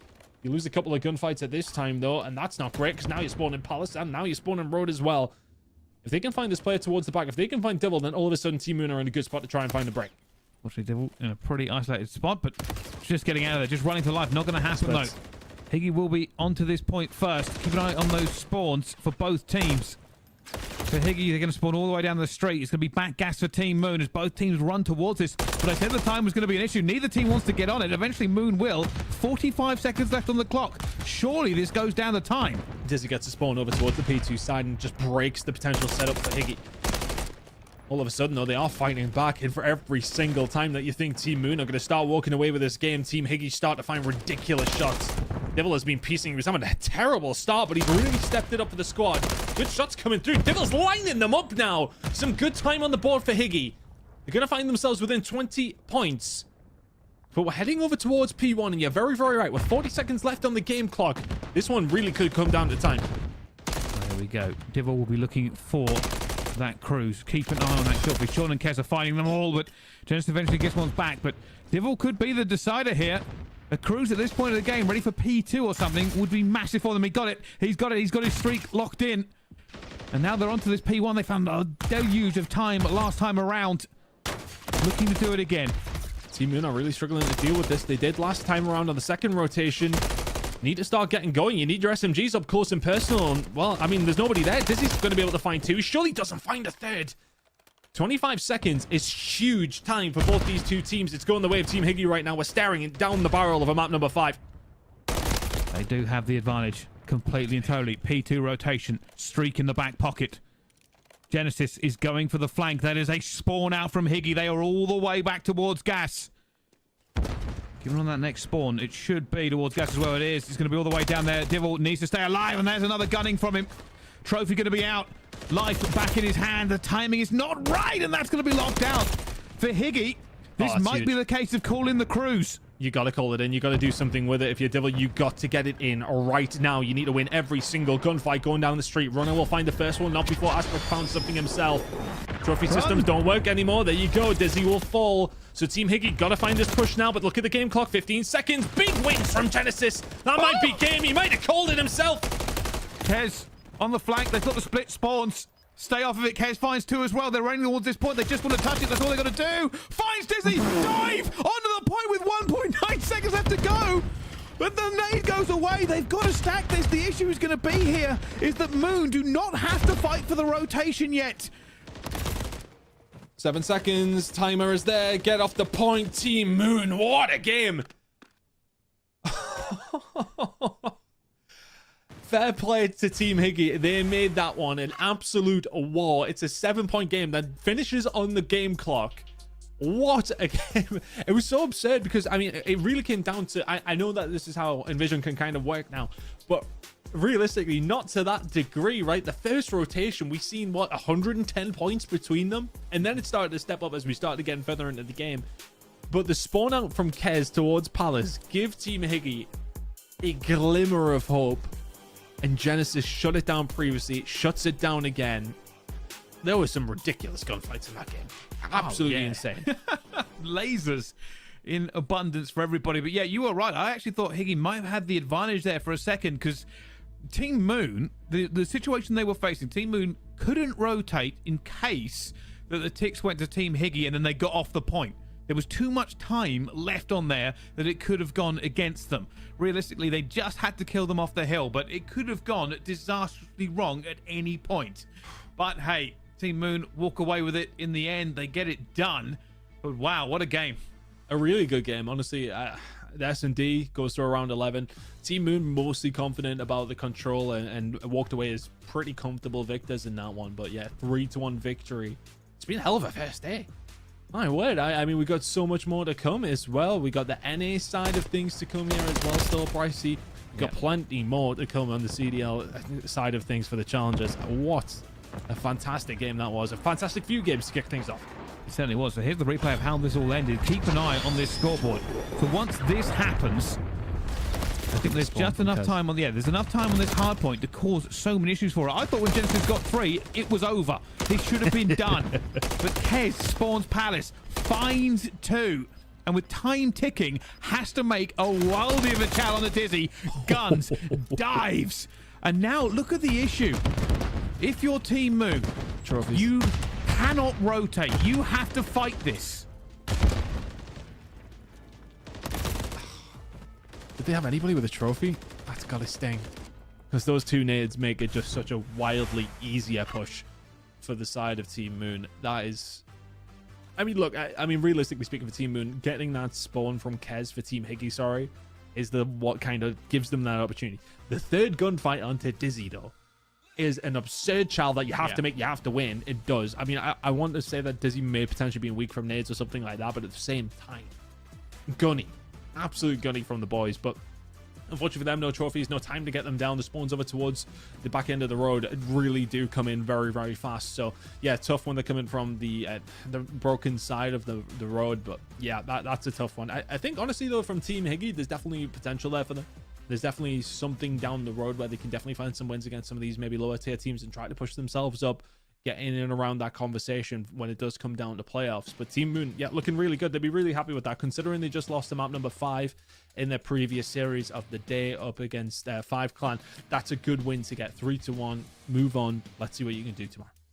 Yeah, it certainly is. And interesting games all the way through in Call of Duty Challengers Elite, but that's what it's here for. Great games, great opportunities, and some teams have risen to the top here, but it is certainly not over. Not just for this broadcast, because obviously the North American Challengers start in just, I think, an hour and a half, and we still have much more Elite to come in the following days, Ton. Yeah, there's loads more to come. We've got plenty more weeks of action, of course, 3 weeks to close things out on each and every single stage. And yeah, I mean, this is only the first day. It's been absolutely fantastic so far. It's nice to get the boys back together as well, though, mate, isn't it? I know you were getting a little bit bored of casting with Chance, and you know, it was terrible, yeah. All right, well, this has been Call of Duty Challengers Elite, the European segment. The North American segment will be coming up in just over an hour's time, so stay tuned if you want to watch that. And of course, more Challengers Elite Europe tomorrow as well. But it's been great from us and great from everybody else involved. Thank you so much, and we'll see you soon.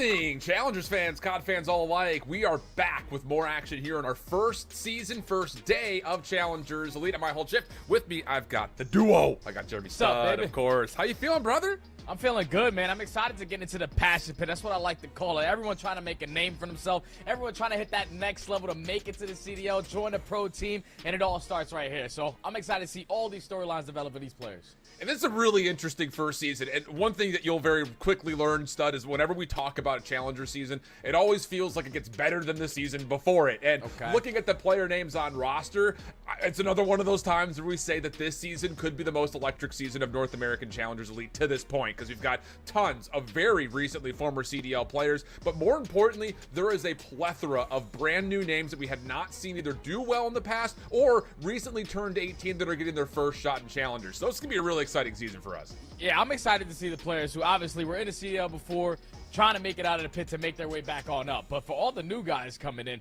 a bunch of these guys are absolutely dominating me in rank. So I'm excited to know more about these guys, because players, for instance, like Darkside, that guy destroys me every time in ranked. And I don't know how, but he's one of those guys that I'm really looking forward to watching. Yes, we do. And I think here's a breakdown of what the groups will look like.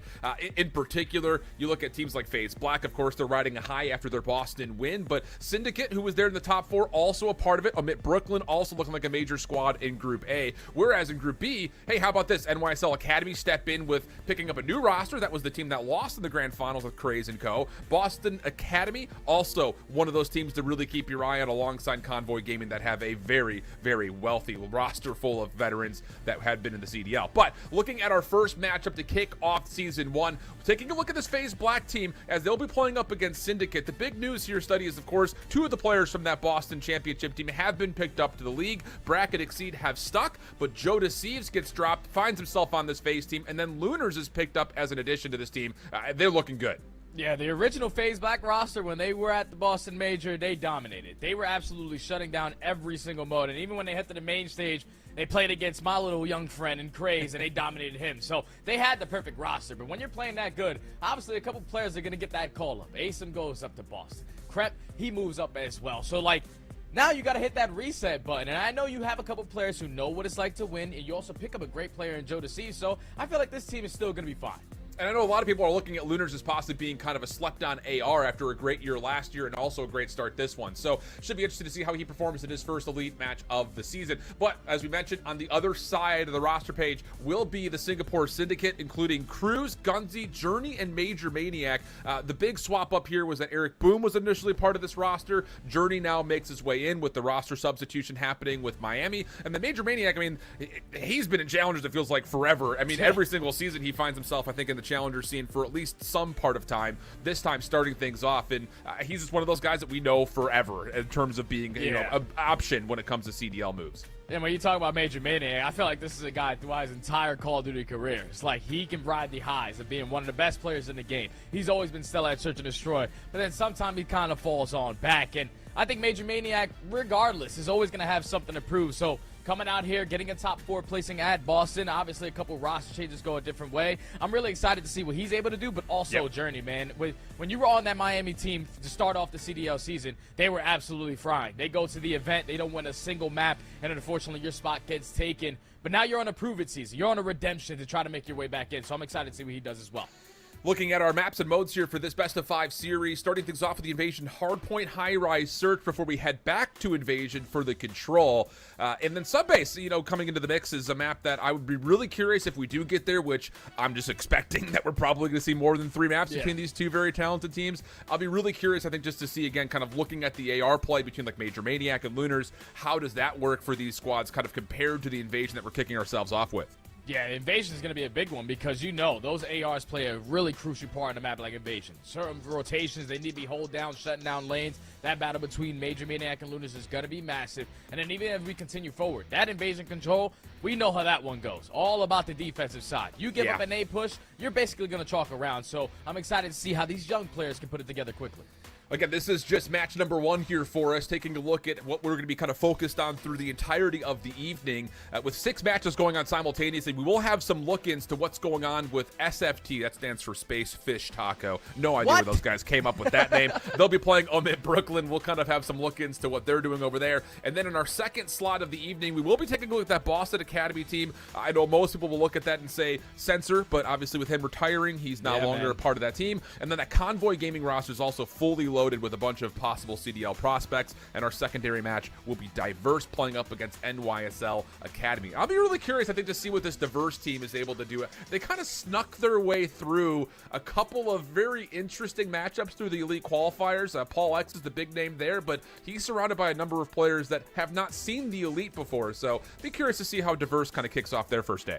Yeah, and that's not going to be easy, too, because they're going up against NYSL Academy, who just got second at Boston. Even though they had to make a roster change, Gio gets picked up to Vegas, you pick up Big Head, but you still have a lot of talent on that roster. So when they go forward, obviously we know the name of Paul X. I'm really curious to learn about everyone else on that roster going up against that NYSL Academy squad.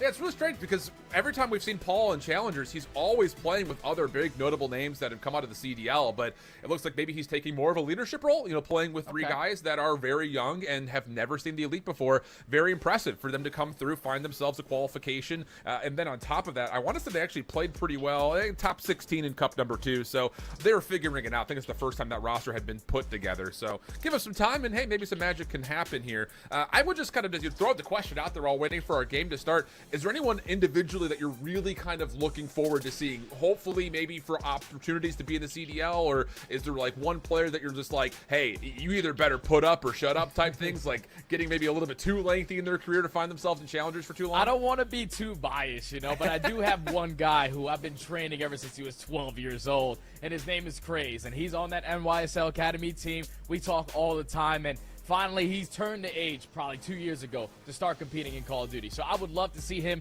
a guy who I've known for literally almost 10 plus years, make it to that next level where he wants to be. So that's got to be my favorite guy to watch throughout Challengers.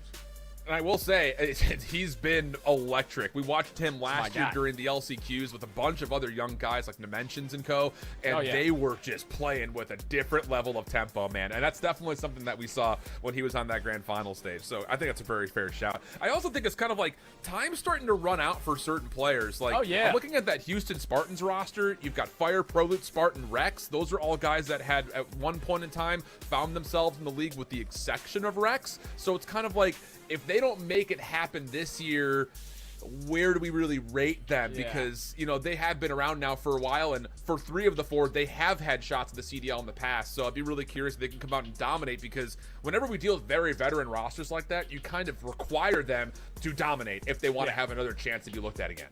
It's just very difficult sometimes because some of these players get picked up and don't get put in the best situations. For instance, Fire 40, when he joined back in the MW season, that was terrible. I'm pretty sure his nickname was known as Fire.40 just because the situation wasn't the best for him. But all these guys, they're trying to get better. They're trying to make their name, or at least turn the tides of what they used to be known as, and completely change it. So I think for a bunch of these veterans, those guys are simply focused on being the best version they can possibly be to get up quickly into the CDL. And if it doesn't work out this year, like you said, for the guys who've been playing for a really long time, Challengers isn't easy to get through. Roster changes go left and right every single time. Players get picked up, so you have to be mentally strong in this stage. And for those people who've been playing quite some time, that mental is probably shattering little by little if they don't continue to find success. And I think just on top of that, to really stack the weights on their shoulders for this year in particular is we don't have as many elite seasons, and we started the season a little bit later in the terms of Boston being the first event, only having one cup before it. So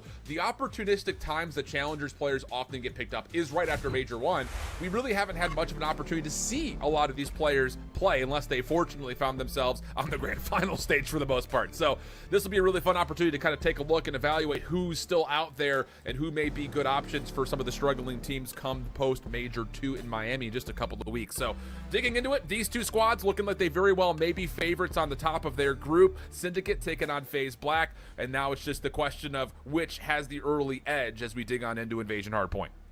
And I'm excited to get into this one. You know, we got two Challenger squads going at it, trying to start off their season 1-0 in the stages. And I know Bracket Exceed, they're trying to just continue their dominance so far in challenges throughout this year as we get into this early P1 right through the dead center of the map. And one thing about Boston with the majors, that keep in mind there was an update that went out a week prior. So Yes. it probably the best team who was at the event probably did not end up winning it just because they had to learn a whole new game. Now they have more time, so I'm expecting these matches to be a lot closer. Yeah, and I think it's a really good shout for Syndicate in particular because they came off of that event largely with the top 3 finish, but they followed up Cup number 2 finishing 3rd as well with this new roster. So they're definitely feeling something magical in this new roster situation. But Joe Deceives right out of the CDL, right into Challengers. Nice little double for him, and it's FaZe Black who will own this first hard point, looking to rotate with Exceed. Oh yeah, they're already a step ahead of the game. They're trapping all of SGP all the way towards the backside of Palace, and it's a big kill to find that one on to Exceed. Cruz with the second one. So now you have tractor control. You just have to win this next set of fights, because if you lose these, then you're going to allow them to take tank control and just put you in that trap towards the back end. But 19 seconds goes to FaZe Black, 10 now to SGP. Over towards the P2, 2 kills go in favor of Syndicate. They're still holding on as FaZe Black are spawning across the map. And Major Maniac, if there's anything you need to know about this guy, is that he is the definition of an anchor AR. This guy is sometimes unplaceable, and nice shots over the top onto Joe Deceives. Gets the read over towards Exceed, which is followed up by Journey. So well done again by Syndicate here in the first 30 seconds. Off spawn, Gunzy also kind of reinforces this hold, but the spawns will move around, and now FaZe Black looking to overwhelm from the ice cream side. This is perfect right here from Syndicate. With only 25 seconds left, you're able to flip those on. You're still trapping them the best of your ability towards the back end, and you're still gaining some junk time as well. Not a single player from FaZe Black who can decide to go for a route with about 15 seconds left. Finally, they're trying to take min-map control. It's a big kill to take down Cruz, so now you're able to sprint on forward. Still a couple players here contesting from the tank. Major Maniac not missing, and he's actually using a slate. I haven't seen someone use a slate reflector Yeah. in a minute, but that guy's beaming. 5 and 2 start it off. It's one of those things you see it and you go, oh, this is weird, but then he finds himself 5 or 2 to start and you go, all right, bet. Like, Oh yeah, you got it, bro. You got it. do what you got to do. Over towards rotation at the bus station, we've got a couple of Syndicate members that are still nearby, but it's not as formidable of a hold as you would have figured off the rotation. Brack, turned away by Journey. Nice gunshots there from him, but Lunar's inside of Laundry again just kind of keeps FaZe Black's threat alive. Syndicate, they're playing this fantastic, man. Yeah. Continuously FaZe Black spawning all the way at Palace, but even though they're finding a couple trades, they're still holding the better side of the map. All crossfires are abound. Major Maniac's giving the comms. Great shots, though, from Exceed to potentially open up that front lane. But still a 3v3 on the back end with only 20 seconds left. FaZe Black, they have to make a decision. Do we contest this? Do we try to rotate over towards P4? And I'm thinking to contest this, because we know P4 is very, very difficult to get time now on Evasion. Yeah, it works out. I mean, it's a long route that comes through for 2 members for FaZe Black. Lunars and Brack going all the way the scenic route, so they do commit. But like you mentioned, this is the hard point that has caused issues for a lot of teams, including in the CDL this last weekend, trying to read spawns just generally with how these kind of Palace points will work out. So first couple of seconds here at Courtyard will be completely empty. Syndicate looking to play this from the old P4 side of the map, and the game clock is currently winning the hard point. No one able to get inside yet. Not a single player trying to contest at this time. Both squads are just trying to fight for these spawns, and that's a big 2-piece coming in from Joe Deceives. You basically want to trap the opposing team in towards back Palace. You might get a parallel spawn as well, but Lunars reads it. He's only able to take down 1. But still, not a single second gained at P4. That's already 35 seconds gone away. And you see, Syndicate, they're setting themselves up to set up properly for that P5, winning all these gunfights around Cafe. You're spawning FaZe Black exactly where you need them towards Palace.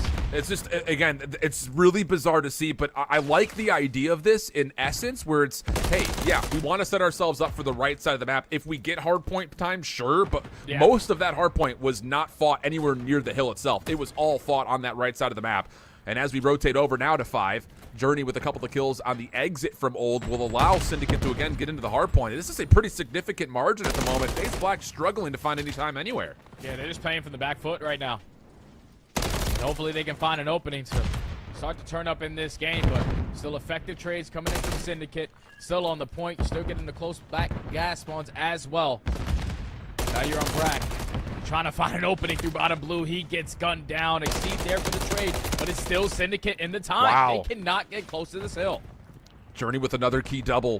Make sure of this FaZe Black hit being completely demoralized. God. 4 in a row for Journey. Gets the read on the player in DVD, but Lunars will get the wallbang to shut down the potential streak. But damage has been dealt. I mean, 17 and 10 for Journey. And he's an interesting player to keep an eye on as well. You got to keep in mind with Real currently getting picked up as another substitute for Miami. It seems like the Heretics are thinking there are 3 options for that final spot, and Journey really setting off this first elite nicely with an 18 and 10 tally. And the thing I love about Journey's gameplay is that he has those moments where he's just absolutely able to take over the game. But he also has those moments where he can be very inconsistent. But when he's playing like this, he's one of the toughest guys to shut on down alongside his old duo in Metals. Whenever those guys got hot, they just were unbelievable around the map. An 18-12 start, you find yourself up by 60 points already. But this is the opportunity where FaZe Black can start to get back into this game, trying to soak as much time as they can off of P1, still holding down DVD control, but it's still Syndicate. More bodies are on this hill, back on. It's small wins right here for FaZe Black, and none of it is amounting to actual scoreboard time. You have Joe Deceives able to earn a cruise missile, Lunars making some magic happen over through DVD before being shut down. But again, these kills are great, but it's not leading to anything at the moment. You do have a couple players on rotation, but help is not here for FaZe Black. Brack has to lock this down by himself. Yeah, and I don't know if he has a trophy system as well.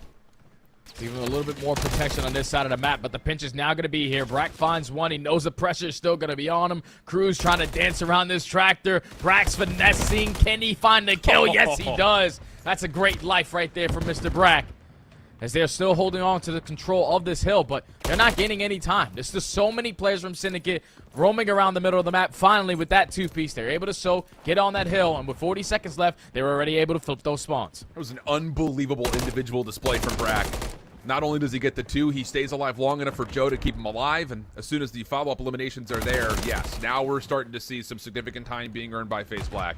Looks like for the most part, Syndicate going to chalk and just rotate over towards where our third hill will be. Lunars make sure that any pesky final kills will also be tested pretty equally. And yeah, well done here. I mean, I'll say, looking at how Brack just played his life versus how Lunars is able to follow up, a nice moment here for FaZe Black to bring this within 30. Yeah, that was some good, much needed time to get back into this game. And you already see it. Major Maniac off the rotation. He's been here for about 35 seconds. The hardest AR anchor probably finding the game with the Slate Reflector. Can't win up close and personal against Lunars. But his teammates are now in the hill. Spawns now flip. You're still spawning all the way at Palace. If you are Major Maniacs, you want to just try to reinforce, make sure no parallel spawns are coming in. It's like consistently checking his back. But FaZe Black is trying to find a way on in. That 2-piece might be the opportunity. Yeah, they're starting to get hot right now, Jay. You can definitely tell. Yeah. 4 in a row for Brack. The individual gun skill is now starting to finally amount to something. As 30 seconds remain, and everyone's already focused again towards rotating towards the little OE push coming out of Syndicate. Brack gets a solid read at this and keeps his life, important to note. Test on the way, and that will be enough to eliminate him out of the picture. So no cruise missile earned, and Syndicate will keep working on this right side of the minimap, setting up for next. Yeah, Syndicate, they're just trying to flip. They do not want to be that squad over towards the backside of Palace, and a couple parallel spawns come on that side of the map, but they're more focused on just maintaining mid-map control, and unfortunately, Brack shuts it all down. Lunars finds a third. Now the spawns now flip. Does Lunars read the rest, though? As they're going to be spawning towards top American. A couple shots going down. He's able to get another one. He's finessing right now with his life, but still, we're back on the P4 where there was only about 15 seconds accumulated the first time around. And on top of that, not only are we seeing the individuals for FaZe all collectively starting to pop off, but it needs to be noted that Cruz is just not winning any gunfights right now. 6 and 20, and that last one we saw over the top of the hard point, he had the first 3 shots and still was not able to connect for a kill. So not going well for the Kiwi. Recently moved from New Zealand in the last couple of years, but for Syndicate, at least they still have a lead, and once again, we kind of have the same situation over this 4th hill where no one really wants to get in it. No one wants to get in it, but at least if you are Syndicate, you're finding all the kills at the right time. Now you at least have 3 players spawning over towards Palace. Lunars wins a big one-on-one towards Gas Station. He's just trying to stay alive behind Gas to allow his teammates to win a couple gunfights from the front and potentially spawn him behind them, but they sniff him out. Syndicate in control over the rotation over towards the next. As now FaZe Black currently within 15 points. Right back into this game. I think if you're Cruz, you just got to turn it around, bro. Yeah, he's been at 100%. 6 for like an hour now. We got to get a kill on the board. It's always one of those situations we don't want to be averaging less kills than total hills that have happened on the map. That's just never a good sign. But like we mentioned, I mean, you got 21 and 11 for Major Maniac. I mean, Journey's leading the lobby in total engagement, so everyone else really pulling their weight. Cruz now starting to get involved. There you go. There you go. Double for the young man. Eventually taken down, but at least to allow some space for Syndicate to work back over to the hill. Yeah, Syndicate's still trying to finesse. You still have Journey pushed out towards back gas as well. Trying to catch a couple of spawners. Unfortunately, can only get one. But now the free Prince is here for Brack. Gunsy trying to stay alive in towards the hill. Nades, tacks, everything is hitting him. But with only 15 seconds left, gonna start thinking about that rotation over towards next. This has been an all-out scrappy game between both of these squads. But it's Journey walking over with the final 10. Gonna find themselves up by 40, going into our third rotation of hard points. Jay, we may not get to 250 here. We have 36 seconds of game clock remaining. I don't think we've seen that since opening sub-base attempts at the beginning of this year. So this very well may be a map that goes to the game clock largely thanks to that fourth hard point that everyone's been allergic to. Gunsy working on a route, shut down. You don't want the Rival 9 at that range, and as SGP are unable to put much of a buffer around the first hard point, here comes FaZe Black, and they will also, I'm sure, recognize that they need to get this time, they need to get it quickly before the game just expires. And this is a situation where if I'm Syndicate, like, we have full mid-map control. We can just hop off the point, force them to run at us, and get a couple freebie kills. With only 24 seconds left on the game clock, you can get off of it now because they're going to start thinking about that rotation, but they're more focused on hitting that 250-point mark. Major Maniac already off the rotation, cutting them down with that slate reflector, and still jaw-dropping to me that he's using this. But Syndicate, they're playing well. They're currently up by 40 points. The final 10 potentially is going to go in favor of FaZe Black, but this one-on-one gunfight might be crucial enough to just win the game for Syndicate. Major Maniac finds it. He pushes out towards Broken. And now you're spawning FaZe Black all the way across the map. You don't have to hop the hill. Only 10 seconds left. Yep. Just zone him out. And here comes Joe Deceives trying to open the door with a cruise missile. It will allow FaZe Black to get close to the hard point, but it would have to be perfect, and they will not be able to step on. So we don't even see the 200-point mark hit on Invasion hard point. Like, what? That's insane. Not on my bingo card for our first day of Elite, I'll tell you that much. Well, you know, I just think it was a slow start from FaZe Black. You know, Gun started to get a little warm towards the middle of the game, but I'm pretty sure even with Cruz dropping 9 kills, he had to have had like 2 minutes and 30 seconds of hell. Had to be the hell kid. We can't tell on the scoreboard. Obviously, you guys can't see it either, but that was a great first game from Syndicate. Winning a couple rotations, staying ahead of the game, but also having such a hot start. And obviously, when you got players like Journey, 57 engagements, 5,200 damage. He was putting down shots, but every single time it started to get a little bit scarier. You can pay attention to your mini-map and know that Major Maniac was a step ahead of the game. He was at gas station when his team was spawning all the way at Palace with about 35 seconds left. He wants to make sure he's putting his team on the better side of the map, but great performance from Syndicate to come out, take map number 1, FaZe Black, now need to respond. Yeah, and at least to give Cruz some credit, 15 assists. So, like, okay, putting out shots. You know, you finish off a couple of those kills, and tally doesn't look nearly as bad. And, you know, I think the bigger thing about it, and I just got to kind of go back to talking about Major Maniac because obviously he had an incredible first game, but it's always really funny because I remember when he was a part of that Atlanta FaZe team during the first Modern Warfare year, I remember watching all 4 FaZe guys flooding on hills and Major Maniacs in the cave system out of Zero Cave, like just going to the other side of the map, rotating super early. And that's the thing, is he's always aware of what his role is supposed to be. I know in the past he's been kind of discredited for being too slow of a player, but I remember when he's dropped back down to Challengers in Cold War for that reason, and then he immediately, I think, started to realize kind of where his issues have lived. So for him to pull that kind of a stat line here in this game while also locking down rotation, key elements that we love to see from the main AR. Yeah, and that allows him to really rely on his teammates. That's all about trust. We're talking about 35 seconds where you're rotating nice and early, but you are trusting your teammates to contest that last one, or at least make it scrappy so you can get over to the next. That's just next level plays, veteran plays out of Major Maniac to secure map number 1, even though they didn't do it with 250 points. That's probably the first time I've ever seen an Invasion end like that. It's definitely due to that P4. Neither one of those squads wanted to get any time on that hill. Yeah. Wow. Okay, so very interesting affair for the first map. We head on now over to High Rise, Search, and Destroy. And again, there's not a lot for us to go off of in terms of which teams are looking best on which modes at the moment. But I do, again, just kind of look at the roster, look at the history that the teams have. You would assume that FaZe Black have something locked in and ready to go. They looked great in the Search and Destroy when they were playing on the Grand Final stage, obviously with the different roster. But they bring in 2 players that have been kind of known in the past for being great Search and Destroy elements. So I'm excited to see what FaZe Black can do to kind of turn this series around before the Rainstorm really starts to turn to hail here if they go down 0-2. The only thing that really scares me, though, for this FaZe Black roster is now that they made that roster change and their main vocal leader went to a different team. And that's usually, it was Asim for this roster. Whenever it came down to S&D strats, that guy was usually leading in the comms. And now with him behind, I mean, up in the CDL now, you have Joe Deceivs, who's a really aggressive SMG player. He loves to make those playmaking plays. And then you also have Exceed, who's another really aggressive player alongside Brack, who likes to hold down a single lane. I'm telling you right now, if you're going towards one side of the map, especially if you're pushing up B Street, you best believe Brack is going to be holding that down to the T. Trophy system at the feet, stuns and nades, everything over and over. That guy is preeming holding down the lane. You just got to shut down the playmakers on the opposite side in Joe Deceive and Exceed. Because if you let those guys get hot early in the search and destroy, potentially earn the cruise missile, they might call game instantly. 100%. And I think on the other side here, when we're looking at Syndicate, I am excited to see what Journey can do. I think that's kind of the element that Miami Heretics generally is kind of missing out on, is good search and destroy gameplay. And maybe that could be one of the big vulnerable parts of the team that they're looking to make kind of roster swaps for. So again, I think it's going to be an ongoing battle for who's going to earn that 4th spot on that Heretics position. But while we're waiting for map number 2, we do again have a handful of other games going on. So we'll jump in to see how things are going with Spacefish Taco. Love it. It's just these guys. Gotta get a new name, bro. I know it's been a minute since you've been in Challengers, but the goofier the name, it feels like the better the team. That's just the way things gotta go. Like Space Fist Taco, how did you even come up with that? You know, No like clue. you probably had a great fist taco, and then it was so good that you were in the atmosphere, like just up in the skies, bro. I don't understand the name, but hopefully the gameplay makes up for it as we jump right into the game. I'm pretty sure we're in the controller. No, this is the search and destroy. Search, okay, yeah. it's OO.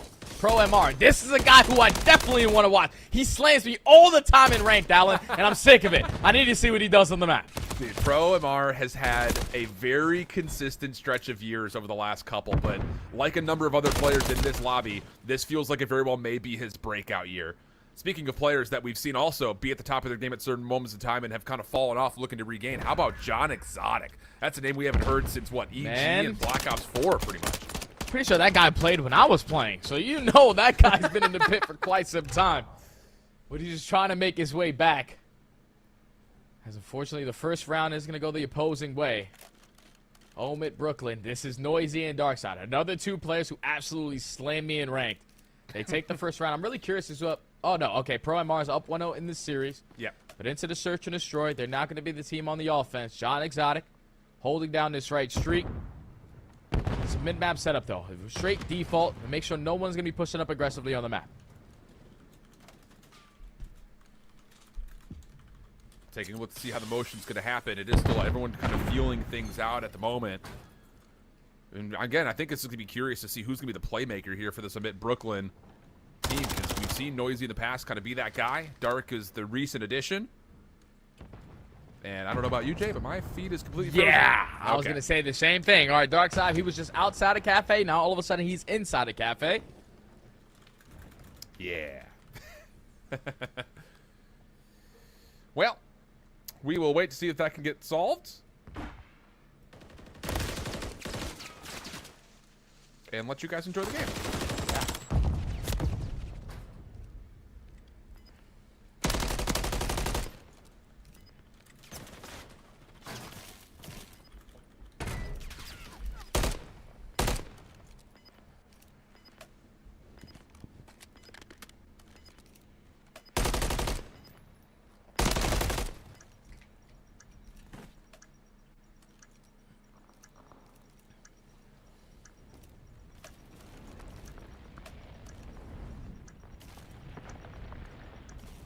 I think we are good now.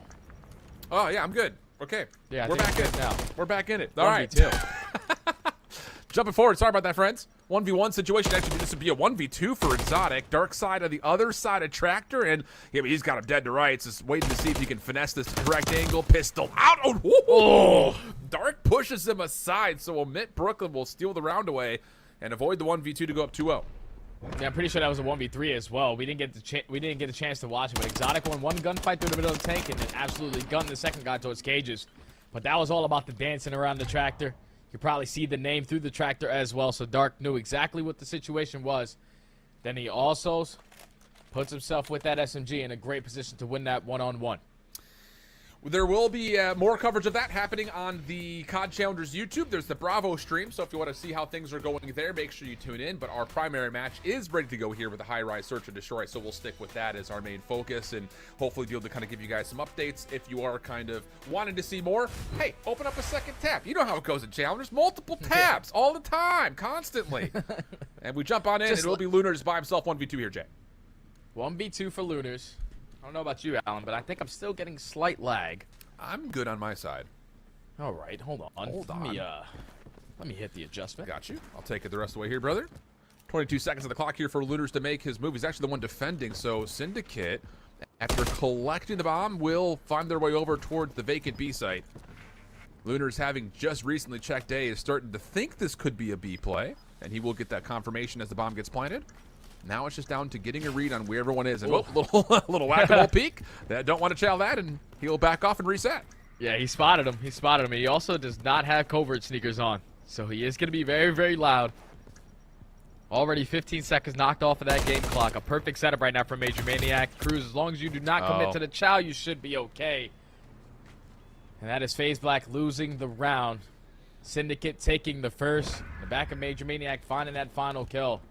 It's a great post-plant setup. You have one person in towards the elevator. He's stowing shoulders, making sure his life is not going to drop for free. Then Major Maniac just watching over his sight. Beautiful crossfire to secure round one.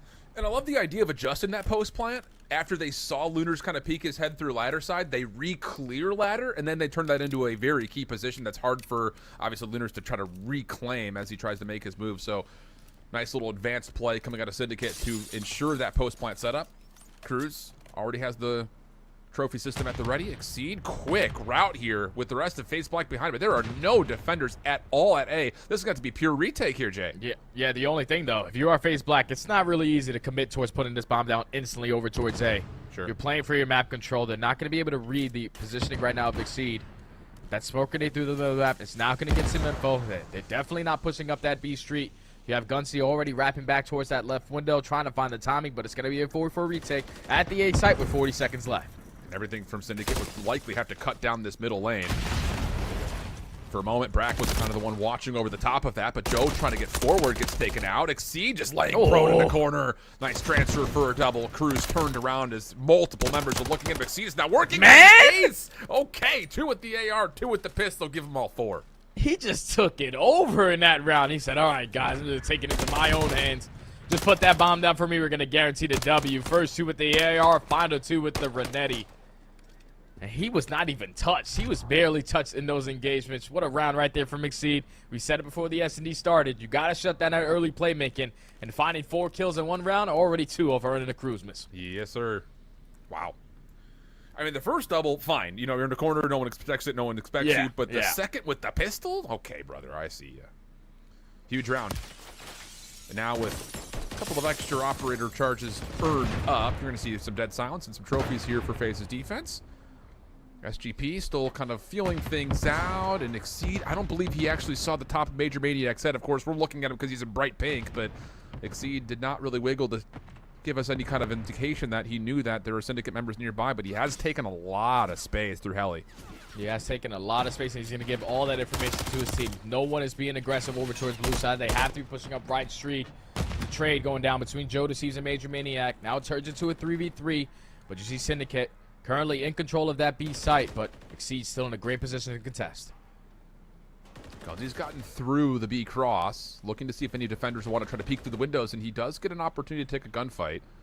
Lunar still defensively over the top of the bomb site, gets one, and more importantly, gets away. Recrosses as well, and Cruz didn't see him, so this is going to be a flat-out reset to this 2v2. Yeah, you have Major Maniac, though, behind enemy lines. Unfortunately, the trigger discipline, not the best. As Brack is able to get away with his life, and he's also able to find a kill. Major definitely want that one back, but with only 13 seconds left, you have to recover the bomb. With only 10 seconds, yeah, this is not going to be easy. This round is going the opposing way. FaZe Black secure that round. It's now 2 in a row for them. First one was to Exceed, but that one comes down to Major Maniac not finding that kill on Brack. He's able to walk away with it with the Renetti, take down Cruz, and then with only 10 seconds left, just not enough time for Major to clutch on up. Let's be honest, Jay, you're being very polite about it. He didn't just take down Cruz. He spit on Cruz. Yeah, that was a slammage, brother. Slammage. Wow. It looks like there may be some issue with the game, as it looks like FaZe may have ended it prematurely here. So 1-1, I believe, will the count. 2-1 will be the count, as we'll kind of get that reset going. And we'll hopefully be able to kind of come into that with hopefully not much too delay. So it's interesting, man. It's legitimately one of those things, like, I could feel the pain of Major Mayday. Like, you're watching the guy, it's not a clean shot. You're watching him still not a clean shot. And you know he's about to get away. So it's like, I got to take the gunfight, but it's not any prettier than it was previously. It's just tough seeds. It's just very difficult, especially on a map like Hyrule. There's so many poles over there in that right street that sometimes you just simply do not get auto aim. So we wanted to time it perfectly, but unfortunately it does not work out. But as we hop into the second game, Darkside has not slowed down. 6-2, currently up 4-1 in the S&D. This might be one of those rosters who require S&D to be in their back pocket. This is a 3v1 for him, and with only 20 seconds left, chalk this one up, brother. Yeah. The only place you can plan is over towards A. Deception reads it perfectly. SFT finally put one on the board again. And I'll be curious, I think, just to see, again, whenever we look at the Challengers groupings, I think just based on recent results, which, to be fair, there's not many on the season to this point, but we often kind of look at it and say, here are your probably key favorites to the groups overall. But when you look at a team like SFT, I think even more particularly when you look at a team like Omid Brooklyn that have had some pretty significant experience in Elite, just have not been able to turn it into much significant success towards getting out. Like, this, one of these two teams could be a sneaky playoff squad for this group in particular. And that could be a big play, man. You want to make it into the playoffs. You want to start off your stage 1-0, and a match like this can really start to fuel everything as a roster. Has spicy fish tacos. Slowly working up their attacking round. You love it. Have full DVD control. They're just making sure no one's going to be aggressive up to the B Street side. But you also have Exotic being the island player, making sure no one's going for that deep flank as well. And this 2-2 split is the definition of it defensively for Omid Brooklyn. Smoke out for Deceptions, clears off the mid-tank. Do they want to try to re-engage through the smoke is the real question here, or is that smoke just to try to move the defense around? Have not moved Noisy out of position, but he's only able to take down one. Flames follows up, confirms one kill, but that wasn't on Dwelly, so now information for mid is that, okay, there are more people at mid-map. Let's set up to really respond to that, and wouldn't you know it, Flames does convert a second kill. Yeah, they put them in the trap, man. You had a couple players being aggressive up through B, but then once you push up and get mannequin control, they went from mid-tank and then rotated back in towards Cafe, and that played perfectly into what Omid Brooklyn wanted them to do. Flames goes on that pinch. He finds 2. Then in the 1v3, you just stand no chance. Darkside throwing shoulders. Finds Pro MR. Takes him down, and that puts them now at game point in S&D. Well, we're going to swap back over again as our rematch, or our restart, rather, of our primary match is now going through. So it is a 2-1 count in favor of FaZe Black. Plus, it has been a small connection issue for the players as it's very rapidly now back in play. And kind of similarly to how FaZe Black came out of spawn in their first offense, they're doing this once again where they try to take their focus to A. The problem is Syndicate are fully ready for it, and they take the first 2 kills easily. Yeah, XC trying to be super aggressive up through the crack shack. Unfortunately gets first blood. Journey finds the second. So with only 24 seconds left on the game clock, that bomb is all the way across the map. They're just going to have to hit a route. Rourke is waiting through bottom blue, and I just simply do not think that there's enough time to work the objective here. Major Maniac, clean shots, takes down Looters, and now for sure there's not enough time, as Brack has also seen top heli. So perfect round here for Syndicate. Then this felt like that was almost an exact counter to what FaZe Black was trying to do on their first offense. It just was, hey, they've got no trophies, no dead silence. Let's see if they do the same thing they did in round 1, and wouldn't you know it, they did. Yeah, you restart the game, no trophies to work with. Dead silence has not been developed yet. So you spam your attacks over towards blue. You catch a couple players off guard. 4 up, 4 down. Tie the game up at 2. As Cruz is now on a 2 streak. But now they're on the attack. I would like to see them just be a little bit more aggressive up through B side. Because the way that Exceed and them are playing, they're just trying to take helipad control. They're trying to take full A side control. And when they worked really slow over towards that B point, that's when you allow FaZe Black to capitalize. Yep. So just try to be a little bit more aggressive. Well, we got a lot of aggression out of the opening utility here from Syndicate. All of it being thrown towards B lane. Brack deep on the windows. Lunar's a touch closer, and Go Deceives is laying up close and personal on this approach if it's down low. Eventually, FaZe Clan able to take down Cruz without much issue. Cheeky route from Exceed. Sees a lot of Journey, but not enough of them, so we'll stay 4v3 and make it now 3v3 as Gunzy will find the trade. That's a big kill right there from Gunzi. Great work also from Journey to stay alive through top heli. Now with 45 seconds left, you have B-side control. You still need to know that Brack is behind in the spawn, holding that head glitch. He does take down one. Now it's Journey left in a 1v3. He's kind of found himself between a rock and a hard place with that elimination at mid-map. Not a lot of exits, and FaZe Black will make sure that, nope, he will not get away. So 1-1 on the scoreboard here, 3-2 overall after the restart comes out. And that just was a round that flat out came down to a couple of weird timings and maybe even more weird gunfights that were individual across that B point. Yeah, and Brack was just playing it nice and slow, too, in the back of his spawn. I think on both attacking and defending. He's not leaving that mid-map head glitch. Yeah. So he finds 2, opens up with the first blood to secure the round for his team. And he ends that round on a 3 streak. So now what is their game plan? Because so far on 2 of their attacking rounds, it's been smoke up the middle of the map, super aggressive up through the helipad. Do SGP decide to make an adjustment on it, and you can already see it. Gunzi this time, he's going to be making sure no one is aggressive up through blue. Oh, tough timing there for Journey. Was trying to defensively kind of get out of this B position to try to maybe even rotate out, but Exceed was right there waiting for him the entire way. So 4v3 now starts to persist, and yeah, most of this defense for Syndicate are pretty far up, and now they're starting to get absolutely rinsed and isolated until Cruz and Major Maniac provide a couple of trade back kills. So now we go 2v2, and all of a sudden kind of shoots on the opposite foot as Exceed stuck bottom at, underneath. And you already see the repositioning from Cruz. They know that Exceed is still alive. He was the guy who got the first kill through underground, so you don't want to catch anything fishy. Making sure you're watching a deep flank push to, and this might work out just in his favor. Cruz in the perfect position to find this kill. Instantly turns into a 2v1. Brack trying to clutch on up. You know Exceed is like, brother, why are you watching that? Yeah. Nice shots out of Brack, running out of ammunition and also stun locked in place. Will be able to get the regen and the reload, but 15 seconds, no bomb. He's going to have to make some motion happen. Does not see the player deep. Instead, finds Major Maniac stuck in the corner. First shot's good, but Cruz right there to follow up and finish off the kill as Syndicate will get us to a 3-3 count. And that was a 2v4 as well. Cruz and Major Maniac just get it done.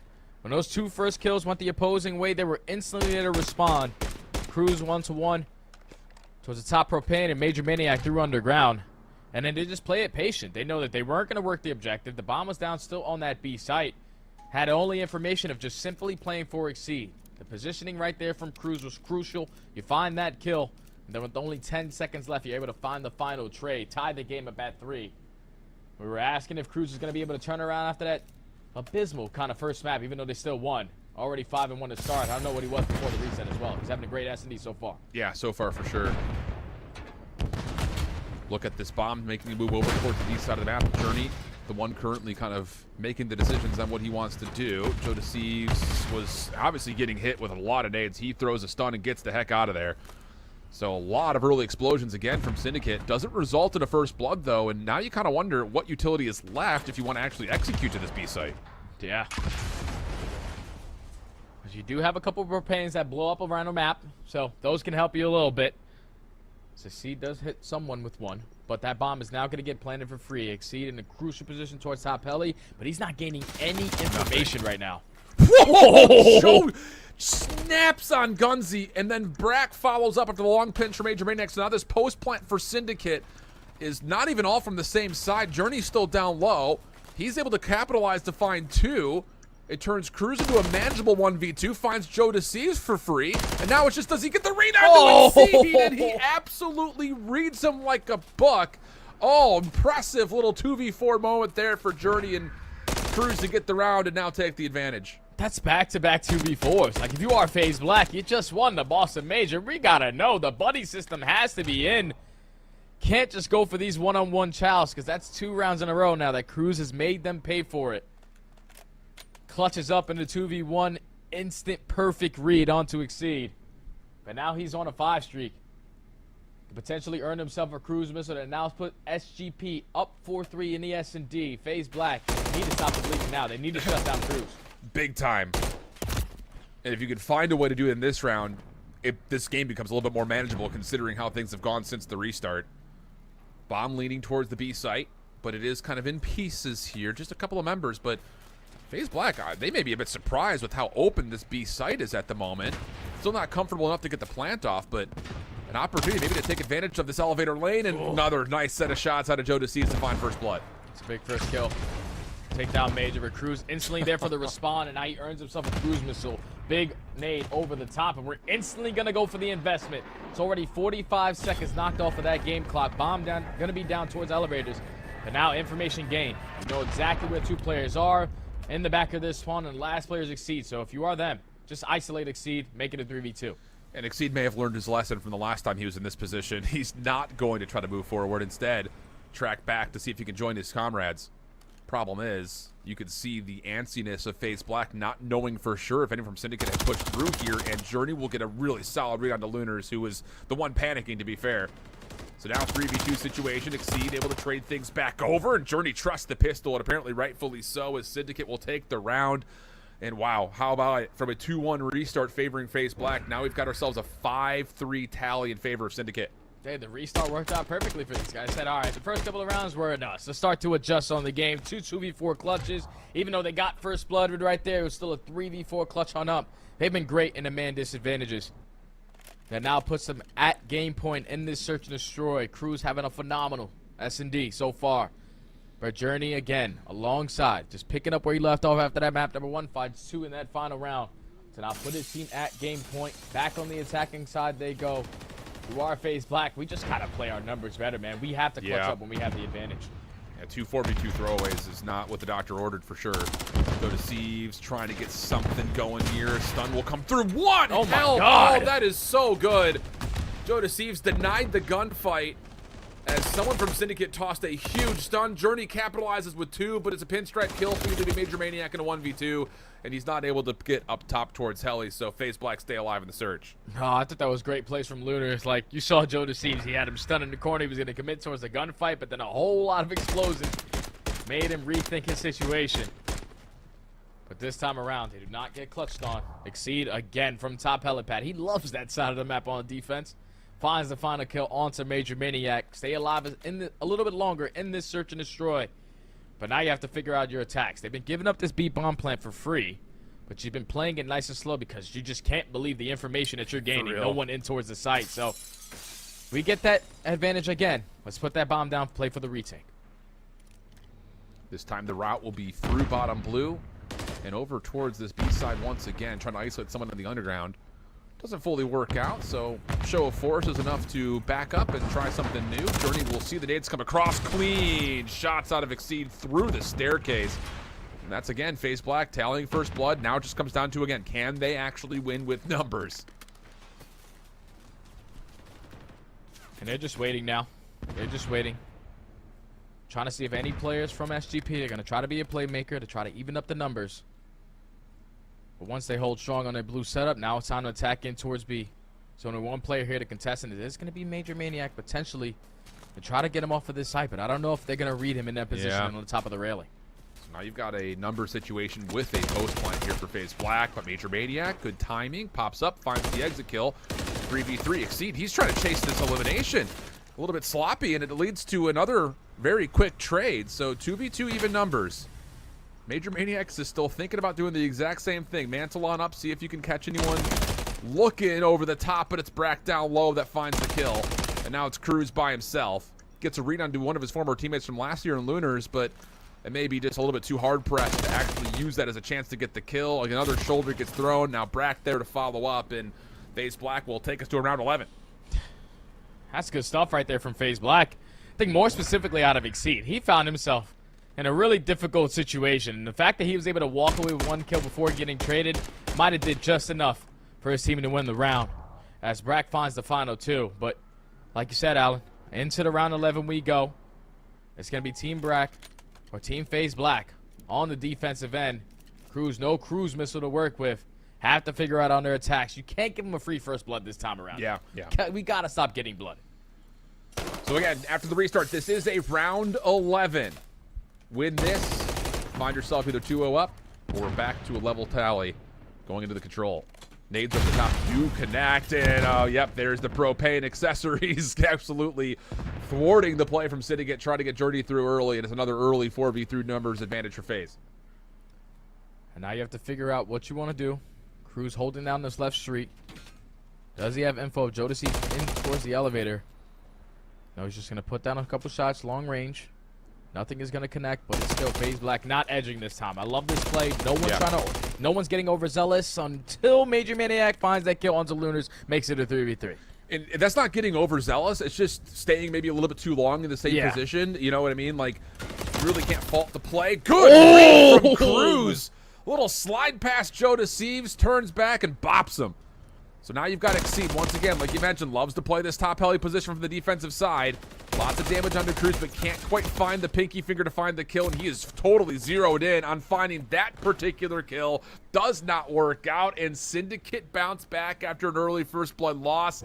They take the round 11, and now all of a sudden, Study, they are up 2-0 in the series. I'm really curious, like, if we could get the tally on the first bloods, because I'm pretty sure they got first blooded every single round. We're talking about 2 2v4 clutches, 1 3v4 clutch, and even in that final round, a lot of one-on-one engagements ended up walking out on top of that. The fact that Cruz is able to read Joe Deceives in that positioning, we win that gunfight, which is insane to me. Turn it into a 3v2. Now you have all left side control. You see Exceed towards top heli. You know he loves to play that positioning, but they do not slow down. They put the pressure on them. Major Maniac pushes up towards the back, behind enemy lines, through the underground, finds 1 kill, and then Exceed left in the 1v3 just gets picked apart. I don't know if you are FaZe Blacks. That's definitely one you want to go back and watch, because a lot of situations you gave up when you had the man advantage, that simply cannot happen.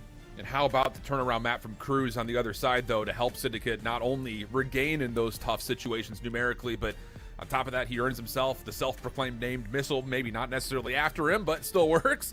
And, well, it's an invasion control that could potentially decide the future of what this FaZe Black Clan team would have to do. You got to keep in mind that with only having to play 5 total games against opponents in your group, an 0-3 loss can be really, really detrimental towards trying to break through potential tiebreaker situations as we get through this regular group stage. But while we wait on that one to start, we'll watch an invasion control. This time, though, with our secondary matchup with Amit Brooklyn taking on Spacefish Taco. Have to say it every time. Welly having himself a good map so far through round number 1, 11-5. And his return to competitive challengers, and it looks like SFT should have no problems locking down this A zone with time looking to expire. Yeah, this round is basically done and dusted. With only 20 seconds left, you have multiple players from Omid Brooklyn attaching up through that B street, but as long as you are SFT, holding down the left side of control, you have the sections all the way pushed out towards the tanks. You cannot get by. I will not allow you to cross, and it should be a great defensive hold. So far from the Fish Tacos, as they secure round number 1, but they do give up that segment at A, so that can be very crucial going into the later half of the game. Absolutely. And I just want to take some time here to kind of give you guys a little bit more of a refresher on Mr. Samueli. He played, really, I think, most of his year at Vanguard. There were a couple of events near the end of the year that he did not play in, just kind of voluntarily stepped away from the scene. I think he only played in like 1 or 2 cups or maybe 1 elite qualifier last year in Modern Warfare 2. But I will say, when he was in Vanguard, he was one of the players that I thought had a really, really good chance at possibly getting picked up in the future towards the CDL. He had great open results, he made every single elite back then, so he was definitely a player to keep an eye on. But now he is back, and he's going to be trying to play full time, last we had heard, and he's kicking off things nicely, 13-5, and how about another one on this round? Oh, you're basically calling him. Like, he might be him, Alan. That's what you're basically saying, you know? 14-6 to start off. Making his return back in towards the elite this season. Taking over to start this game, but that's already 3 dead in defeat. You shut down that early A push. Now you potentially got them in a trap if you can win these next sets of fights. Noitzy and Flame combined for 2. Now Dark is already pushed up on cages, and if you are Fish Tacos, you are now forced to get out of a very difficult situation through Back Palace. Very, very much so. Dark is flying top of Tractor. He's just getting free gunfights. Eventually, Deception's impressive shots for what it's worth. Seeing it from the victim's perspective, Deception's able to take down that threat, but Flames has kind of got the baton passed to him as the next one up. Gets a read that he is immediately under threat, so YY's the reload just to try to be a threat defensively. Noisy stun will drop in SFT. Finding entry over towards this B zone. Just need 1 more set of kills, and they can start earning some control points here at B. And the good thing as well is that Welly was able to sneak on by in towards Treehouse as well. So they have the proper positionings. You just have to win this next set of fights. It's already the first segment done. Big nade over the top to take him off of that point, but it's still now only Dark on this side of the map. Trying to contest with 23 seconds left. Does not have any tags in his back pocket, but he does have that SMG. This guy makes plays. Can he make another? Good first kill comes through. Exotic keeps this SFT squad on the zone. And Dark just tried to slide left, and Exotic was right. So that little 50-50 challenge eventually goes away as SFT, but the follow-up so good and so quick from Omit Brooklyn. Noisy up top, shut down immediately by Pro Amar, and this isn't done yet. Flames in the corner would have to be the one to really kind of stop this stall of the clock. Bink also commits his life, so how about it? Second tick of progress is going to get locked here. Follow-up elimination's also good from SFT. This is looking like an extra 60 seconds. Yeah, this is extra 60 seconds guaranteed, because now if you are Omit Brooklyn, you are forced to give that one up.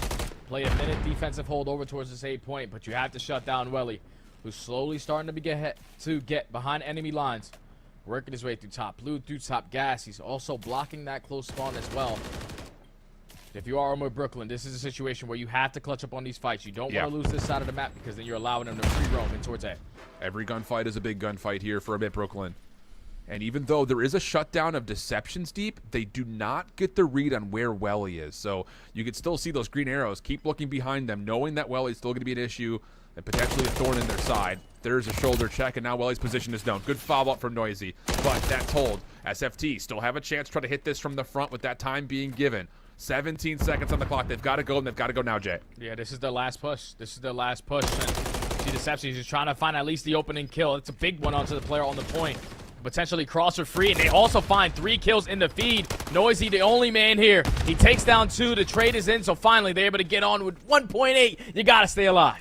Plus the trophy, though, to keep this safe. It is 2 members that are stacking, so the progress will be captured relatively quickly. First tick gets locked. That gives a tick advantage over to SFT. But can they do actually the impossible, it feels like, and take the zone? No. Dark steps in, finds the double, and no one else from it able to take the place as the clock will expire. But that extra tick at A does give them a small tick advantage going into the 3rd round. Yeah, and if you are Omit Brooklyn right there, you're going to be a little bit frustrated on that one. You had 10 seconds left at that B point. They only had 1 segment. Just didn't clutch up on those gunfights, and it leads to them completing at least 1 as well over towards that 8 point. So all tied up in that column. Now you have to make up for it again on this attacking round. Do they decide just do the easy cap over towards B, or play for another segment over towards A? Because we all know invasion control is usually about the defensive end. If you can walk away with an attacking round, you basically call a game, but it's going to be full-on commitment. Actually, 2-2 split between both points. They're playing for the kills through the middle of the map and making a decision after. Dark does get stunned, so his ability to jump out of B is a bit hindered. And then a really awkward gunfight in DVD Alley. Deception's taking the win means that Noisy cannot really commit to staying on towards the B zone.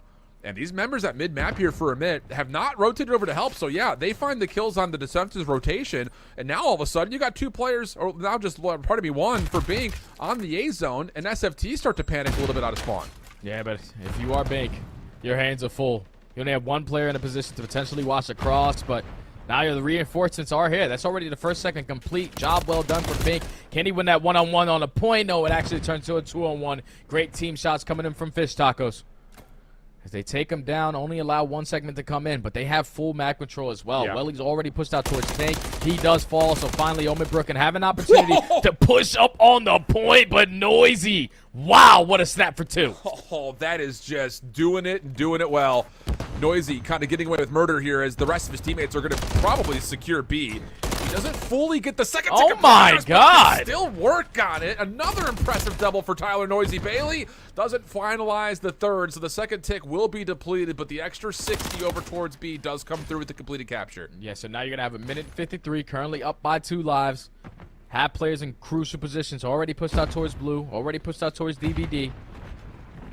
If you're RSFT, this is a moment where you got to iron up, clutch up on these fights, make sure you try to maintain map control, but Dark Side is not an easy kill to get. Finds another one through top blue, and now Omit Brooklyn slowly trying to work their way up through the overextension. Noisy holding over towards Laundry. The defense of SFT starting to find some success. If they can take Noisy out of position, this defense could actually get really far forward of the map very quickly. And they're on the hunt. Noisy, lots of damage. Noisy has got a pistol of Exotic in the hands, but swapped over to the MCW. That'll be enough for the elimination. So now all of a sudden you look over towards Deceptions, number 6 in white. He's already pushed up towards Waterbridge, and Omit Brooklyn are left only able to play off the OE. Yeah, they're forced to overextend every single time unless you take him down, and it's a very difficult gunfight on that side of the map, but when you hit a car bomb, that opens it up as well. So Deception drops. Now you're able to sprint up through the A street. You still have a couple players roaming around blue, roaming around cafe. But as long as you are SFT, trading efficiently is exactly what you want, but look at the Pink finding an opening. Trigger discipline on full display. His teammates find 2 kills. He's able to find a third, and this might be the opportunity where Brooklyn can close out this round. Being worked on slowly, Big by himself, but like you mentioned, lots of help around the map. Welly possibly opening up a flank. Dark also taken down, so now it's just down to Big. Second tick of progress, not fully locked yet, and Deceptions will make sure of it just in the nick of time he gets in. But with all of this happening, Omit Brooklyn still hold a 4-life advantage, and there's still plenty of time to structure another hit. With only 30 seconds left, this is basically their final hit. Got to make this one count, and Pro MR with the nade takes down Noisy. The aggressive SMG, Welly finds the second. And now with 2 players falling all the way across the map, Bink has to try to make a miracle happen. As he finds the timing through the flank. You have to make it all the way towards the A point. Finds the first kill onto Welly, but you have to start sprinting. You got to go to the objective. Tough guy fights in front of them as well while they make this stretch. Exotic keeps the numbers in favor of the defense. Noisy not able to work through for the trade, so just rests with Flames and Darkside, and only 1 kill will be tallied. So it will be just the 1 tick over towards A, but the defense holds after what looked to be a near perfect start for a moment there for the side of Omit Brooklyn. But again, that is our Bravo matchup, so make sure you go back over to youtube.com/COD-Challengers and you get both streams open at the same time as we head on over to the Invasion Control for the Syndicate versus FaZe Black matchup. And again, after a round 11 victory for Syndicate, they find themselves 2-0 up in the series, maybe with a bit of surprise with how cleanly they've been able to do it to this point. Oh, man. Like, that's good. That's good stuff. And as we get back into this game, you can already see FaZe Black secured A right off the rip. They must have took a page out of Jodeci's book. Like, we know what he was like on that LAT roster. They were the best team at this map, more specifically on the defensive end. But when you start off 4-0, you already complete that A segment. You set yourself up for success on this map. But as you look at SGP, Syndicate already pushed out perfect map control as well. You have Cruz already pushed out towards Tractor. You're forcing all of FaZe back to overextend. Try to push your Cafe, try to push your Mannequin, and they're fully ready for it. Good stuff to this point. Focus over towards B, starting to gain a little bit of momentum for a moment, but shut down as Journey and Gunzy eliminate some very keen measures for FaZe Black trying to quickly transition. But now the focus heads back towards mid-map, and Gunzy just gets completely locked up. Nowhere he could go, nothing he could do. So once more, Syndicate not able to really get to the map or positions that they want to try to really get themselves comfortable around this B setup. And now you put Cruz in a difficult situation because you know multiple players are going to try to sniff him out. I would like to see Gunzy not fully commit towards that fight because your life is a lot more valuable when you're staying alive on the right side of the map. But now it's Major Maniac's turn to make a play. Finds the first. You know, there's still players here contesting it, but the pinch eventually does come in. It's already 2 players on the point. First segment about to be complete. Sees one off of a cruise missile. He does get shut down as being brought up. Exceed shutting down Gunzy over the middle of the map. Means that FaZe Black can continue to work their way out of spawn for free, but there will be an even battle over the top of this B zone with 45 seconds on the clock. 18 playing 12, but those lives may not be a factor, at least not as of yet, as FaZe Black are throwing all their utility and the hit is on the way. Yeah, they're trying to push right through the front end. Luz and Jodeci's already combined for 2.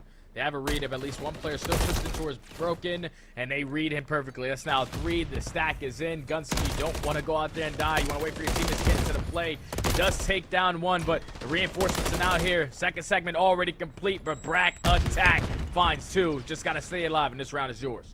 The trophy has expired though, but doesn't make a difference. No follow-ups into utility coming out of Syndicate to get them off the point. So the stack is in, and the opening hit over towards A, super successful. I mean, we've only caught kind of the tail half of it, but by the look of it, based on where FaZe Black were on the map, it must have been maybe a little too easy based on how quickly the life lead started to amount. Yeah, they were dominating in the slaying department. And it's usually very difficult when you lose that A capture right off the rip to hold down B the way that you were.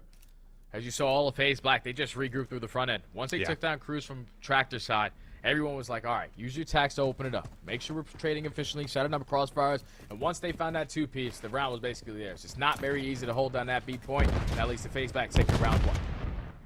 Stuns through mid-map here for Syndicate, but focus is over towards the B zone. Journey, let's not talk about that, brother. It's absolutely obliterated by Jodeci. Wow. He turns that into a little bounce up on the mid-take for a second. He wants more, but Gunzy, Cruz, good team shots take him out of the picture, and Syndicate will continue mounting some segment progress here at B. And now you wouldn't expect Brack to be in any other positioning, but somewhere that he barely has to move. He's trying to catch Major Maniac off the spawn, but Major with the movement is able to stay alive, make him continuously look for him as his teammates are completing his B points. Brack's trying to set up that pinch. They actually eliminate the 1 player. They don't complete B as well, so They maintain map control. All of SGP spawning in the back towards Palace. They have to find a way out now. And the question will be, can you even work your way back in towards B? I mean, that was such a quick wipe that you don't really know if FaZe Black have pushed forward on this B point. So there's a lot of focus here, kind of going over towards A, and maybe too much credit given to how easy they think this B recapture may be, because now you're looking at a 3-life deficit, 45 seconds on the clock. Joe Deceives continuing to make a tear through mid-map, and Lunars looking for possibly a streak, is already on 4 with more in front of him. There's kill number 5. And he's got enough backup to at least keep himself alive for possibly the cruise missile. There's the final shots. That will be the cruise earned, and now only 30 seconds remain between Syndicate and a round 2 loss. Yeah, we got to hit a couple tacks. We got to hit some nades. We got to hit some stuns. Something's got to connect, open up with the first blood, because they have every single crossfire watch. Half them trapped. All the way a player pushed out towards the street side, making sure no one overextends towards A. We're trapping him in towards the middle of the tank, and then 2 players watching the B street. As they find the initial 2, make it 3. Last player up is Major Maniac. He also falls. Everyone on FaZe Black is ending this round on the streak. They just dominated on this defense. Oh, and I'm not going to lie. Lunars may have gotten that last one if the time didn't expire. Wow. Wow. I mean, we're talking whisker away from capturing the B zone if you're Syndicate. Yeah. And it looked like coming off of spawn, the 2 players that were first off, we're sitting there like, all right, I'm going to make my moves over towards A. Oh, wait a second. We didn't actually get B, and that's where everything turned around completely. Yeah. It just didn't look like they were ready to commit back over to that B zone, and FaZe Black find themselves very comfortably 2-0 up with 1 cruise earned, potentially a second to be added to the mix if Joe can find a kill. I think the way that he's playing so far, 17-4, he said, all right, guys, I got you this map. So he's going to be the guy with the SMG, being super aggressive in towards the EVD, just trying to play for 1 kill, and he might have found the perfect time to do so. Unfortunately, the read is a little bit better out of Journey. This is a trade back and forth through the middle of the map. They're trying to apply that pressure over towards A, but SGP perfectly ready for it. You're not going to force them to rotate over towards B, but Exceed now in a crucial position to make something happen. It looks like Syndicate are aware of this, though. I think Cruz may have seen Exceed cross, and yeah, he does get another look at him. Joe does at least keep Exceed a little bit further alive, and yeah, there's the follow-up. Okay, so good awareness there from Syndicate defensively. Still, though, issues as the B zone was being captured, but after the Brack falls, Joe Deceives will value his life back up and hopefully play for a couple of kills here if you're a FaZe Black fan. Yeah, and keep in mind, too, if you are SGP, you're currently down by 4 segments, so the best thing that you need right now is a shutout round on defense. Still holding strong through the map, but that's 3 down. FaZe Black now have the opportunity to get on the point, stop the game clock. If you are Cruz, you want to at least find 1. He does, but the rest of his teammates spawning all the way across the map. FaZe Black already starting to get aggressive up through blue side. First segment about to begin. Yeah, great proactive play round after round for FaZe Black on this offense. Joe is in a position to where he could deal with any existential threats, and he does find Major Maniac top at blue. Follow-up hit, though, from Syndicate. All comes through dark, and the only player watching that was Lunars, and I don't think anyone would have expected all 3 members to just flood at him like this. So Syndicate defensively starting to work with some magic, but Exceed doubles up. The first one free, but the second one impressive on the Gunzi. Lunars able to at least follow up on a trade, but Syndicate still able to hold. So let's not count our chickens before they hatch here. We got 15 seconds. FaZe Black should be able to get into A, or at least have a look at it, but defensively, Syndicate have done everything they possibly can to try to keep this map close. Yeah, they have. With only 5 seconds left, someone has to get onto the point, and Joe Deceives finally cannot watch that cross anymore, but all of his teammates drop around him. They do complete 2 segments on that B point, but once he falls, the round is going to be done. So a great response from SGP and Syndicate to only give up 2 segments. Now that puts them down by 6, so you need to obviously walk away with this attacking round if you want to get that round number 5. You keep it close, at least. If you're able to dominate in this round and outslay, you could potentially earn that defense at round 5. Yeah, the count right now would mean that you would have to win by full conversion of the round, by the way, through ticks. Yeah. You know, because they only got 2 on B the previous round, so it'd have to be that plus a positive kill differential. And when Major Maniac is 4-15 and Joe Deceives is 20-6, you gotta win 2 offenses in a row. 2 offenses in a row, guaranteed. Good way to start, though, is by putting pressure over towards A. So you get your trophies down. Got a couple players watching cross, but Joe Deceives, even with the SMG, finds that first kill through the map, finds a second. Teammate saves his life. Major Maniac's the final player up, and now he's just going to try to play for some map control, try to put himself in a position to get a couple more kills. And maybe this is the appropriate time, or maybe at least to kind of frame the question up, we can answer it later. Do you kind of maybe feel like Joe Deceives is maybe in the same situation as other Challengers players in the past, where like the team that was built was just not a good team, but maybe he wasn't the issue? Because as a sub in this game, let's be honest, you can find yourself either doing okay or getting absolutely obliterated. And obviously that LAT team was getting obliterated in hardpoint, so it's kind of hard to get a read on who was really the issue. They were potentially going down in history books as the worst hardpoint team ever assembled, and that's really just close. not something you want. Yeah. Sometimes it definitely does come down to the situation. I feel like Joe Deceives is a great young talent. He knows exactly what he needs to do with that SMG. He can also pull out ARs in certain situations, but now it's time for you to make a name for yourself to where you're guaranteeing that spot, and you're not the player up for the drop situation. Yeah. He's already sitting at 23-7, but that beat capture is now going to be in for SGP. Time now extended by a minute, but here goes Brack on another flank. Make this transition extremely messy, but good kills coming out of Gunzi to make sure that threat is minimalized, at least at best. Still a lot of work to be done, but plenty of time. Only a 4-life gap here for Syndicate. Trying to make their way over towards A. Exceed existing over to the old B zone. And Joe Deceives actually looking for maybe a pinch through dark. He gets taken down. So now this defense becomes pretty one-dimensional. The only bit of good news is Lunars is in a great spot, and he still has a cruise missile to work with. Yeah, Lunars is in a great spot, but now he knows with his teammates dropping the way that they were, we have to wrap back, reposition ourselves to try to help them in this situation. Comes back, gets one, and at least now allows his teammates to maintain map control. But you have to account for where Gunzi is. He's trying to make a play through Mannequin. Joe's not able to spot him as well. So if Gunzi's teammates can find a couple kills, this might be the opportunity with his positioning to make a play happen. Great patience from Gunzi right there. Knowing that there's really no need to go hunt down kills. I'm just in a good spot and make, life a living nightmare here for the defense. Isolation onto Brack works out well. And then in the corner, Journey couldn't read, and he's going to follow up. Oh. Pistol runs out of ammo, and oh no. Oh, man. Joe and Exceed both pull off miracle 1v2s essentially on their lonesome, and now FaZe Black in the driver's seat once again defensively. Yeah, this is difficult now. With only 40 seconds left, everyone forced to hit that hard reset towards the backside of Palace. You have to figure out a way to get out. Do you try to go through the overextension challenge? A lot of these difficult gunfights over towards cages and towards tank. They're looking like they're going to try to wrap back, though. Try to isolate Exceed so we can sprint on forward towards the 8 point, but Exceed's just dancing around these Hummers. Finessing. Joe Deceives finds 2. Bro. Joe finds 3. This might be his bread and butter map because 31 and 10 make it 32. Absolute takeover from the young man. Unreal. We've seen some impressive moments in this game, but 32 and 10? Holy cow. Talk about just calling game. And FaZe Black will get their first map win behind Joe Deceives, and that's got one of the more impressive control KDs on the year so far. What's that, a Let alone, 3.2? Yeah, 3.2 flat, Jesus. brother. That's unreal. Guy just took over, man, and he definitely was like, all right, guys, listen, I promise you, I was a pro player in the CDL Stage 1.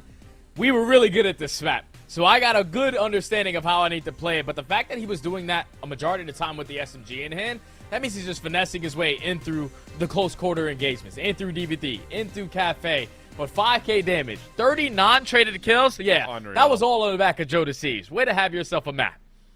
30 non-traded, and like you said, most of those kills came with a sub in hand. So Yeah. it's just like he's not getting them at safe ranges, friends. 9 and 20 for Major Maniac. He did have a great hard point for what it's worth, but could not quite get things going here. It's actually just really funny when you look at the damage, like 2750, 9 total kills, but it's only he's actually got more damage than the 15 and 17 of Gunzi, and Yeah. he's got a little bit less than the 38 engagements out of Journey. So it's one of those situations like he must have been a bullet away from finding kills time and time again. Yeah, it's just very difficult on a map like Invasion. You lose that one-on-one gunfight, especially as the main AR. You know that Brack was going up to the left street every single time. That engagement is very difficult, especially when you have to search for him in towards Palace.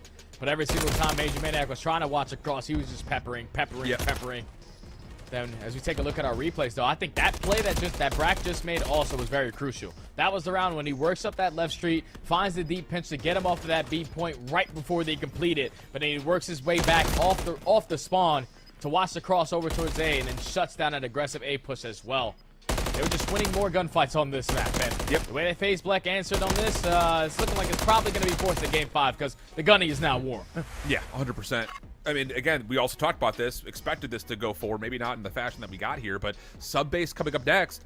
you put a lot of pressure right back onto those ARs again. Yeah, So yeah. we'll see if, Major Maniac can kind of find some magic that he had in map number 1 to kind of bring things back quickly, because he's going to need to, especially if Joe Deceives is going to pick up maybe even a 4th AR at certain moments and continue to find impressive kills like he just showed us here in the Evasion Control. So, yeah, tall ask here. Again, I would still say that when you look at this group in particular, these two teams I would expect to at least see playoffs for this first season, but it just comes down to where they find themselves overall, because it's a really interesting group, like just flat out. You've got these two teams, but we also have that Space Fish Taco and a bit Brooklyn squad, and then you've got Bowser's Kingdom, which, just to kind of speak frankly, that's a team that, I think they were a little bit more on the lucky side to get through the qualifiers. And then you've got good kids that are also in the mix, and I will say that that's also, a couple of players in there that they should be good considering their veterancy and experience. So it's a tough group, to be fair. I think that, again, any of those 5 teams could very easily find themselves in the playoffs.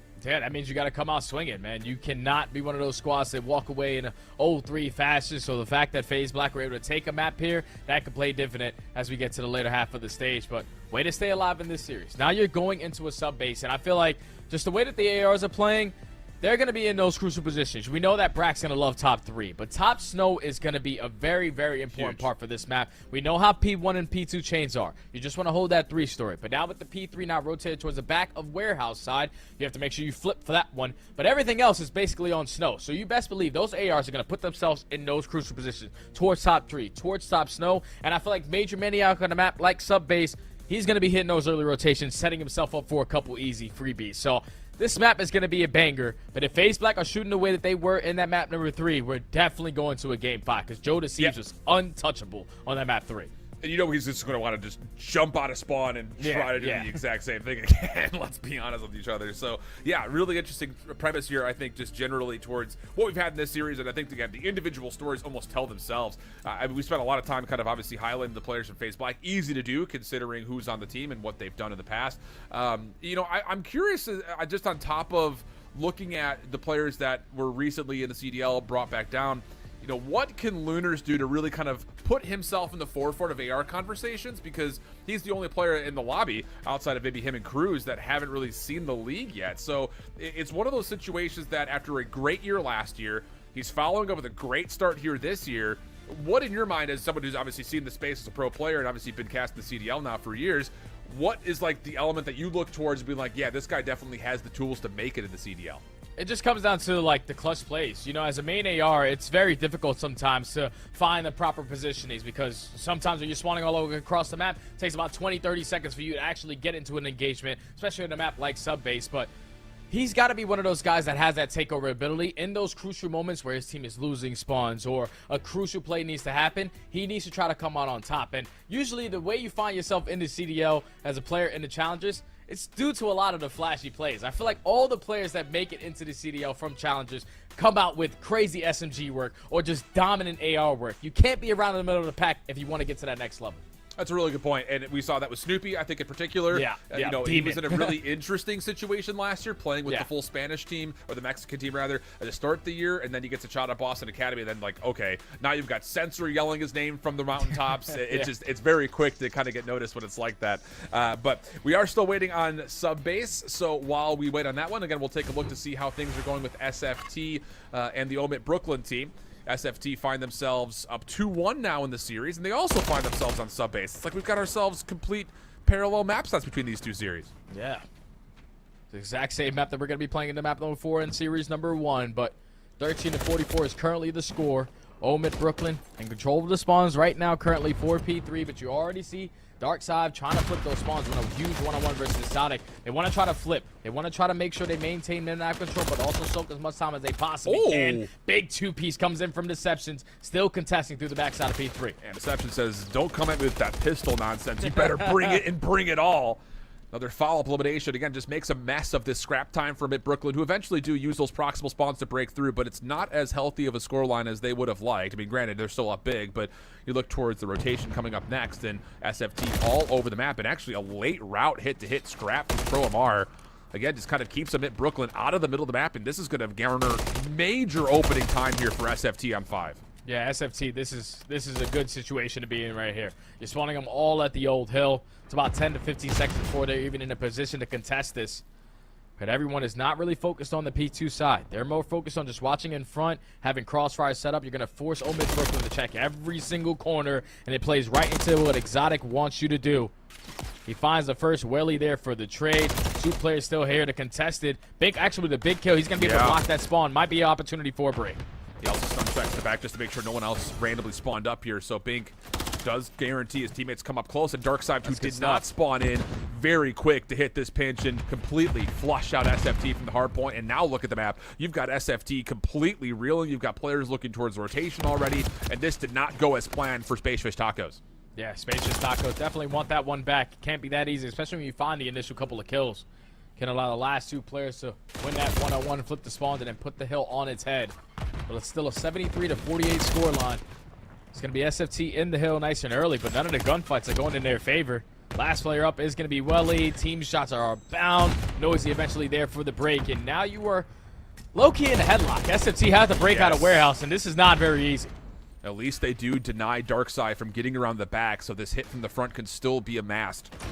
Noisy over the top, not going to give them anything, so Exotic has to create it and does well. Okay, and sneaks away, so a quick recontest and break starts to come through. Omid Brooklyn not out of the picture from recontesting in their own right, though. Nade's starting to find some success, and that will be enough to turn the hard point neutral with Omid Brooklyn looking to get back in for the scrap time. Yeah, with only 20 seconds left, all you want to do is hold down these crosses. Unfortunately, Deception is only able to get one, but you still have Welly towards top snow positioning. His positioning is known, though. With only 10 seconds left, you want to try to get out of this side of the map. Still holding on to this junk time if you are breaking that 100-point mark. Currently up by 40 points, but going to go into the second half of rotation. Well, again, we are just kind of getting a brief look into this matchup. This is going on the Bravo stream on the youtube.com/COD Challengers channel, so make sure you check out more to see how that one concludes. Again, I think it's going to be a really important match to determine who gets in towards playoffs potentially for those guys. Not to say that you win that you're guaranteed by any stretch of the imagination, but when you look at, again, the weight system, the power rankings early, you kind of put those 2 teams at pretty level footing with one another, so a win versus the other can be pretty critical. And the same conversation exists here on our primary match. FaZe Black Syndicate loading into the opening time here at Sub Base, and it will be FaZe Black with the first couple of eliminations to allow them the early time. And it was actually SGP who spawned on the preferred side as well, but you already see Lunars winning that 1-on-1 on the left side of the map. He's trying to flip it for his team, but his positioning does get red. That's now 3 dead in the feed. Last player up is Joe Deceives, and a crucial moment right there for SGP. Walk away with this final 18, but even more importantly, maintain the better side of the map going into P2 with only 10 seconds left. You're not forcing FaZe Black to all out be aggressive up through that P5 side. Good first kill from Joe Deceives. Creates that avenue to be a little bit more open. SGP obviously very aware that they don't want this contest to happen freely, so lots of nades being spent, but no one really in a position to get a full solid read on where or when this hit will start to come through.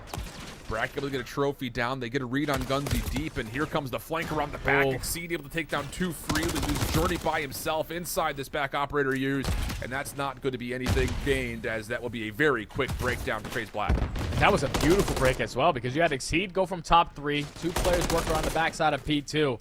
They found all the kills while blocking the spawns, and now even in a better situation, they were able to flip the spawns right on back, and now going to be able to set themselves up for that easy rotation over towards P3 as well. So they're gaining the time. They have the crossfire set up. Trophies are down. Jodeci still finessing in towards this HP, but not enough ammo right there to take down the rest of the team. SGP walk away with the final 15. Should be FaZe Black fully set up for the next hill to get back in this game and potentially take the lead. And a nice little rubber band moment there for SGP to kind of bounce back, find at least some time here. And an opening kill leads to an opportunity for Journey to get through. 1 kill could maybe block spawns, but Lunars, that's one of those moments. It's a test that comes through. He provides a key elimination. That's enough for FaZe Black to really lock down this setup. Yeah, now FaZe Black are moments away from taking the lead currently. But now you have Major Maniac who's going on that route. Don't know if they're going to be able to read his positioning. He finds the freebie on towards the point. The spawns are now able to flip, and Major, we were asking for a response. After that, map number 3, and that's a crucial 2-piece that leads to the hill break. With only 30 seconds left, this is good and all, but we have to get out. We do not want to trap ourselves on this side of the map. He's backing on up. He's trying to make sure he keeps his teammates safe on this HP. He puts down shots onto Exceed on the 3 streak. Now, Gunzy actually gets a great spawn across the map. How long can he stay alive? Not that long. So his teammate is going to walk away with this final 15, but it's going to be FaZe Black winning the rotation. Yeah, quick reaction there from Joe Deceives. Also turns that into a second kill mid-map. Journey, the only one forward, and wow. Oh, Exceed came from behind him. Yeah, that was a team shot. Wow. I was like, if that was Joe who got that kill, what are we talking about? But no, Exceed comes from behind, finds the freebie. So now Syndicate, like you mentioned, in that kind of spawn trap headlock. You have got FaZe Black so far up the map. I mean, it's just one wave of kills, and then you have to figure that, all right, let them spawn in the back of this fourth hill, because this is just great map manipulation from FaZe Black. Yeah, and with Lunar's his positioning, he's knowing that no one is going to wrap back to try to contest him over at the warehouse. They're going to have to try to break this from the front end, and that's not very easy to do. But Cruz swimming through the water, doing his best Aquaman impression. Unfortunately, cannot find one, but it does lead to the break for now. The pistol tries to sneak up through the ladder, doesn't find any. But it's a tie game, square. You still have FaZe Black, though, swanning in towards the back, so they're instantly able to reinforce. Take the lead right on back, and with 10 seconds left, they're already going to be in a position to rotate as well. Lunar's sitting on a 3 streak, already holding down that P2. And you got to give a little bit of credit here. I mean, Syndicate have done well to kind of scrap together points and keep this game tight, because I think if you were to look at the first 15 seconds and the last 15 seconds of these hard points, you would say, oh, FaZe Black is dominating this. I mean, just across the map, they have been so far forward. And once again, the kind of same thing kind of echoes across P5 here. Whoa, well done. One by Exceed. But there is trades that allow at least the hard point to go neutral. Long-range shots. Journey dealing a lot of damage but can't find the kill. And with that, FaZe Black have the numbers to get back in the hill. Toe to see this is slowing down, man. 16-5. Does it with the AR, does it with the SMG. It does not matter as FaZe Black are holding down this hill from really not the preferred side. You have top snow control. This is a crucial position to be in as Joe finds another one. Just setting up their crossfires. This guy's like a turret. Absolutely beaming with that AR. Let's fly out of Chow. Unfortunately, can't win that one on the journey. But he sets up Brack to find that 2-piece. FaZe Black did a great job of holding that from not the preferred side. And now they're slowly trying to work their way up to flip those spawns going into the second half of Hills. And now we go back to reprise that pattern. It has turned into 40-20 splits on these hard points favoring FaZe Black in the last 3. And the clock is starting to really favor the team in white. Brack, a little trouble finishing off the kill into Gunzi, but not much worry there. Over towards P1, Syndicate in for the early time, but FaZe Black, again, just continue to work the map. They want to put themselves on the preferred side, and so far they've done well to do just that. Yeah, at least they're staying alive in those crucial moments, but once Luna drops, now the only player in this position is going to be Brack. He sniffed out, and with SGB playing the way that they were, that was perfect. You're getting all the P1 time, you're trading effectively, but the fact that you're able to walk away still on top, in control of this P1 HP, and flip those spawns, only down by 20 points. This can be a turning point in the game. As neither squad playing for this P1 tie, they're more focused on finding the kills at this moment. With only 15 seconds left. Players all around the map, but it's still SGP maintaining that mid-map control, setting themselves up properly for the next. Gunfight over towards the old time, and okay. Oh my. Yeah, Cruz over towards New, while simultaneously Journey able to finish off the final kill over towards the last hard point means that SGP will get into the second hard point first, but again, they can't get their setup properly in front of the hill.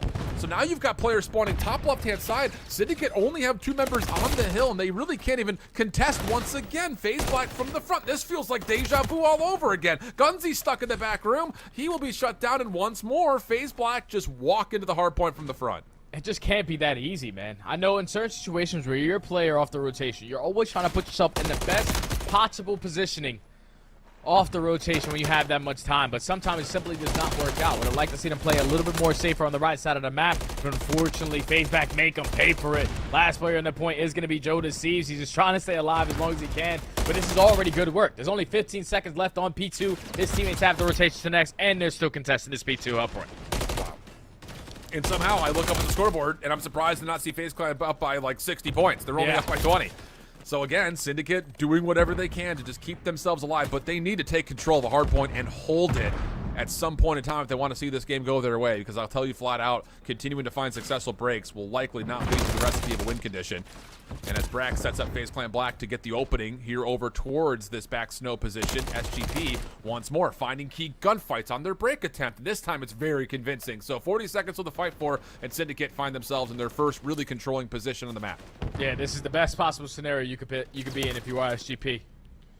Walking away with this potential 40 seconds, you know that FaZe Black are not going to be too aggressive on this hill because they know that P4 is on the left side of the street towards water. Don't want to flip those spawns and potentially spawn in towards the back end, so they're just holding the line at that 50-yard line. Already find 3 dead in the feed, so SGP currently up.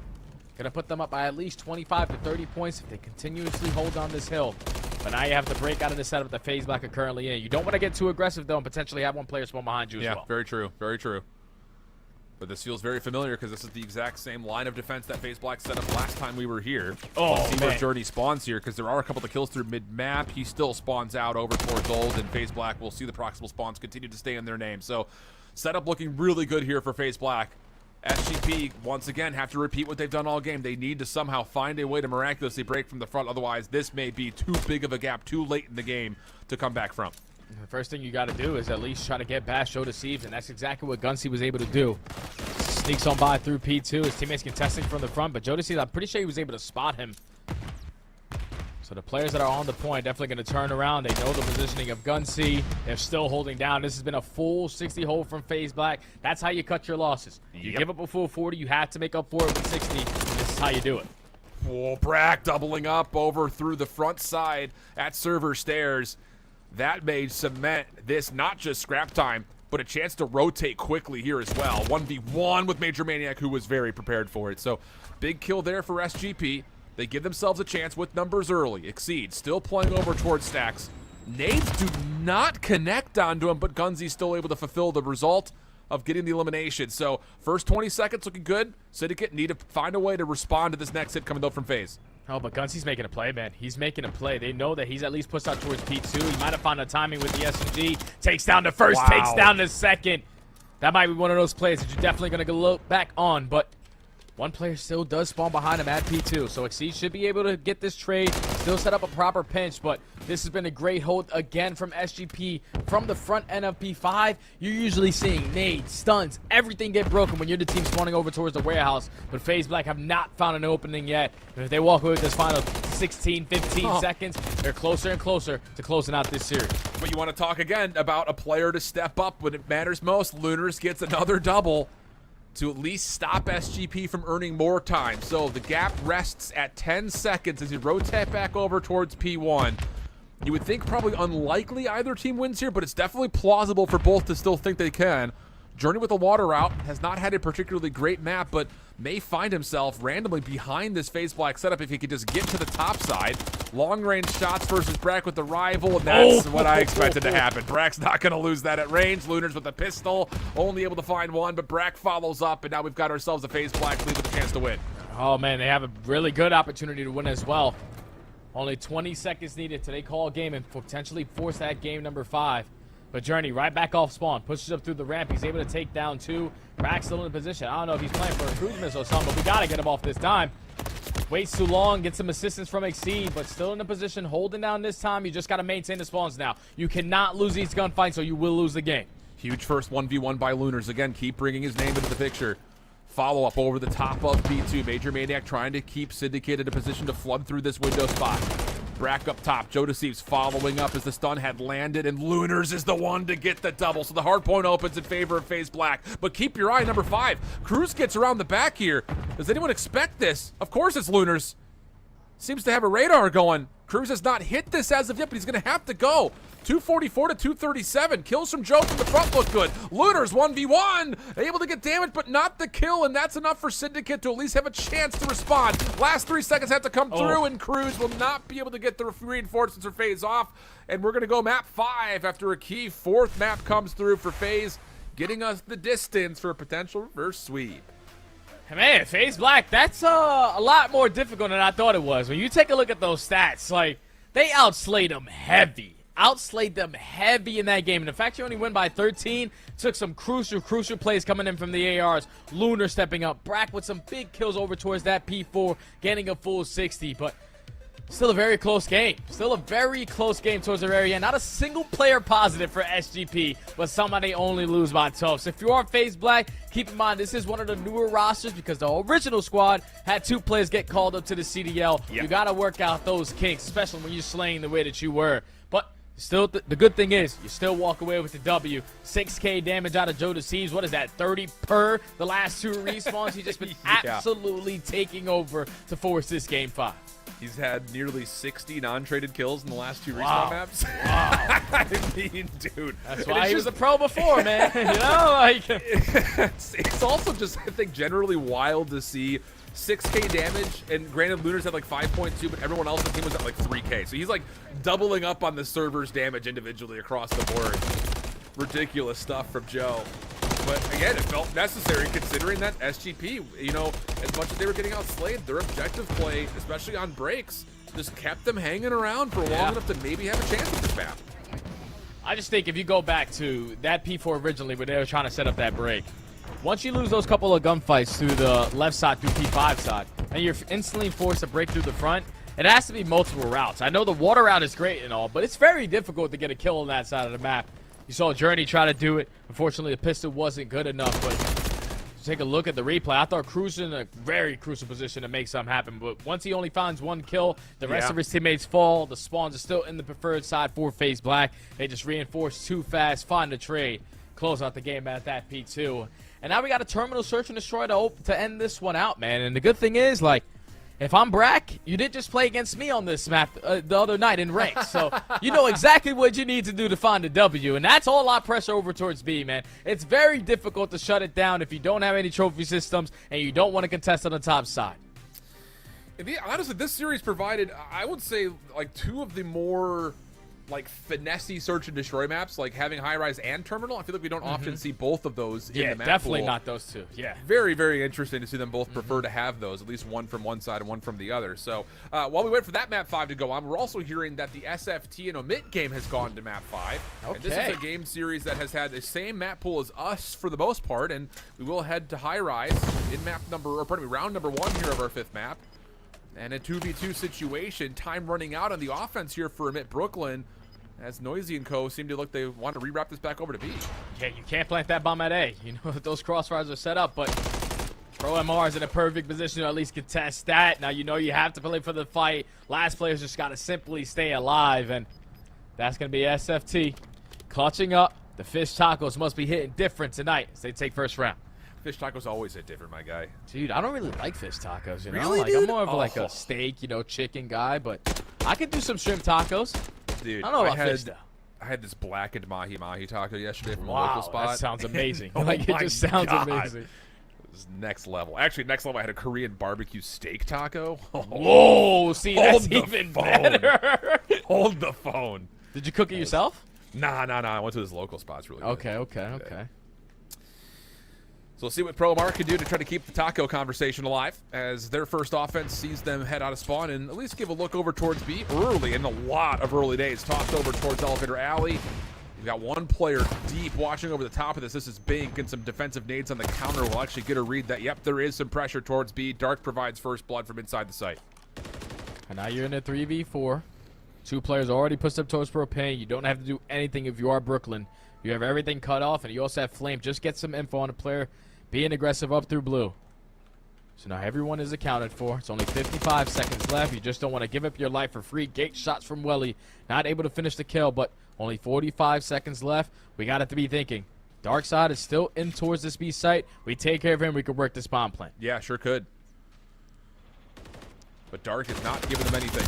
Good prediction comes through. Clean shots as well from Pro MR. Noisy looking to go over the top, and he's read by Welly. What a key timing of that elimination. Bink forced to have to make a play. And he does actually isolate one kill as the rest of this offense has exited the site. But Bink now by himself doesn't finish the kill initially into Exotic, but eventually found the final bullets, and that will be a full reset here with the 1v1 on Welly. I guess that's got to be a calm. Like, he's definitely on bomb. We got to check it. Instantly turns into a 1v1 with 20 seconds left. Bink finessing with the SMG. But still Welly in a great position towards top Propane. Clutches up the round. I'm not going to lie. John Exotic had me a little scared there. Like, what are we just jumping in the site for? Giving up a free one-on-one, you know? But it's all good. Welly on the back end is able to clutch on up. The repositioning towards top Propane too strong. Bink was not able to read it. 2 rounds in a row now. It's really interesting, man. Again, like, just kind of looking over some of the results from last year for this Space Fish Taco team. Obviously, we talked about Welly not playing really at all last year. But Deceptions, Pro MR, Exotic, their average open placement last year in Modern Warfare 2 in order was top 48, top 20, top 20. So, like, not great open results from SFT last year. They did not have a particularly great time at Boston. Top 16 for 3 of them. Deception's top 24. But making the Elite a huge step in the right direction for the squad and a chance to take their first win as well. Yeah, we take those. Yeah, I'm guessing they're loving this game so far. One that plays their play style a little bit better. As you have Dark on the attack, slowly working his way up through blue. Trying to find the timing, make sure no one's going to be aggressive from SFT through underground. But a couple shots does come onto the player in Noisy, trying to work in towards that site. He has to reposition himself, and now if you are SFT, you know exactly where the pressure's coming in. And a chance to actually kind of maybe have an opportunity to see some success on a push through if you can find a kill from the front of the site, but no. Instead, Flames up top able to find Welly deep. Bink following up, and now it's just out of the player inside the site. Dark does predict it, doesn't quite find the kill, and a quick bounce out as well, actually.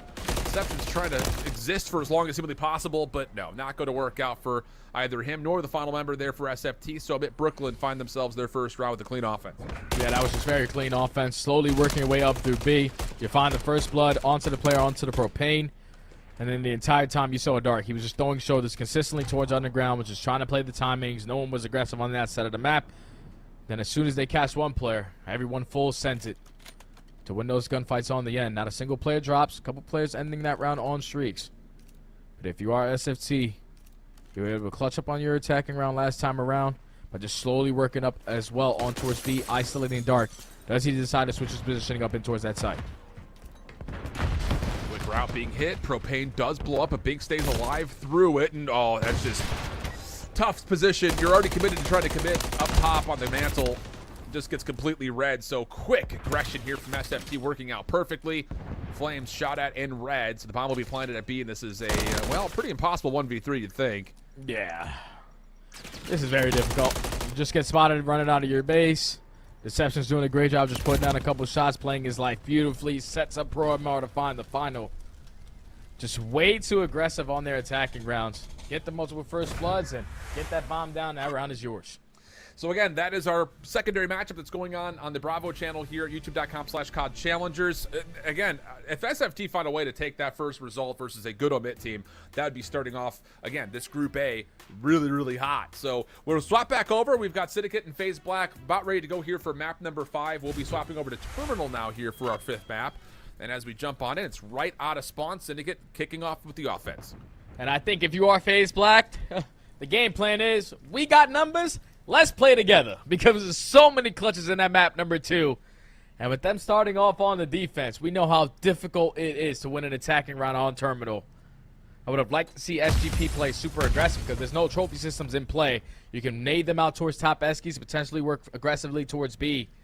They're wasting attacks through mid-hallway. They're probably not going to have anything as they're already 35-second knocked off the game clock. The game plan might be, let's just go over towards the plane side. Interesting double stack, though, defensively over towards the plane. He With killed Exceed finding the kill, I'm telling you. I mean, he must have not missed a bullet nor missed the head, because that was a joke on screen. I'm not going to lie, Alan. I might have to run the slate. Yo. Follow-up Everyone shots running the nearly as slate. It's a clean. beamer. Unreal. Smoke down, though. Brack up top, the really only defender on, as Exceed is just still looking for any information, but does not expect Major Maniac to be up close and personal. Same may be said here, though. Oh, no, he actually does get a look at Brack, so I'll say Major Maniac maybe gets surprised here, but he's able to stay alive and allow the bomb to get planted, slipping through, wants the elimination. There's the aggression on a might that sometimes had been discredited from him, leaving all of a sudden just Joe DeSaves by himself in a 1v3. And now he is spotted. Great shots with that SMG, only 7 HP left. Eventually does get cut down, and that's one of those rounds right there that FaZe Black are going to be beating themselves up about. You get Joe DeSaves to find the first blood. You have everything watched, but when Exceed is forced to now back down from Eskies, you allow Major Maniac to put himself in towards the bomb corner, finds the first kill, reads the second, and super aggressive onto the player towards top 3. And once you get that bomb down, everyone else is across the map. There's an easy post-plant setup right there from SGP to take round 1. I expect nothing less out of Major Maniac when to talk about the S&D game mode. Love it. And again, I just love the fact that he sees someone up top, takes the chow, Yeah. pushes it, making sure he can get, again, another very key position for that post-plant to stay healthy. Full 4-man hit here, though, for FaZe Black right off the get-go. Trophy systems on both sides keep all members alive and healthy. really just the opening damage for Major Maniac, but then the follow-up team shots come through for Cruz and Journey. That completely obliterates FaZe Black's attempts to go to B, and now they're stuck in a very awful 2v4. Yeah, now in a 2v4, trapped behind enemy lines. They have full B side control. They're giving up playing. They're basically going to force themselves to 4v2. You can put the bomb down. We're going to retake it without numbers. Just throw a couple shoulders, play for any info that you can gain. It's already 40 seconds knocked off the game clock. It's looking like Brack and Joe Deceives are going to commit in towards the plane. There goes the slide on in. Gunsy watching over the backside, at least trying to play the timings, but information now gained. Bombs getting planted. And the only hope here for FaZe Black is to get this post plant. Yeah. And hope that Syndicate makes some sort of a mistake. Or they line up in some form, which would be a mistake, but Joe Deceives. Okay. And okay, follow up from Gunsy. Gonna say maybe he gets away with this one, but not quite. Brack now has to play off the post plant by himself. Not going to work out. And a perfect defensive round comes through for SGP to take a 2-0 edge. That's just too easy for SGP. They were the first team on the attacking side, so going in on the defense, you have a couple players who ended that round on 3 streaks, picked up a couple kills, were able to earn themselves those trophies, and they just stack over towards the SC side, find the opening 2-piece, and then at that point, even if you allow the bomb plant, you just have the numbers to retake properly over towards plane. 2 players end on a 3 streak. FaZe Black need to respond on his defense. You cannot allow this SNE to get out of hand. That first round's going to feel terrible. I mean, you had a really good opener from Exceed. Not able to follow up, but that's something we said a bunch when we watched these guys on High Rise, is not being able to convert their numbers. And for those of you that watch the CDL, which I assume is probably just about everybody who's watching the Challengers. Definitely. You know that like 80% of first bloods per round get converted into round wins. So for that stat not to be fulfilled is definitely a big opening, as now Syndicate, long route through Dreams to get over through and to this top plane position. Lunars is waiting, and Lunars will get one, plus a little extra as he bounces away. Yeah, it's a big kill from Lunars because he was the only guy over towards this 8 point. You had a Major Maniac and Best of Smoke over towards B, so you had all those players at bay at that site. But once you get that first blood, now it's time to assist them. Exceed is able to find the second kill instantly, a 4v2 for Major Maniac and Gunsy. And Major Maniac, he might have found an opening as he's slowly working his way up through Burger, but Brack, he should be able to spot him. Yeah, he needs more than an opening, though. He needs to find a couple of kills, and no, he won't be able to find one. Lunar's long range takes a while, but gunfight still won, and now FaZe Black respond with a perfect defense of their own. Yeah, that's good stuff right there from FaZe Black, more specifically out of Lunars. The fact that he's able to find that first blood with 3 players being aggressive in towards plane and get out with his life. You find that first kill, you give all the info for your team, and then you ask for the backup. It's a very clean round right there from FaZe Black on the defensive end. No one over challenging. No one giving up any freebies. Clean up on that round. Now down 2-1. Back to the attacking side they go. And I think I would just go back to the same exact play. There's no way to 3-stack over towards B again. Surely not, right? Not to happen, though. Brack will kind of watch from backside Burger. Everyone else trying to make their play through the A side of the map. Journey just looking for pixels on this cross. And actually the stun gets right perfectly into the doorways at the Jet. Joe Deceives, I think, is aware of that. This may have come from below us. Seems to be thinking about it. Lunars once again, though, providing first blood. Kind of leaves Gunsy by himself unless Journey can get a part of the play. Yeah, Journey's just trying to watch the cross, but there's already a couple players in towards the plane. He's trying to set up Gunsy. Gunsy with the first blood. He's able to get out with his life. Time for Journey to strike, but unfortunately, Exceed makes him pay for it. So now in the 3v2, Cruz watching the cross over towards A. You have Gunsy sort of watching the middle map as well, but they're already working towards low plane. Exceed also is that bomb carrier. Does he expect Gunsy to be playing outside the plane, though? And, ooh, missed it by the slimmest of COD timings. Gunsy is now stuck, though. It's the thing. He's got nowhere he could possibly go. If he gets one, that would be incredible. And he's allowed to stay alive for some regen? He gets two? My God! Nah, that can't happen. Dude. That's a 2v4 again, Alan. Like, we didn't learn from our mistakes in map number 2, man. Like, we got the bomb, right? 3v2. Why are we pushing the bomb towards the backside of plane? We know that Gunsy was on the back end. If we have full plane control, we can just work the site and plant the bomb. The fact that they both go for one-on-one challenge and go for it in 2 different timings is like, if you're instant challenging, that's a trade. But the fact that you wait a couple seconds, allow him his health to regain a little bit, he wins 2 insane one-on-ones. Gunsy just made that play happen for SGP to clutch up in another 2v4 situation. Unreal. Cruz over the top. Lots of good shots towards Exceed, but he's able to keep his life and back away. Stun will make sure that no one from Syndicate is pushing forward, and then a secondary challenge from Cruz met by Brack. So first blood again tallied. At this point, we need to keep our own tally of will they actually win a numbers advantage round. Yeah, let's just take our time, bro. Like, we don't got to do nothing else. All right, Jodeci gets all the info. You spotted him crossing. Lunar, unfortunately, chows and then loses that gunfight. Now you have full plane control of your SGP. You can put the smoke down, potentially work this bomb plan, because everyone else from FaZe Black is all around the map, nowhere near plane. And the retake for FaZe Black is going to kind of come from behind. Major Maniac gets into library, though. Oh, and no. no one sees him. And now, all of a sudden, Mike's got the timing. Joe Deceives dead to rights. Trade quickly there, but once more, this play from FaZe Black can no longer really retake from the back. They've got to restructure it. Yeah, there's only 30 seconds left, and now you have no idea what kind of setup they're going to be in towards the plane. If they could be playing towards cockpit or be playing towards the backside as well. But going to double push right through the ramp, and Gunsy's going to be ready for it. I think Gunsy saw Exceed go prone, ready for it for sure. Journey working with him, and it's another 3v4. Man. Oh, bro. This is, I mean, oh, please, at this point. Like, I'm begging for it. I'm no bias, but, like, come on. We got to have some ice, bro. Like, another first blood on defense.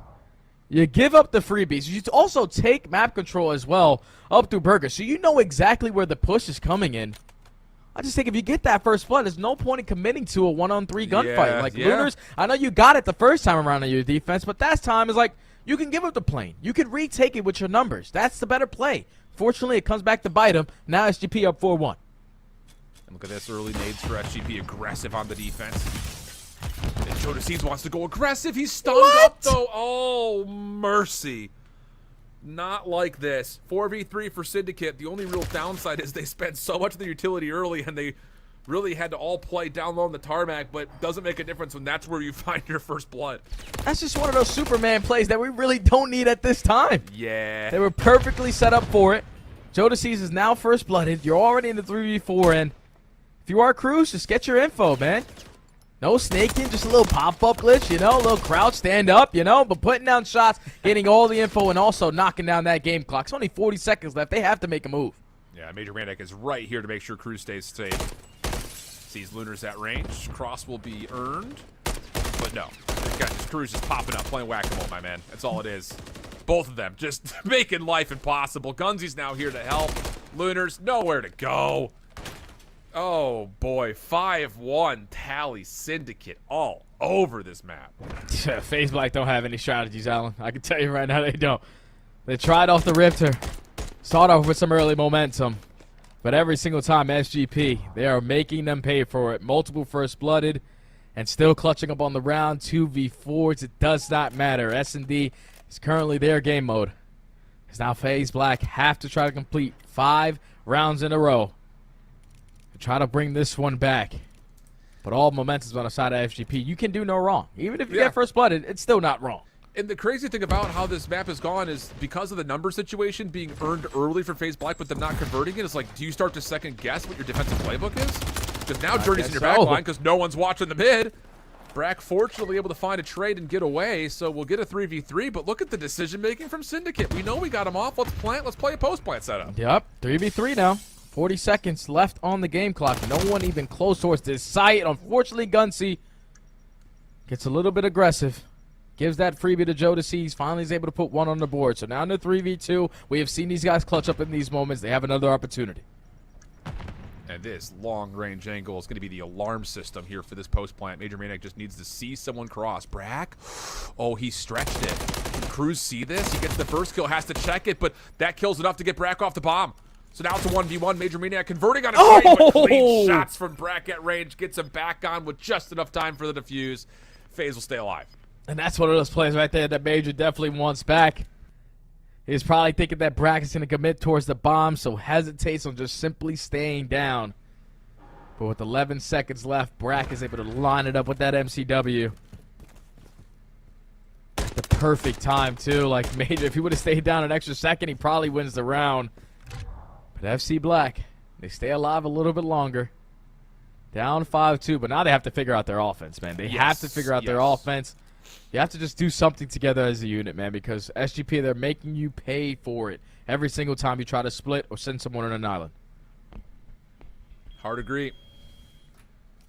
What do you call here, though? Brack just going to kind of play an island over towards B. The rest of the focus is largely over towards the front side at Library and at A.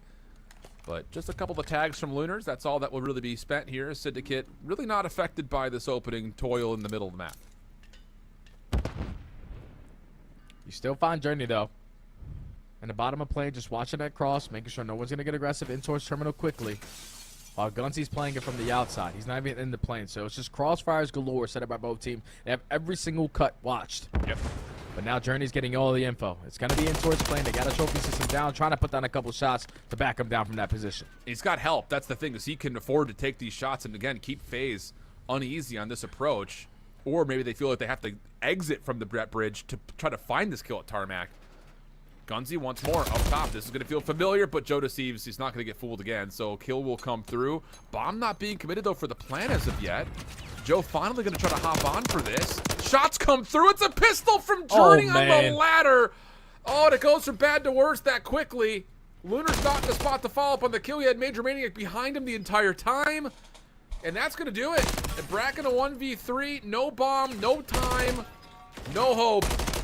SGP will shut down FaZe Black in the first games of Elite in a very convincing Map 5 affair.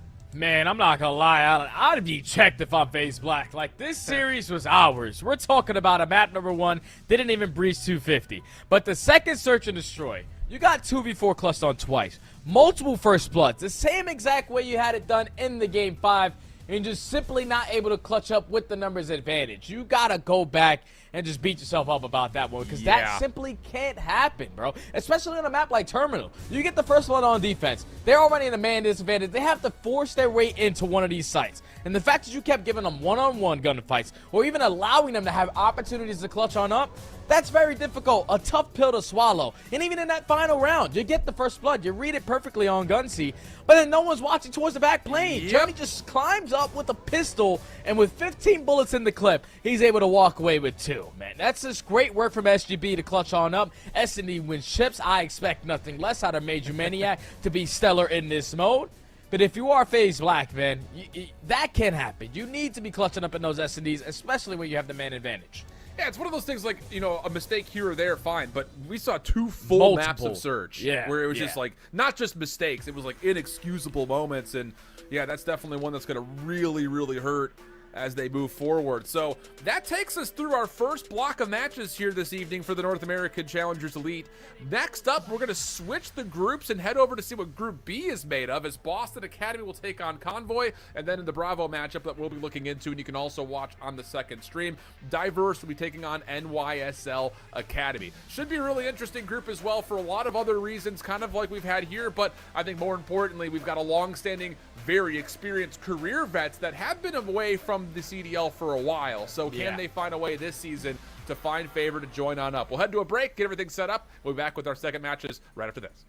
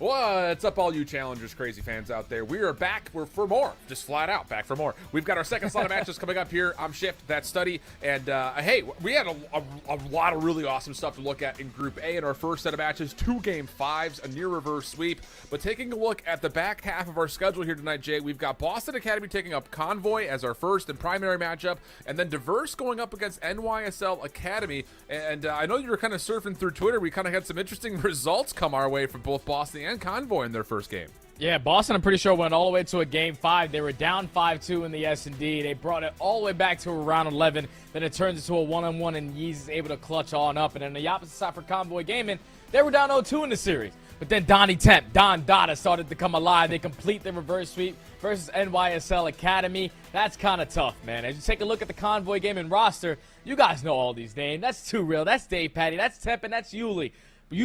Every single player used to be in the CDO at a point in time. They're all just trying to work their way back. And at least getting the reverse sweep over NYSL Academy, a roster who just got second at the previous major, oh, you best believe they're coming in firing on all cylinders. Absolutely. So here's our best of 5 series layout for you guys. Invasion Hardpoint High-Rise Search has been popular for us today in broadcast. And we've got a high-rise control for map 3, followed if we need it by a Skid Row Hardpoint and a Rio Search and Destroy. And you know, it's interesting because whenever we've seen Boston Academy in the past, we always kind of look at them to kind of be, maybe even almost all the time, kind of a 2-3-5 type of team. Yeah. And a lot of that was, I think, just based on how Sensor was kind of approaching the team from a search standpoint and just an objective standpoint. But with him out, we still have Yeez, Shawnee, and Pentagram, but Cammy's the 4th guy in, and kind of like we talked about with Joe Deceives in the last series, I'd be really interested to see if Cammy can find a second life here through Challengers. First time he's been here since BO4 when it was just the open scene, so be really curious to see what he's able to do in this set of circumstances. Yeah, I'm definitely excited to see Cammy spawn into the Challenger scene. Obviously, didn't have a lot of success throughout Stage 1 on that LAT roster, one of the worst hardpoint teams in the game, but we all know Cammy. When he has the ability to be one of the best players in the game, that's all the way back in the Cold War season. He was untouchable. He just really hasn't found that stride in the last couple of titles. But, you know, when you work your way through the pit, when you get knocked off of your feet and you have to stand back up, in challenges, this is where you have to do that. We saw Joe Deceives do it a couple of times in a couple of respawns last. 30 per every single respawn, basically untouchable. So I want to see how Cammy fits in with this new squad. Yeah, and I think the thing, too, is, you know, for this Boston Academy team, obviously, with Cammy joining as of recently, they only had a chance to play 1 cup together, but they did finish second at that cup. So that's pretty good. You know, hey, you know, we take those, and not to say it's a dramatic improvement because Boston Academy has always done well with Sensor and like the open form in particular. But you know, with Sensor retiring and Cammy stepping in, it looks like this could be a recipe for success. Where on the other side, for Yuli, Too Real, Dave, and Temp, they actually took the second cup off after they had a kind of disappointing finish at Boston after what looked to be a hot start for them. So both teams, like you mentioned, have had a lot of recent success, especially in their first series, clutching up map 5s. And then on top of that, both rosters showing a lot of promise, just generally speaking, to who can be a top leader in Group B. So I'm curious to see who comes out and finds himself 2-0 to start their Elite Season 1.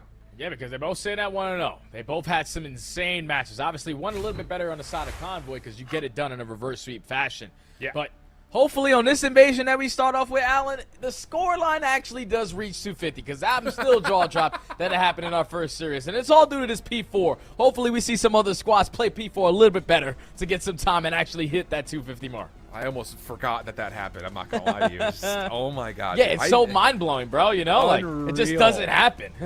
199, 144 final score? Like, I don't remember if we've ever had a score that low. Like, I know we had one sub base at the beginning of the year not go all the way to time, but that was still like 230 to like 200. Yeah, we'll see. We'll see how things go. Boston Academy in their representative green, getting into the hard point first. And, you know, outside of just kind of talking about Cammy and what he could do now, finding himself in Challengers for the first time, we got to give some love to Shawnee, my guy. He looked really good last year. And for a guy that, you know, hadn't really taken competing super seriously since his drop-off from the CDL, this is his first time kind of stretching 1 year into the next with a lot of success behind it. Yeah, I can't believe Shawnee's still playing, man. That guy's been around forever. Even when I first started playing Call of Duty, that was about 8-10 years ago. He's still putting on a show, and now he's got a roster where he can start to compete a little bit. already sitting at 3-2. They started off on the preferred side, but it's early time going in favor of Convoy. With only 20 seconds left, you got to start thinking about that rotation. And I think this is one player that I really wanted to focus on, because Pentagram, he's the guy. Pentagram needs to be focused up on what he needs to do to make it into league, because he's been a substitute player for the last 3 years. So with that in mind, you know, it's just going to be down to, I'm curious for that. First of all, we've got Pentagram running the main sub here. I know Yeez has also been kind of a stapled SMG player in the past, but so far, yeah, you're absolutely right. It just comes down to, can he get the Demon Pentagram mode like he had been in years prior, especially kind of dating back to the Cold War, for instance. Convoy having a little bit of trouble here at P2 after the hot start of the first hard point, but Boston doing what they can to kind of keep them, again, at arm's reach across the hill. Well done here from Boston. 3 straight kills come through. Yuli the last one left, and Shawnee clean shots will lock things down for BA. And this is the perfect scenario right now if you are Boston, because now you flip those spawn, you spawn all the way towards Palace. You just got to be able to not allow anyone to get on out, and that's 2Real's job now. Already finds himself in a great position over towards next. Only 10 seconds left on this P2 HP. They spot 2Real. They know exactly where his positioning is. Stun comes in. It's time to isolate him so we can run that rotation over towards next. They find him a clean 3 dead in the feed. And now it's going to be Boston Breach winning the rotation, properly set up. And Convoy Gaming, they're nowhere even close to this hill. This hill's uncontested for at least 15 seconds more. All right, well, Shawnee, 5 in a row looking for number 6. Over the top, clean snap over towards Temp. Just team shots too good for Convoy. The lead continues to grow here, though, for Boston. And they're in a good spot to get a read on where this next follow-up hit from Convoy is also coming from. Pentagram swapping over to an MCW. Almost able to take down Dave, but again, Shawnee off the respawn. Good for the assist. Yuli the last one left, and he does not predict Cammy sitting behind Vending. So, yeah, clean setup here for Boston leads to the first 40 seconds. Yeah, this is the perfect start to a hard point, man. You get P1, you at least keep it contested, you get a majority of that P2, and you run the rotation over to P3 for a full 60. You're going to find yourself up by almost 90 points going into our 4th hill. And now this is where Convoy Gaming, we're not going to see any of that hill be white. They need to fight for this P4 time. And it all starts by maintaining mid-map control. This Dave Patty, we know his fear. Optic, you know if you're playing against him, you're afraid of that guy. But already 11-8 to start. Currently down by a lot. You need to get someone on that P4 time, and with all those players spawning in towards Palace, it's all about the kills first. 2Real not able to get the pistol on to Yee, so another elimination comes out, and yeah, it looks like it's not just a one-time affair here towards the allergies towards getting on this 4th hard point. Boston finally get a couple kills to allow them a chance to jump on at the midway point through the 4th hard point, but Dave on rotation opens up some space, and now Convoy can get off to the races. Oh my goodness, Dave's shooting nukes right now. The problem is, that's all well and done, but you're still down 100 points. You're still down 100 points, and your squad is still not playing for any of that P4 time. You're just more focused now, if you are Dave, on flipping these spawns for your team. At least start off with this initial time. Almost on a 100-point lead currently, but Yeez, better with the drop shot, is able to take down Dave Patty. Now he's the sole man on this side of the map. He's going to have his hands full. You just want to play your life as long as you possibly can. At least you get a close spawn in from Cammy, so it's going to be a 2v3 on the back end. But right now, Convoy Gaming on the preferred side, more players on this side of the map. We'll start off with this initial time. Yeez, good little head tags over towards Dave. Can't finish the kill, but at least keeps most of the reinforcements for Convoy at bay. Temp well done to kind of play his own life for a first kill, but Boston still finding enough opportunity to still work, not just around the hard point. They're dancing in and out of it. Here's Pentagram for 4 in a row. Thought about the 5th, but 28 HP says I'd like that to be a little bit steeper than that, and that'll be enough for Boston to follow up behind him. With Pentagram still on a bit of a spree now on 5 straight, and Convoy Gaming cannot find a trade anywhere on the map. Yeah, they cannot find a trade. Both the SMG players, Yuli more specifically, is at triple negative so far. An unbelievable snap right there out of Pentagram to take down Yuli. But it still leads the Convoy walking away with the final 10. Still a 90-point game as we get into our 2nd rotation of HPs. Boston Academy are in full control so far. And they're starting off with this initial time. Full mid-map control. Yeez is sniffing out a couple players towards bottom blue. Great job of finding 2Real. Boston are just not making any mistakes right now, man. Convoy need to step it on up. Bro, we've seen some wicked turn-ons tonight, but these guys are cracked, bro. Pentagram? What in the heavens? Oh my god. And he's still shooting beamers. Now jumping onto the hard point. The lead grows beyond 100 points, and if you're Convoy Gaming, knowing that you're going to have essentially a P4 where you're not going to get any time, you have to win the rest of this time and win rotation to 2 and win rotation to 3 for us even to consider the word comeback. Yeah, you need something. You need to start stringing a couple hills together to get yourself back into this game. And with Yuli finding that kill onto Cammy, he was the only guy early off the rotation for Boston. You shut him down, so now you're able to push up over towards Broken Side, push up towards DVD, but everyone is dropping at the wrong time. Now you're going to get those back palace spawns. You're going to allow Boston Breaches to contest it from the front end. James coming over the top here for Convoy, trying to support Dave. Okay.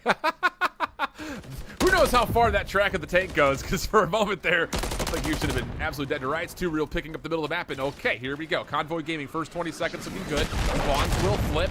Cruise Missile comes out, and Yuli actually gets into Ice Cream to value his life. 2Real supporting as they jump back in from the front here, and Boston still can't find any kills, and Convoy have a pretty solid read on this. Yeah, nice little pinch here from Temp. Yuli follows up, and here we go. Now we've got some signs of life from Convoy Gaming. Yeah, this is perfect right from Convoy. The exact way you need to be playing if you want to get yourself back into this game. Try to trap them in as long as you possibly can towards back palace. Big trade comes in onto Shawnee. Everyone else still over by that palace area, trying to push up through the left street. It's going to fall into the hands of Temp. Can you get to the window? No, you can't. I still got the gunny, though. He's at least able to take down one, but Boston, they get out for free, man. They're going to be the team initially to start it off on this P3. Pentagram not seen by 2Real initially, but threat does get recognized. No trophy system down, but 2Real does not have a lot of support here to try to chow this. He's all well-timed here. Finds Yuli for free. Now can work the pinch, and there's 2Real waiting for him. Wow, Boston Academy are looking so damn good right now. Yeah, like that's got to be better from Convoy. You know that you had them trapped in towards back palace, and they have to. The only way they get out is if they overextend up through the 8th street. Just a little bit too slow off the rotation to allow Boston Breach to get in there early. And then Yeesh to just finesse in towards Mannequin. He's currently on a 5th street. Good no-chow right there to just play for that kill. One off earning that cruise missile, but this has been 2 back-to-back full 60 hole from Boston Breach to blow this game wide open again. Pentagram laying prone, has a read on Dave nearby, and the pistol comes out, but Dave steps away, finds himself the double, and Convoy will get a little bit of the scrap time and have enough presence around P4 to where Yuli should be able to open up the new hill to Convoy's name again. They cannot afford for this hard point to go completely neutral. They need to find, what, 30 seconds at least here? Yeah, and I think the best way to do it is by getting pushed up in towards Cafe, getting pushed up in towards DVD, and potentially trying to flip them into the spawns, because you're the squad already initially on the time. But if you can slay around the middle of the map, flip them toward the backside of Palace, that's exactly how you get yourself back into the game. And Yuli with some great shots with that AR. That's now 3. Trying to take down Dave Patty, make it 4. But you're still getting those spawns towards the back end if you are Convoy. This is not the best way, but at least you are getting some time. Yeah. Small wins here and there, but Boston fight right back out, and every second they get is going to feel like the nail being driven deeper and deeper into the coffin here. Wow. I mean, this is almost too slow, you'd think, from Convoy. Dave over the top. Can't quite lock down the shots towards Pentagram, who's having himself a really solid game. 20 and 17. Getting a lot of stuff done at the hard point, working on his 2nd cruise missile. I mean, dude. You know, I'll be honest with you, Jay. Over the last year and a half or so, I haven't necessarily been as big of a Pentagram believer as I had been in the first year and a half or so when he's playing Black Ops 4, Modern Warfare, Cold War. But if he's putting this together this year, I'm right back on board. Yeah, because it's not like anyone's going above and beyond. They're all playing great. They're just playing team Call of Duty right now. Out rotating, setting proper crossfires. Convoy don't even have a breath of fresh air to try to get even close towards this hill. That's going to be game number 1. Boston Academy coming out swinging. Trap properly over towards P2, but the money hill at P3, they dominated for 2 full 60s. Convoy just a little bit late when it came to the party. Couple slow starts for a couple of the SMG players, but you got to shake that one off. We just watched Convoy. We didn't actually watch Convoy, but they did just complete a reverse sweep in their final series, so can never count those guys out. But Boston Academy, wow, what a way to start. Huge start. And I will say, I think it's really easy to point the finger a little bit. You know, 2Real, Yuli, not great maps out of them, but, you know, it's one of those things that Yuli, he kind of fits in that same paradigm that we were talking about for other Challengers players, where he had a great year to start the year last year, won in Boston with that Decimate roster, stuck together after a lot of his team had been picked apart by CDL pickups. He eventually gets onto the London squad, but he got picked up by the London squad. So it's one of those situations. It's like, what are you going to do? And then on the other side, you know, 2Real, another one of those same kind of guys where he's kind of been in and out of the Challenger scene here and there, and just really couldn't find the momentum to get things going. I think a lot of it was just because the map was controlled always by Boston's movement. Yeah, it's just very difficult, man, when you're fighting a lot more of the difficult gunfights. Having the Swan Palace consistently a majority of the map, trying to take them off mid-tank, trying to get past out of your spawn, push it through B Street, or even up the water side. It's just very, very difficult with how consistent Boston Academy were playing. We even saw 4 ARs at a point. It wasn't no strictly SMG work. Everyone was cutting down the lanes. Teamwork was on full display for Boston Academy. And if you are Convoy Gaming, you just got to shake that one off because you were not ready for the rotations and the teamwork out of Boston. Yeah, not at all. And again, it's just one of those situations that this Boston team has to have found some sort of magic recipe because, you know, coming off of a recent roster change, you're putting together a team that honestly feels, I'm sure, very different coming from Censor to Cammy, who, just candidly speaking, Cammy wants to play more aggressive than Censor had.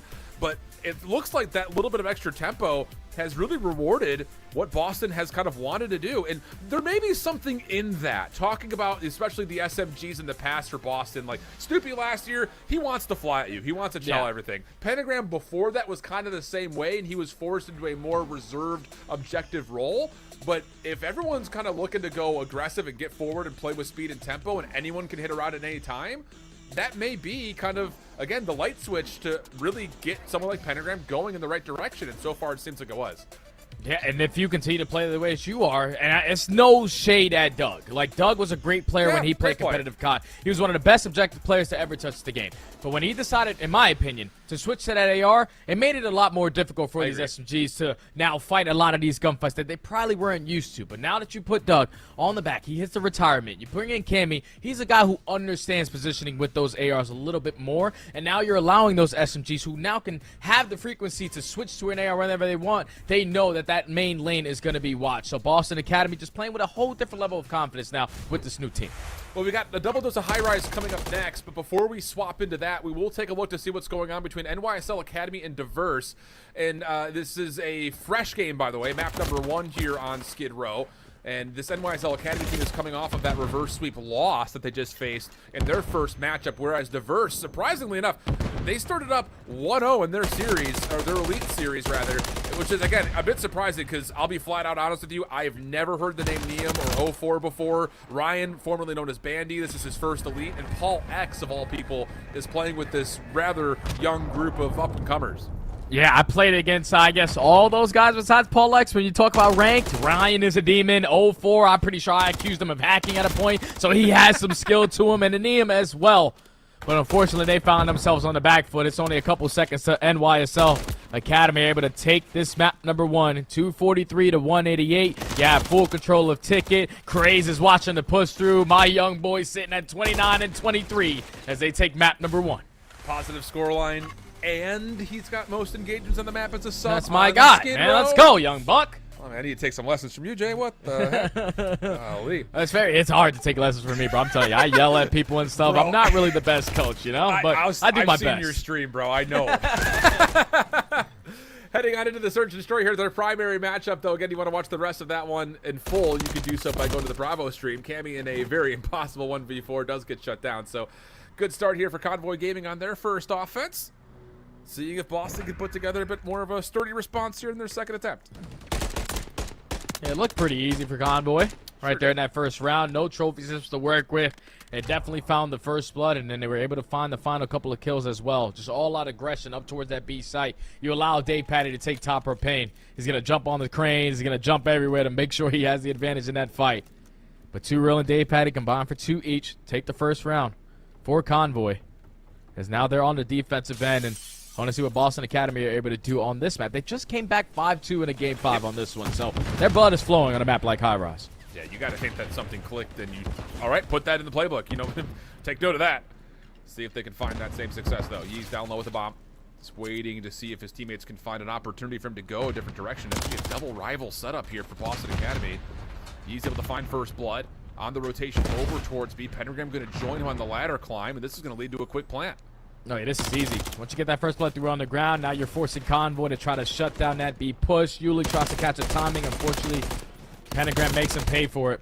Now it's Tep left in the 1v3, but Cammy with the beams. My God, what a snap. Bro, we've seen some unreal gunfights tonight. Brother. Holy. Wow. I mean, That little snapper in slow motion is even still something that makes me react like oh my God. Wow. That was a 1v3 for Temp, too. It's not like it wasn't going to be easy, but if you lose that first gunfight like that, oh, yeah, you best believe Kimmy's riding that momentum off of map 1. Golly, bro. This is fun. The pit, you never know what to expect in the pit, man. Everyone is getting world starts so far today.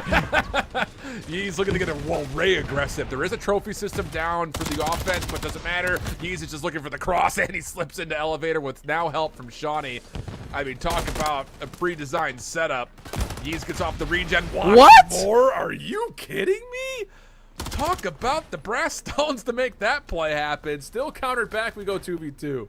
Okay, 2v2 now. Yeez just did it all over there towards the elevator side, but now that bomb is getting planted. Pentagram in a crucial position. He actually hits the wall bang on a Dave Patty. Unreal. Once that bomb gets planted, you know exactly where the last player is. But Tour actually slips on by with 35 seconds left. They have no idea where he went. He's going to go up high. Does he get a look at Pentagram on the right or maybe not? And that is the difference maker. I mean, if he waits 0.2 seconds, he sees Pentagram crest that slope, but not to be. Pentagram doesn't miss a shot on the trade back kill. So 2 rounds in a row now for Boston. Looking like they are working with some stuff. That opening setup with Yeez is nuts. Yeah, like that just can't happen though. Like I can understand him finding one, but at that point you have him trapped. Unfortunately, Donnie Temp, Mr. Don Dada, pretty sure he had a frag in his hand when Yeez decided to slide back out and out.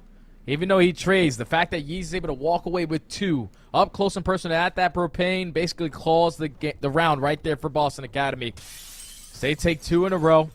Now back to the attacking side, and if you're winning the gunfights the way that you are, just keep the aggression. All out pressure this time around towards A. I'm curious, is this another double rival setup here? Pentagram with the bomb this time, just getting even in towards Hut. Yuli shot at, surely saw the player deep, but doesn't make a difference. Pentagram with the bomb is going deep in towards the defensive spawn here. And no! Oh, no. Just the propane tank cooked a little too long. Yeah, that's tough. That's tough right there if you are Pentagram. Instantly makes it a 3v3, but the bomb has been recovered. If you pay attention to your mini-map, look at where Temp is currently at on the mini-map. Yeah. He's top heli, works his way as Cammy finds 1. Dave Patty also drops, and Temp did put on a couple shots, but now positioning Node 1v3. Yep, everyone's watching for his cross back over while the bomb gets committed to A. Tempted map. Clean shots towards Shawnee, but he does slide away, keeps his life, still the 1v3. And now the clock starts to work against Temp. And yeah, he's up top, doesn't miss a shot from top heli. No worries there, and all of a sudden you look up and it's a 3-1 affair with 3 in a row for Boston. Boston are just in sync right now, man. All out aggression over towards A. You know that Yuli was trying to play for that info of anyone being aggressive up through blue, but when Yeez puts down a couple shots to the lower catwalk, you instantly send in Pentagram for that kill. And once it turns into a 3v3, they knew that Convo were going to try to hit a route. You sniff out both of those players, and then Donnie Temp looked like he was spawned in on the offense right there. Yeah. In that 1v3. Stood no chance. As Boston chain 3 in a row. Back on the defensive side. Convoy need to stop the bleeding. And Yuli, Yes. we need to step on up, Bob. We need to do something here. Yeah, big time. This is threatening 2 really poor maps in a row. But Hello? goodness, just, are you kidding? Runs and guns his way through underground. Shawnee right Hello? behind him. I mean, I was about to say that not only do Convo need to find a way to win this round, they also need to change the mind games because planning-wise, Boston's getting away with everything, and it continues to still trend that direction. Unreal quick round. You can just tell that they're playing with the utmost confidence right now. Flat out. Dominating map number 1. You just had a crazy Game 5 victory in your first series, down 5-2. So everything right now is clicking. Boston cannot make any wrong so far on the map. 4 rounds in a row. He's nonstop sprinting up the middle of the map.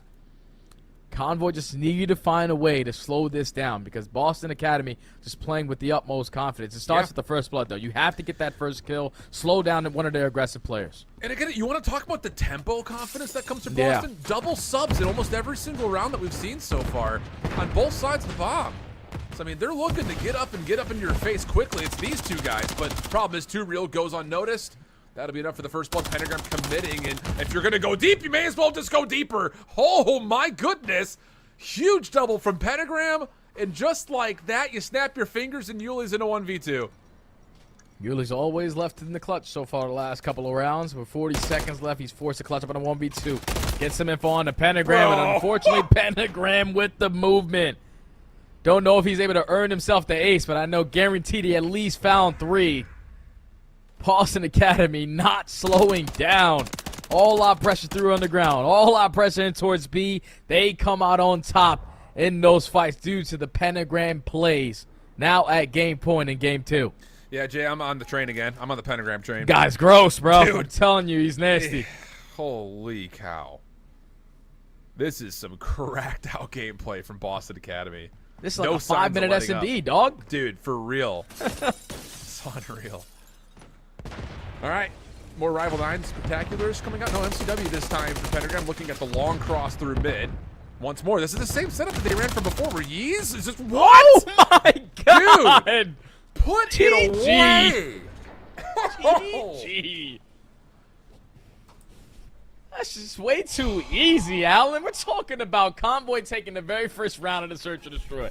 But the next 6 in a row, Boston was like, we're just running at these guys. Like, we're going to get the first blood. Even if we don't get the first blood, we're going to come out on top in the trades. That's what you call right there. Looking at it. Full confidence in Search and Destroy, bro. You dominate in map number 1. You don't slow down in map number 2. Like, it was just no breathing room for Convoy to even develop a strategy call. As soon as they came on spawn, Yeezy's already in their face. That's tough. Boston Academy not making any mistakes. Up 2-0 in the series. 7 rounds total played. 4 minutes and 46 seconds of game time gone. Wow! 4 minutes? Are we serious? High Rise Search and Destroy. The fact that just went 5 minutes, less than 5 minutes, is honestly insane to me. You gotta tip the cap to Boston Academy because that was dominant.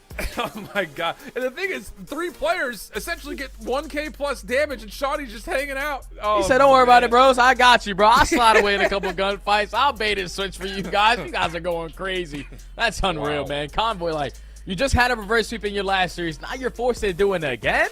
Yeah. That's tough, because especially with the way that Boston are playing right now. Straight beatdown in the first 2 maps. We jump over towards our Bravo matchup between Diverse and NYSL Academy. They're on the Invasion Search and Destroy. Paul X, the sole defender over at B in this opening 4v4. Shots not landing on DeWiz, so he steps away. But no trophy means that these nades are finding some value. Paul lucky to still hold his life, and he's actually called for rotations to come through. 04, 04, however you want to put it. Watching the cross, nade does not land. And NYSL still head over towards B. And it's still a one-on-one across the map as well. Between Glow Frosty and Neum. They spotted each other as the island players. Glow Frosty's going to give that comm to his team that they're going to try to isolate this guy in towards Cafe. As they're rotating back over towards the safe site. They take mid tank. You still have 1 player as well in Big Head, making sure no one pushes aggressively up through B. But if the play call is most likely to be, let's commit towards A. Do they get a read on this? Does Neum maybe see someone cross? That is important right there. Glow Frosty still finds the kill. But Neum should follow up with the trade, does. Paul also eliminates 1 lurker over towards the other side of the map. Wiz on the hunt. Wants to try to find this kill, and all of a sudden he finds himself completely alone, so has to play this a little bit differently. No one on the bomb as of yet, so it gives him an extra little bit of time on the lifeline. Nice shots towards Neum. And now the 1v2. 20 seconds remaining. And Wiz is expecting the challenge. He's going to get it. Here's Paul for the first shots, and that will be enough. Diverse will get in 1-1 tie. Oh, I thought Wiz set himself up perfectly to attempt clutching that 1v3. If he wins that one-on-one, probably is able to finesse a little bit longer, stall out more of that game clock. But Diverse in the perfect scenario. I think Neum winning that one-on-one versus Glow Frosty, making it 3v2, and then Paul X across the map taking down the island player. Allows them to have the numbers, trade efficiently, and get to that bomb just in the nick of time. They tie the game up at 1. Paul X ends that round on the 3 streak. But back to the attacking side they go. Can they find a way to kind of maybe match the tempo that NYSL Academy seems to be putting on them at the moment? This is less aggressive. And, oh my goodness. Glow Frosty, Hamza, however you want to know him, clean shots for first blood. That just can't happen right there if you're Paul X. True. Like, you're playing for the info, you're playing for the cross, but the fact that you get first blooded all the way across the map, NYSL already put themselves in a very advantageous spot here to close out this round. You have players pushed up in Cafe. You have mid-tank control. You know they can't sprint at the B for free as you have multiple crossfires set up on that side of the map. Diverse has have to find an opening, and Yeah. essentially it's going to fall into the hands of Ryan, who's trying to work his way up through the A side. Focus seems to be leaning over towards the B site. 0-4 actually avoids what looked to be a defensive stun, so he's actually gotten pretty far forward here. Opportunity to isolate onto Wiz. Did he see this cross initially? Doesn't matter. He still finds Neiman. Oh, Ay, ay, ay, ay, shots ay. from Wiz. Yeesh. Ryan able to find one trade, but this would be a 1v4 ace. And well, you can see it. Everyone from New York just looking right at him. Clean shots from Wiz. Wow. And that just comes down to right there, like, Paulex, we can't die in that cross, brother. Yeah. You die in that cross, especially on a map like Invasion. You're forcing the rest of your teammates now to play nice and slow on their attacking rounds. It's not easy to go over towards B and even take A control without working through Cafe if you don't have the numbers. Unfortunately, they lose that round, and NYSL not missing a beat. So that match, again, going on to the Bravo stream. You can head over to the youtube.com/COD Challengers kind of home page or home screen for the YouTube channel if you want to watch that coverage in full as we head back over towards now map number 3. Still on high rise for the control. Convoy down and down bad, and it doesn't look like it's Oh getting my much God. better. You've got Pentagram teeing off. Shawnee looking to get aggressive, but second ticket B is already gone. One maybe attempt if Convoy want to try to get him off, and those kills will not allow them. Pentagram on an opening 4 spree. Hey, we got to hit a nade or something. That's already be Something. done and dusted 15 seconds into the round. You're down by 6 lives, 27-21, and now everyone has to be stationary in the back in their spawn. Because if you do the next set of fights, Boston only have to 2. Stack that point, potentially put a couple players behind enemy lines and put you in a nice little trap. Attempt at least finding one. You have some position to push out towards A. Oh, That game man. clock is now stalled. Yeez goes on the flank, and he can potentially turn around and find a couple more if he wants to. Boston, they're just swinging, man. The Convoy spawn in. Turn the monitors on. Something. First tick gone. Second tick on the way here at A. Shawnee just holding the front line. Ooh, Shots, though, okay. from Too Real. Okay, but Cammy keeps his life still on the zone, working for the second tick of progress. Too Real. Dave will work. back. Okay. The defense does regain control of the A zone. That's big plays right there coming in from the pillow. He's able to find 3 in the feed. Now they take map control right on back, and they're putting Boston Breeze in a little bit of a trap. Just got to hold down your lane. Shawnee with the big one-on-one, though. Cammy finds a second. Still a 2v2. Players are already out. Yuli in a crucial position to find one. Nope, the time is going to be here for you. So now if you're Boston Academy, you have an opportunity. It just feels like Boston's catching Convoy off guard because they continue, even in mixy moments, to just run and just get all over any possible contestable spot. Good read from Too Real. Good kills coming through to follow that up. And okay, 3 straight kills here for Convoy. Pentagram last one left, and he can't do too much from top heli. So finally, Convoy a chance to start moving forward with a minute on the clock and 9 lives for them to still use. Yeah, I think if you are Boston, you can take your time here. You still have a minute to work with. If you get it clean 4 dead, the round is basically yours. As Pentagram starts it off with the first, Yee's trying to hit the jump up. His teammates are also finding kills, so this is a crucial moment. If Convoy can't take him down, the timing right there just goes more in favor of Too Real.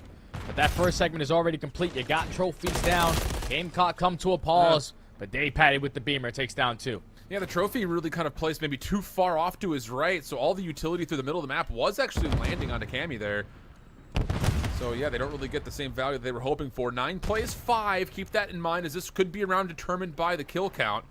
Dave in the corner gets a here on where Cammy's position. Pentagram follows up, and here we go. Okay, now an 8v3. No more respawns available for Convoy, and Yuli has to make a play here.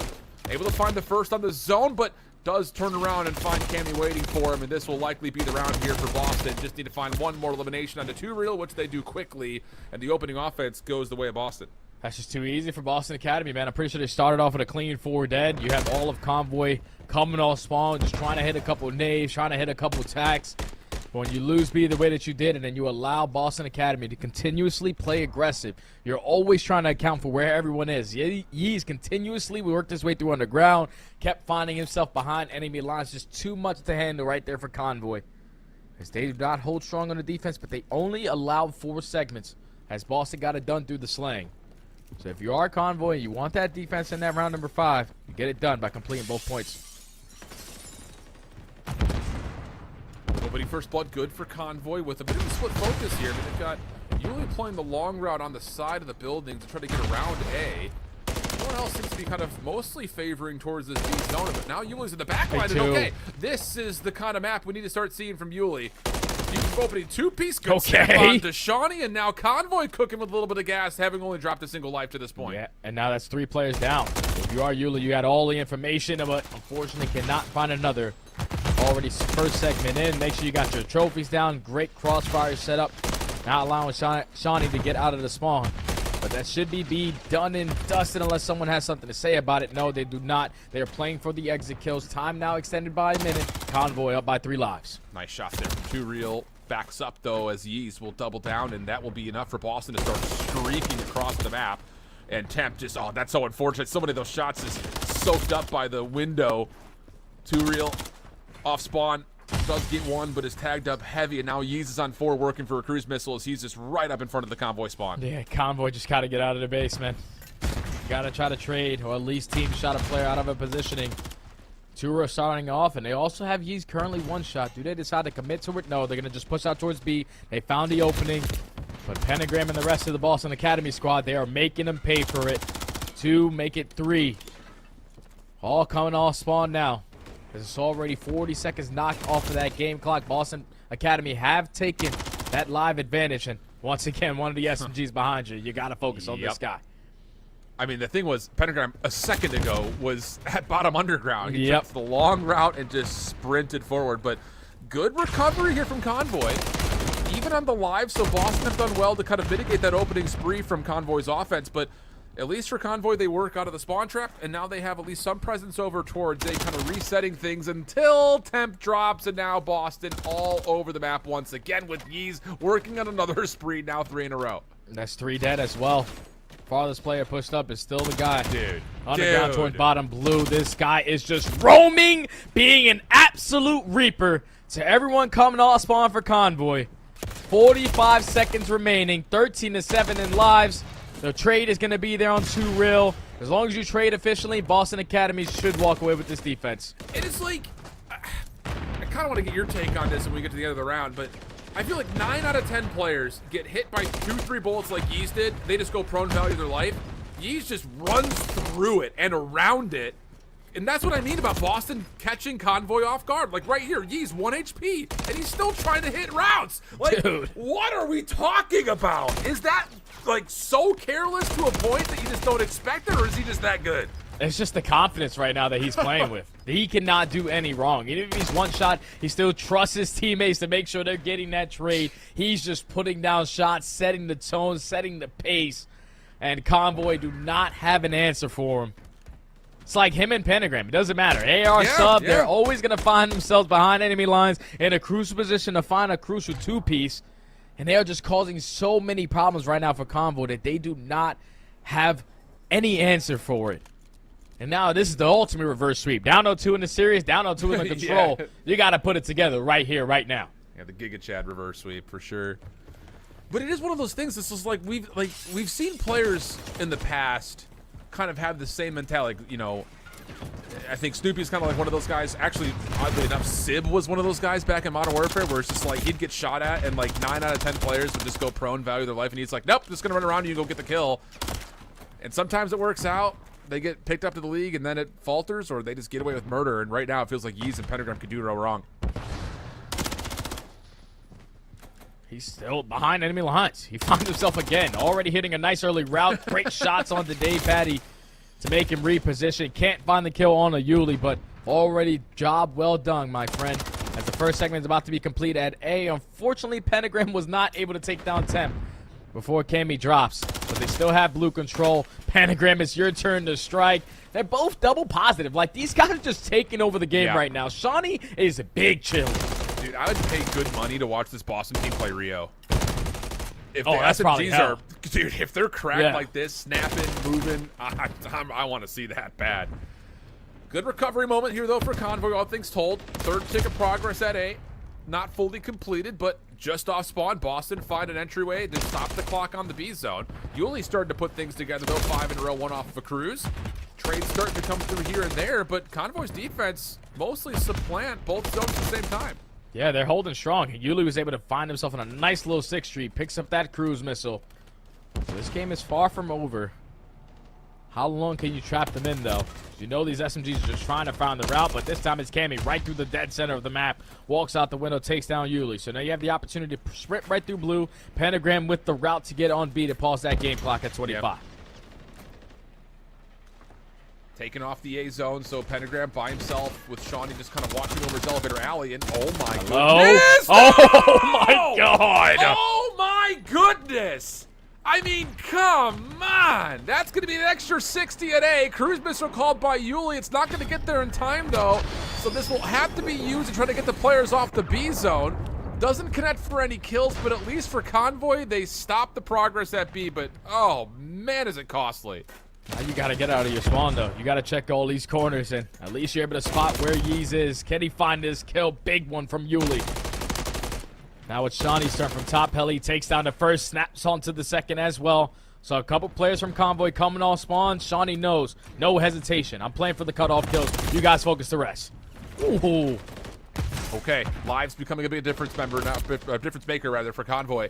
And the defense is actually finding enough success to do what Boston had done on the previous round.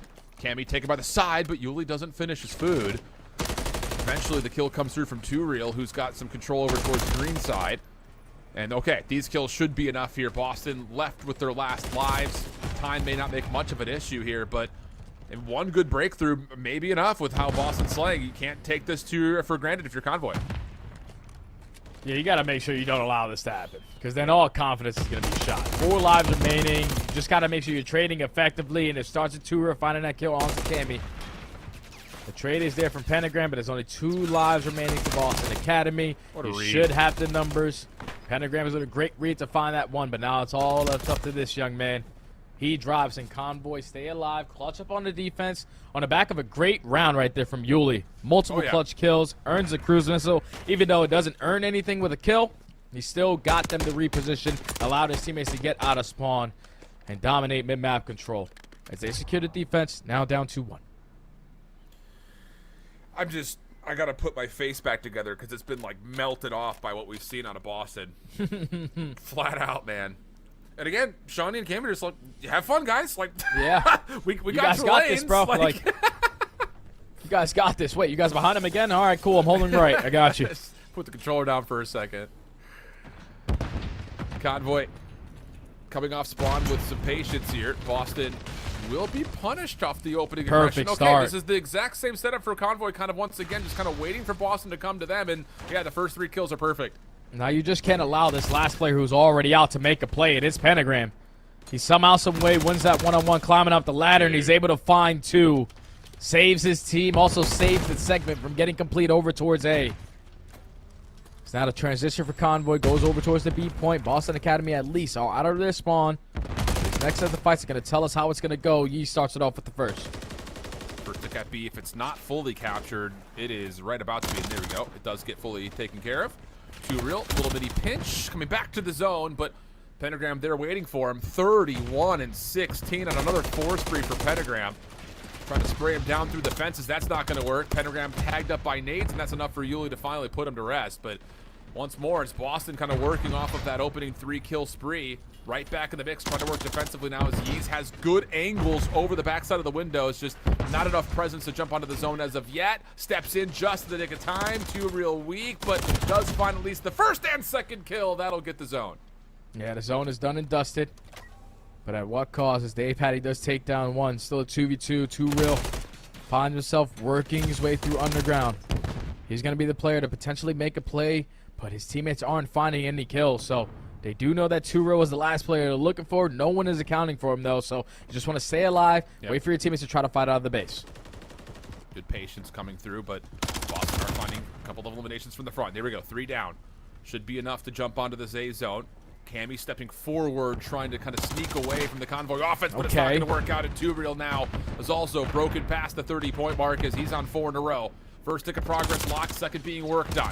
Tough gunfight here for Shawnee, and 2Real punishes. Now 5 in a row. 1 off from the cruise. Expects the gunfight, but Cammy puts him down. Second tick, though, gets earned. Third on the way. Here comes the rebreak. Boston have the numbers, and Yeez with another flank. Makes it 3 dead in the feed. 2Real in another situation where he's the only one out of the spawn. But it's a lot of time. 1:25 to work for one segment over towards A. But keep in mind, those lives remaining might come into play, as the timing is going to be here for Turu to start off with the first. And you have hella back control. You have map control. Turu with the snap. This might be the opportunity for Convoy. Off the regen, Yee's still stuck over towards blue. Dave able to find him, and here we go. Now a second member can start to make their way over. Good elimination coming through. Trophy system gets placed. Temp able to stay alive through a lot of this, plus the eliminations afterwards allow Convoy to get the offense in. Hold on a second. Round 5 coming up. They started to come alive, man. I think it was all the plays with them just simply shutting down Yeez. Always turning around, accounting for that young man. He was sitting at like 21-12 before that round. He got shut down pretty badly to now force this round number 5. Convoy starting to come alive on the back of Turu, who just turned up right there with that Rival 9 in hand. Now all we have is this round number 5. Convoy are going to be the team on defense. It all starts with the start off. You cannot go 2-3 dead. Allow Boston Academy to maintain map control while pausing that game clock and also putting you in a nice little trap. You need to get these initial fights. Both of these two offenses from Boston have come with some speed. Stun land for Turu. Nate, I think, also was a part of that as Dave takes first blood onto Shawnee here. Boston still trying to work over towards this B side of the map, but have to wait a little while longer for Shawnee to be a part of it. Yee's down low, good for the first, but Temp starts to streak together a little bit. 3 in a row for him before finally being taken out of the picture. Pentagram not able to find Yuli. And once more, here comes Convoy with the early numbers. Now they can potentially put him in a trap. They also took care of Shawnee as well. The only player who was farthest pushed out. It's already 30 seconds knocked off of the game clock. This is a totally different roster than we've been watching the last 2 maps. As everyone is playing great, everyone is trading efficiently. This is now only 45 seconds. Boston have nothing to show for it. They try to commit over towards B. Stun's going down. Nade's going down towards the right street. Now it's Temp's turn to make something happen. Fortunately, the shot's not connecting. At least he gets one with the pistol. And now it's only Temp. Can he get any more? Lots of damage over towards Yeez, but staying alive in Boston are simultaneously also on the zone. He's up top again. There's so much of the environment blocking some shots on both sides there. First initially for Temp, then followed up as Yeez couldn't quite finish off his second kill. Second tick of progress, speaking of 2s, will be locked in here at B, with Convoy trying to surround and develop the point, but Yeez denies it until Dave steps in, wins the final double, and with that, the defense at least able to take Boston off the zone. Yeah, still only 30 seconds left as well, so now it's about trying to allow your teammates to get on out. Camby with some great shots to at least back down Yuli. But his teammate in Yeez gets a wall bang from Dave Patty. You're never going to catch that guy slipping. Oh, I thought the snap right there from Shawnee was going to be good. Now it's all on Cammy. He's the only guy here. He drops at Boston Academy. Only 20 seconds left. You have to go. You have to get out. You have to pause this game clock. And they're going to try to rewrap this back over towards B, kind of from both sides, both from mid and around the backside underneath, and Yeez will work his way in. How has he created that space to get in the first place, let alone find a kill for free? Now he's working on the progress. Good read on the 2-reel. Now stuck in the corner, but Camby keeps him alive, and the extra 60 gets added. 9v11. Boston starting to work with some speed here towards A. Yeah, now if you are Convoy, you have to iron up, hit your tax, try to find an opening kill, because all map control right now goes in favor of Boston. They're just waiting, playing it super patient, make sure they're watching their pinch. But Donnie Temp, the only player pushed out right now, he manages to somehow, some way walk away with 2. So now you can start to get aggressive up on the map. Camby on the other side towards Elevator Alley. Finds 2 of his own, so it gives some working space for Boston out of spawn. He's not able to stay alive, dropping down to the banisters, so it's all about what Camby can do on the other side of the map, and now he's stuck into the spawn on 4 in a row. Chow comes through, and the shutdown is there. 4 plays 7, 25 seconds on the clock. Boston, no more respawns. Can they find a way, though, to get onto the zone? Because honestly speaking, even though there's 2 more lives for Convoy, this is still going to feel like a pretty much flat-out 4v4 the rest of the way. It just comes down to, can they actually get onto the A zone as finally they make their steps happen?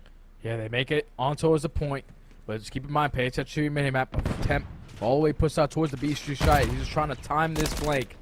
While the rest of his teammates are sweating down shots from the front end. Shawnee with the first, but it is time for Temp to strike. Gets that first kill. Dave Patty at least there for the trade, 2v4. 5 kills in a row now from Temp. Shut down. Pentagram still alive. To the pistol he goes, but cannot stay alive. And Convoy Gaming put together a little small mini reverse sweep here in the control. It's a part of a bigger picture, though, as they need to win the next 2 maps as well. But, hey, it's finally, like you mentioned, sounds like this roster's shown up, because I'll tell you, the first 2 maps were not at all looking like that for Convoy.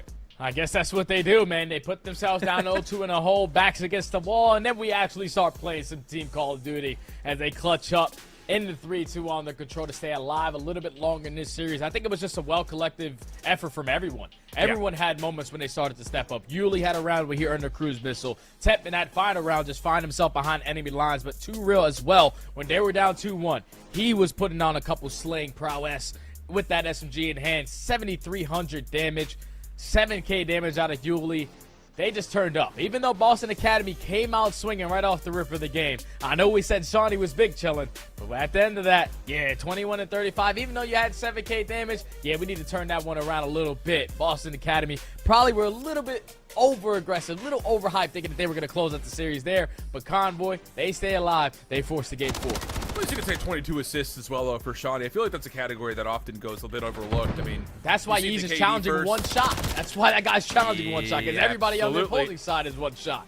Absolutely. And that's an important part of the picture without question. I feel like a lot of people out there are often just looking purely at KD, but damage is a good indication of how much impact on the map, and then you tally that with assists. Not terrible, but still, I think you're right. And that's kind of, again, building back, like, and again, over the last couple of years, we've seen players that have insane POVs, and you're just like, wow, this guy's just different. But I feel like play styles like this for Yeez have been kind of a formula for him in the past pretty much forever. And sometimes you get that into the CDL, it's just like, bro, stop over-challenging. Like, you're just going too quick. It just felt like maybe near the end there, it looked like Convoy were starting to get reads on what Yeez was trying to do and said, no more of that.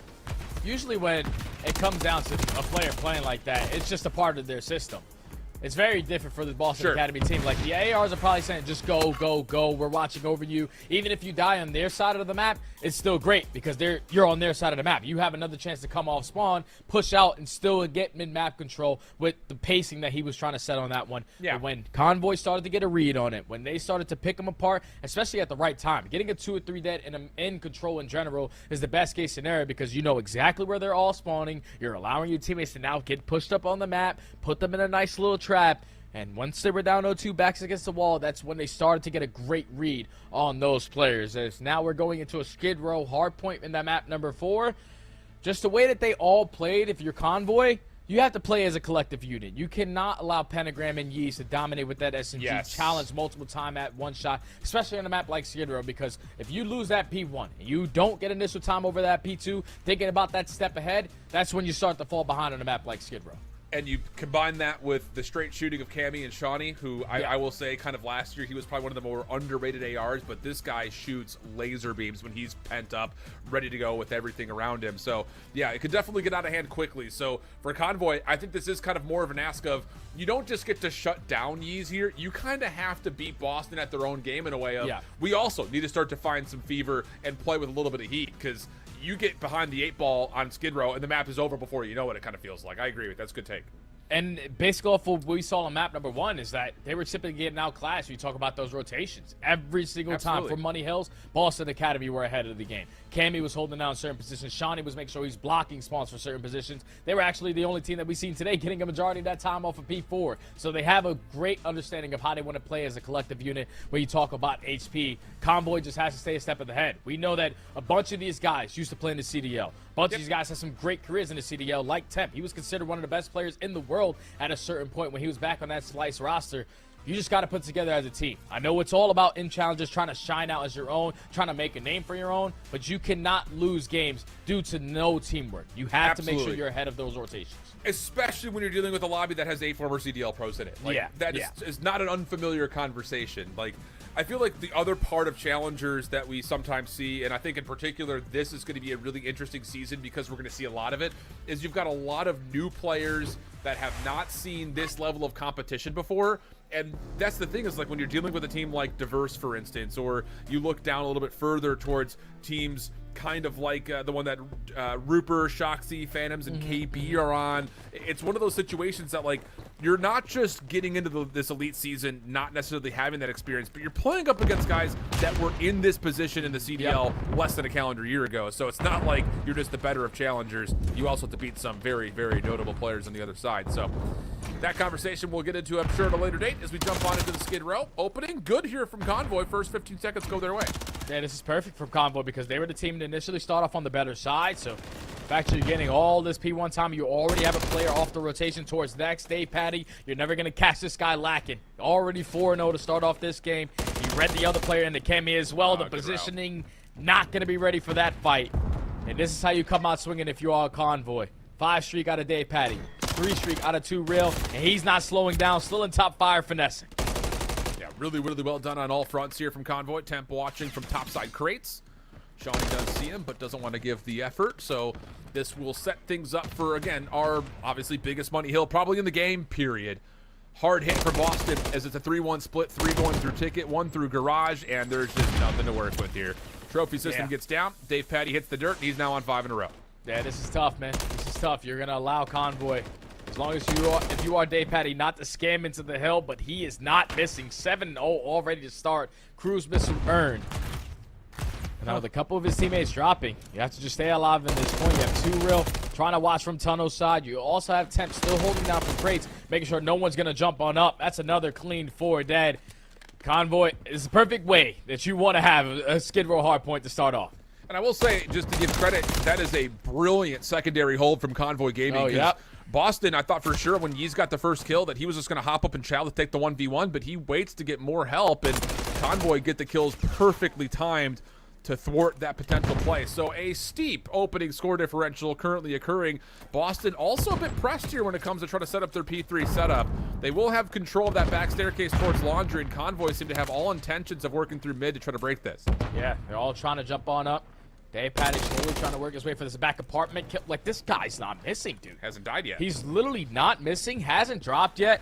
Now he's allowing his teammates to full-on flood through the side door. He's just kind of coming on top of these trades. And unfortunately, his teammates lose the initial 2 fights. So now Dave Patty, he's stuck between a rock and a hard place. He falls finally for the first time. Boston Academy still holding on to the setup. Pretty sure he just ran out of ammunition for the MCW. Yeah. He was resorted to having to use the pistol. So, small comic moment there. Ooh. Lots of clean shots from Yuli on that slide through from Candy, but not able to win the gunfight. And now you've got a chance here where Boston have immediately dug into the deficit, and they've got some opportunities to work quickly over on rotation. Yeez gets a look at a couple of contestants' front side window. Stun comes out, doesn't make a difference, and Yeez is still absolutely shredding as Boston will win rotation over towards Barbershop. Yeah, this is the perfect response as well, because you gotta keep in mind Dave Patty does have that cruise missile, but it's not really impactful over here towards the Barbershop. You win that rotation, you're currently down by 30, but unfortunately no trophy system to assist in these fights, is now you have to back on out. If you are Pentagram, take your time, wait for your teammates to come with you to try to reinforce as he at least finds one. Follows up, Shawnee behind him. Good team shots on the mix. Last one left is Dave Patty. He's off the regen to the pistol, and yeah, huge win once again coming out of the SMGs. Pentagram saying that's good enough. I'm going to work on rotation with the help of Shawnee, while everyone else just kind of finesses the old time. Big bounce back from Cammy, who was 0-7 to start, now 7-12, and you have to think that that combined with the pop-off from the SMGs has allowed Boston to really dig back into this game. Yeah, but there's still an opportunity where Convoy can start to pull away with this game. This is where you invest that cruise missile, doesn't connect on anyone. That's the most important one onto Shawnee. But the rest of his teammates, no one else is there. You're going to use that cruise missile and unfortunately lose the entire rotation. Only player on this side of the map is going to be Temp, so Boston Academy withstand that push from the Cruise, win the rotation over towards Neck, and get themselves right back into this game with a great hold. And this is such a tough setup. You got Shawnee just being so annoying top water tower. This completely shuts down any potential push from Convoy through ticket side. You got Boston spawning through tunnel, so they just have a natural pinch setup. Finally, Shawnee will drop, but now it just goes from essentially one hard task to another. As Convoy have to flood through ticket, the read is already in, and Boston are fully prepared. Not a lot of kills initially, and actually Two-Real sneaks away a 1 on the hard point, and hold on a second, Convoy looking good for at least a chance to try to contest for a little while longer. Yeah, this is good to at least not give up the full 60. I don't know if they're going to get any time, but at least you don't give up all that time to Boston Academy so they can take a nice little comfortable lead. Yuli's still doing his best job to contest it. He actually ends on a 4 streak there too, yeah. So Convoy did great work at that P5, even with the investment of the cruise missile, nothing connecting and losing rotation to still keep it scrappy. As now we head back over towards the top of P1 again. This time Boston Academy need to find a break or need to start thinking ahead for that P2. You can't lose both again. And interesting enough, Shawnee's just like deep over towards apartments, but Pentagram. Back to another double. Spawns. Good for Convoy to take the free rotation. Wow. Clean shots again. I'm telling you, Shawnee is like one of those guys, man. We watched him last year. It's like this guy just doesn't miss. He just shoots straight all the time. That's a good trait to have. You know? You I'll shoot straight all the take time. that. Doesn't matter who you're playing against. Might not lead to the kill, but at least you're putting down the Dammy. Wins that up close and personal gunfight versus Dave Patty. Allows his teammates to potentially walk away with this remaining 30, but Convoy just got a clean 3 dead. They're still going to try to contest it, knowing that they had the rotation, and unfortunately, Dave Patty does drop. So now you're going to force a couple players on the rest of the team to rotate over to fill those gaps. I'll see what happens to Spawns here before the hard point opens up, and it's going to be a foot race to see who can get here first, but Dave Patty at the middle of the map will make sure any opening threats from Boston are completely pushed away. Follow up on towards Yeez, but okay, hold on a second. This should move Spawns around with this play coming through tunnel side, and yeah, it does. Convoy are spawning in garage. Cammy down low deep. Nice shots from Temp, and the follow-up from Too Real once again pushes the Boston pushback. Oh, and they're trying to at least flood through tunnel, but Convoy are making them pay for it every single time to try to attack from that angle. They're going to be able to take the lead right on back. Another great P2 hold on the cards here.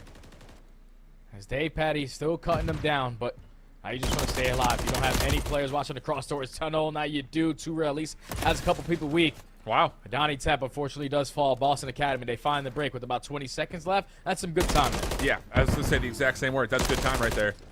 So now on rotation, Convoy will have the numbers to set up over towards Murals first, but you think damage has mostly been done here for Boston to essentially level things right back up to an even score line. And this is going to be interesting to see the timing that Shawnee wants to hit. Try to make this play forward. Oh, cheeky little setup there from Cammy. Pops the door, cooks the nade. Now Shawnee on the move. Yuli not interested in the gunfight initially, and that little bit of patience works out for him. Convoy get the kills they need. SMG's the last ones left alive here for Boston, and they will only be able to do so much. Good hold from Convoy. It's good hold from Convoy. I thought once Cammy opened up with those double doors, got that first kill, that was going to be the start of it all, but they were ready for the pressure through every single angle. Not the second wave, though, as Boston able to find 3. Find that break, and now with 25 seconds left, already thinking about that rotation, so it's going to fall into the hands of Yeez. Going to be the first player off towards that barbershop hill. A couple players from Convoy in towards the point. He does take down one. And you see Too Real, he's playing for God Steps, playing for that positioning to allow his teammates to sprint forward. Yeah, another good angle being watched by Pentagon to make sure no one rotates through the middle of the map. Shawnee will also step into this. Oh Goodness God. gracious, this kid kills so quick. Oh my God. Shawnee up top at God Stairs, trying to work his way over to help out Pentagram. The pinch not fully working out here. Too Real and Yuli do a really nice job of getting into the hard point, to at least contest things for a moment, but Yeez is off respawn, and that's all you need is Yeez. Man. 3 straight kills. Temp the last one left, shut down by Pentagram, and Boston will get past the double century mark. And now they're going to be on him, though. Because Convoy get those top mid, those spawns, and everybody else from Boston spawning through tunnel. Just got to take down Pentagram. He's still finding kill after kill in towards Barbershop. And with only 30 seconds left, if you are Convoy, they cannot win it here. You have to start thinking about that rotation over towards next. And Boston Academy finding a couple kills. It's time to hit that go button. We're already in a position to potentially watch the cross. This next set of fights is going to win the rotation. Trades are abound, but Cammy on the repinch takes down 2. Still a battle here. Yeah, still gets Shawnee into a spot to fight, but like you mentioned, he is by his lonesome. First kill decent, but the playthrough garage works out for Convoy. Yeez following up in his footsteps. Hard point about to unlock. We're going to have a 236 to 188 game. Convoy will not be able to win with a full 60 on this hill, but they will be really darn close. And the first couple of kills are decent. Next follow-up, though, for Boston. They actually have off spawns. Wow. Convoy isn't actually fully here, so Yeez trying to play over the top of the fence line. Yuli shut down. The only player left alive is Temp. He has to do something. Dave trying to assist, quickly calls in the cruise missile, and that will work out to keep the hold alive. Dave Patty, cruise missile, gunny, he's got it all. They can't win the game here, but that's much needed time over towards P5, and Donnie Temp winning another crucial one-on-one. Finds a second as well. You just got to stay alive, finesse, dance with the fence. Fortunately, does get taken down, so Boston get him off for at least a little split second. But they're right back on it. Yep. Now you're going to force the Academy squad to rotate over towards P1. This one's going to be a photo finish all the way down to the wire. Here we go. And this is the right call from Convoy. They cannot stay here to take every single second because there is a very real possibility that if you lose this setup battle, Boston can get the 13 seconds right off the get-go. Attempts decision, a perfect one, as he's got his first blood. Spam shots from Shawnee, not good. But Boston are still on the hard point, and it's Pentagram able to find the first with damage on another. Can Yeez get here to help? He's still in a part of the picture, and Cammy on the crossfire is good. Dave, the last one left alive, and Boston's setup will not be foiled. It was a good call from Convoy, but they can't quite find the kills they need. Boston will take this series, but whew, what a series it was. That was a banger of a series, man. The fact that Boston started off that game down 100 points, the answers that they needed to have was that P3 to P4 chain. They kept that perfectly. But I think the turning point of the game is when you get Dave Patty to invest that cruise missile for P5. The fact that he invested that cruise missile, he leads to no kills, and his teammates all drop as well. You gift that rotation over to Boston Academy. They are allowed to just stay ahead of the game. They absolutely dominated that barbershop hill. And even with Convoy fighting back at the end of that P5, when you got over towards the P1, when you're the squad spawning over towards God Steps instead of double doors, it's a lot more difficult to contest that P1 HP. Boston Academy perfectly set up on the crossfires, put themselves in the right positionings.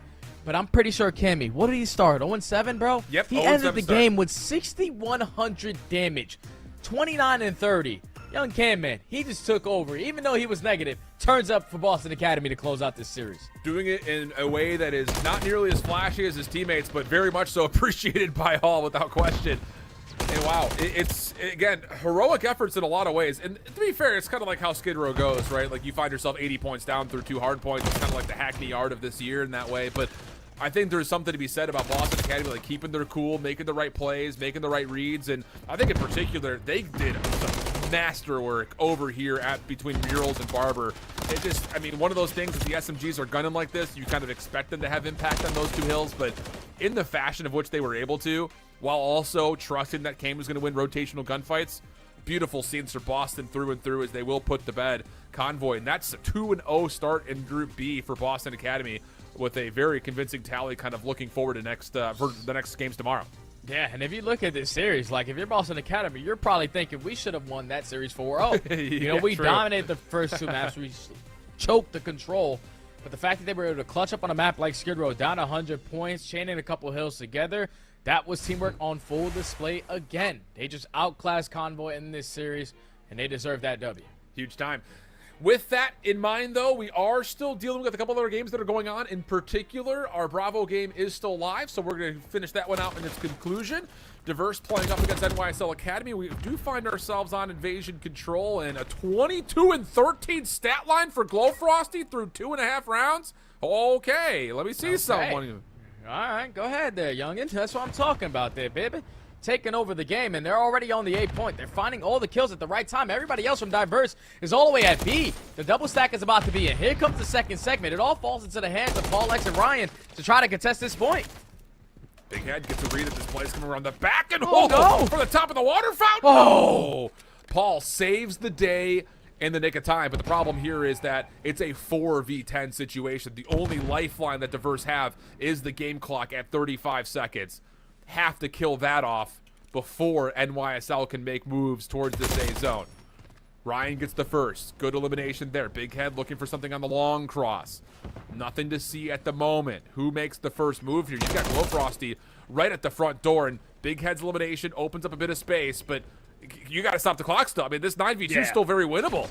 Yeah, it's very winnable, but like 9v2, like you need 1 segment. Now it's a 1v8. All right, Glowfrosty, I know you're frying, but you get this one done. I'll eat my own shorts. All right. There it is, Diverse standing strong on the defense. We didn't see, obviously, how the other 2 rounds went, but still alive in this control. They almost gave that one away. Like, it's got to be a better defensive setup. Like, we get a couple kills over at B, cool and all, but the fact that 2 players are all the way across the map, it came down to a 1-on-1 to potentially lose the map. Big 1-on-1 gunfight to clutch up at the end to stay alive in this control. As they go on the attack, don't know the segment count, but if NYS are up to it, that means they at least walked away with one of the attacking rounds. So they have set themselves up just in case it goes to that round number 5 to have defense. Paul X deep. Good shots over the middle.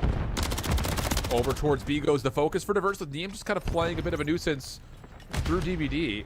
Well done to find the first, and there's really no follow-up here from NYSL Academy. They're going to have to either find kills and make a decision then, or possibly even just chalk this. First tick already gone. Paul still on the zone. 04 up top does well to kind of create a bit of a buffer around the point, and I'm loving what I'm seeing here. Yeah, Glowstrosty, he was trying to at least work that deep pinch. Once he falls, now you're forcing the rest of NYSL Academy to give up this B point.